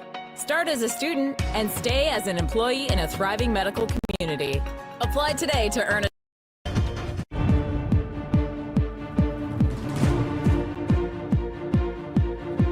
Welcome back to The Burden of Proof, the case against Diddy. Today, there was a surprise celebrity appearance at the courthouse. Ye, formerly known as Kanye West, telling ABC News he was there to support Combs. So what's the relationship between these 2 rappers? Let's bring in ABC News contributor Kelly Carter, who covers entertainment and pop culture for us.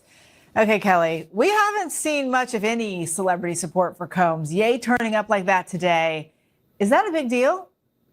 Yeah, that felt pretty colossal because as of right now, he's the only celebrity that's been pretty vocal in his support of Sean Combs, and most certainly is the only one who has shown up in court to support him, or attempted to show up at least. What's the story between these two? How long have they known each other? Yeah, they've known each other for a really long time. I think what's interesting is that they both have kind of similar origin stories, that they both went away to college to kind of pursue that American dream. And then they both dropped out of college at exactly the same time, around 20 years old, to pursue their interest in the music industry. And they both are renowned music producers. And that really is, the thing that kind of connects them similarly before they became artists. And what's interesting is that the two of them have had kind of a recent complicated friendship, as recently as 2022, when Kanye West tried to sell some t-shirts that Sean Combs thought were problematic. He said that he thought it was really tone deaf, to which Kanye West replied and sent screenshots of their relationship, kind of indicating that they really weren't friends. And that was in 2022. Okay, let's be real here too, because Ye has had his own drama in recent years. What impact could all of that have on this trial? Probably not the impact that Sean Combs' team might want it to have. Kanye West, obviously, when we talk about him, we're probably talking about someone who has been sending out problematic tweets, and we know for being problematic, and I don't know if that's the kind of person that they want to necessarily align themselves with right now. I mean, he is grabbing headlines, not on par with Sean Combs, of course, because he's on trial, but he most certainly is grabbing non-flattering headlines himself right now. So I don't know if this is the type of thing that paints Sean Combs in a better picture, than he is being painted right now. And interesting, he wasn't in the main courtroom today. Kelly Carter, thank you so much for being with us. And thank you for joining us. We'll be back with new episodes every day of the trial. The show streams right here on ABC News Live, Disney Plus, and Hulu weekdays at 5:30 p.m. Eastern and Pacific.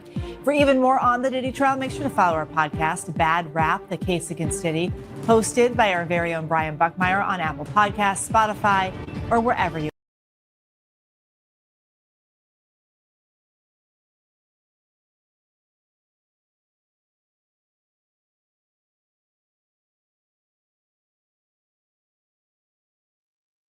Hey, the way they just broke it down, I ain't being biased or none of that with the Diddy, because I don't be reporting about it.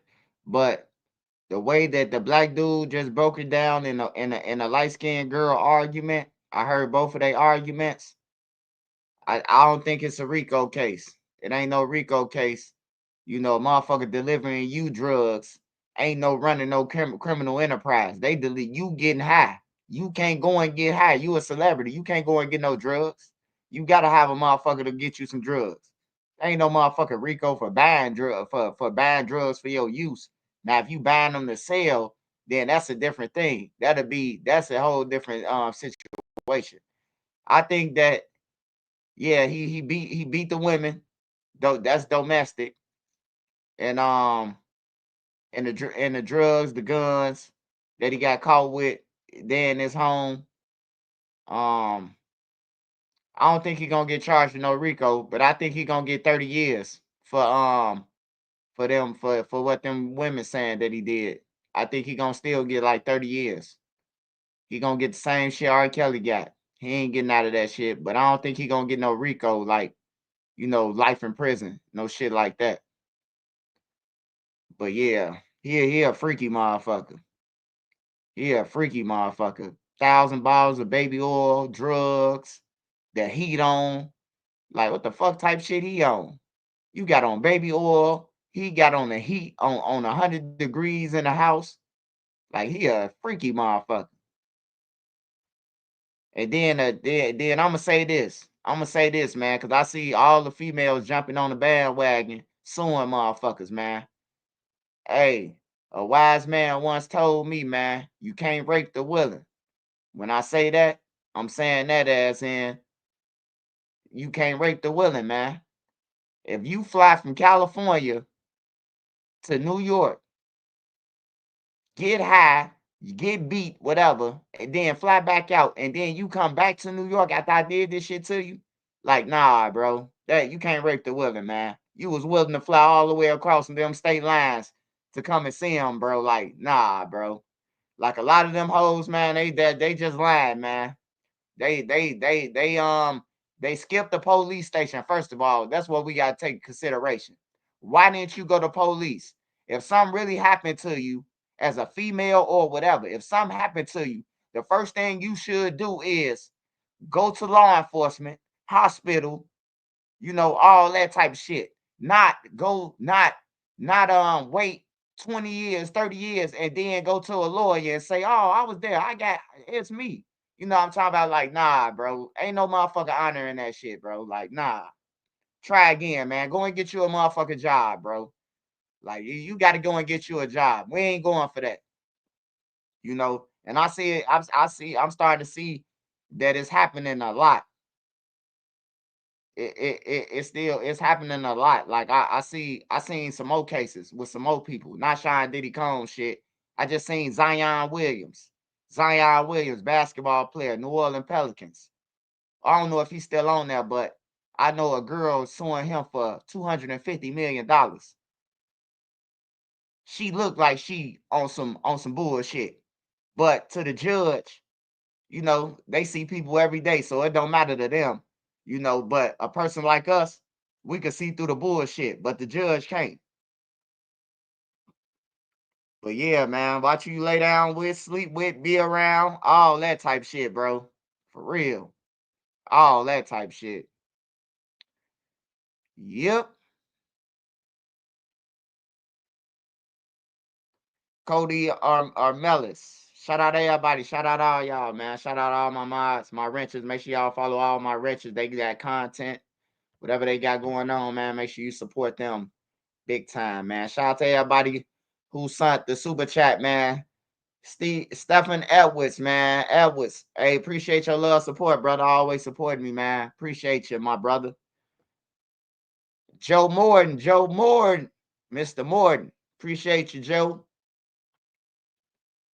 Thomas Johnson, man. Appreciate you, Thomas. Appreciate you, Thomas, for sure.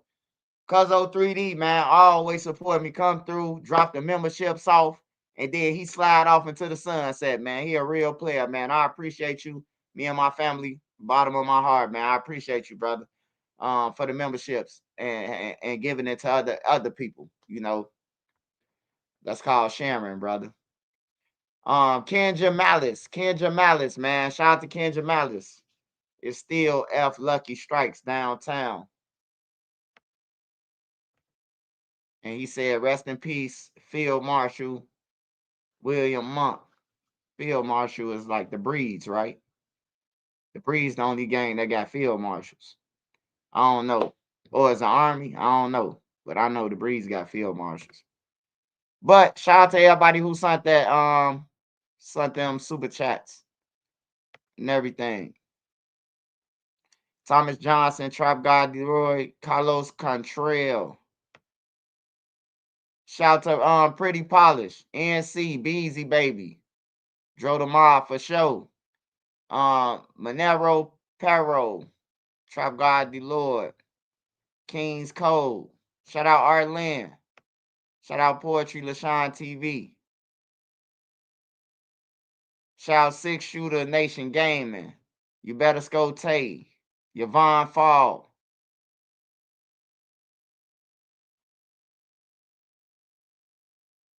Man, shout out all y'all on here, man. I'm finna get up out of here. I gotta give me some sleep tonight, man. I can't stay up all night tonight. But I'll holler at y'all. Shout out Mina. Shout out everybody on here, man. Make sure y'all catch me on the rewind. Make sure y'all be safe this weekend, man. And just be aware of your surroundings, man. My mind is my nine. I hope it is yours too. And tell your kids, man, learn from all of us. You can learn from Trenches News, Seti Nash, Woody, whoever the fuck you want to make an example of, to tell your kids, don't be like, hey, use me as an example. Don't be like me. Be better than me on everything. Be better than me 1,000 times. I tell a kid that 1,000,000 times. Tell your kids, if the gang members beat you up, taking your shit, bust you over your head, it's over with. You got to tell your kids that, man. hey, if they don't want you, man, you can't be you want to be wanted, but they don't want you. You know, that's a sucker. But man, yeah, keep y'all head up. I'm up out of here, man. Love y'all, man. Appreciate you.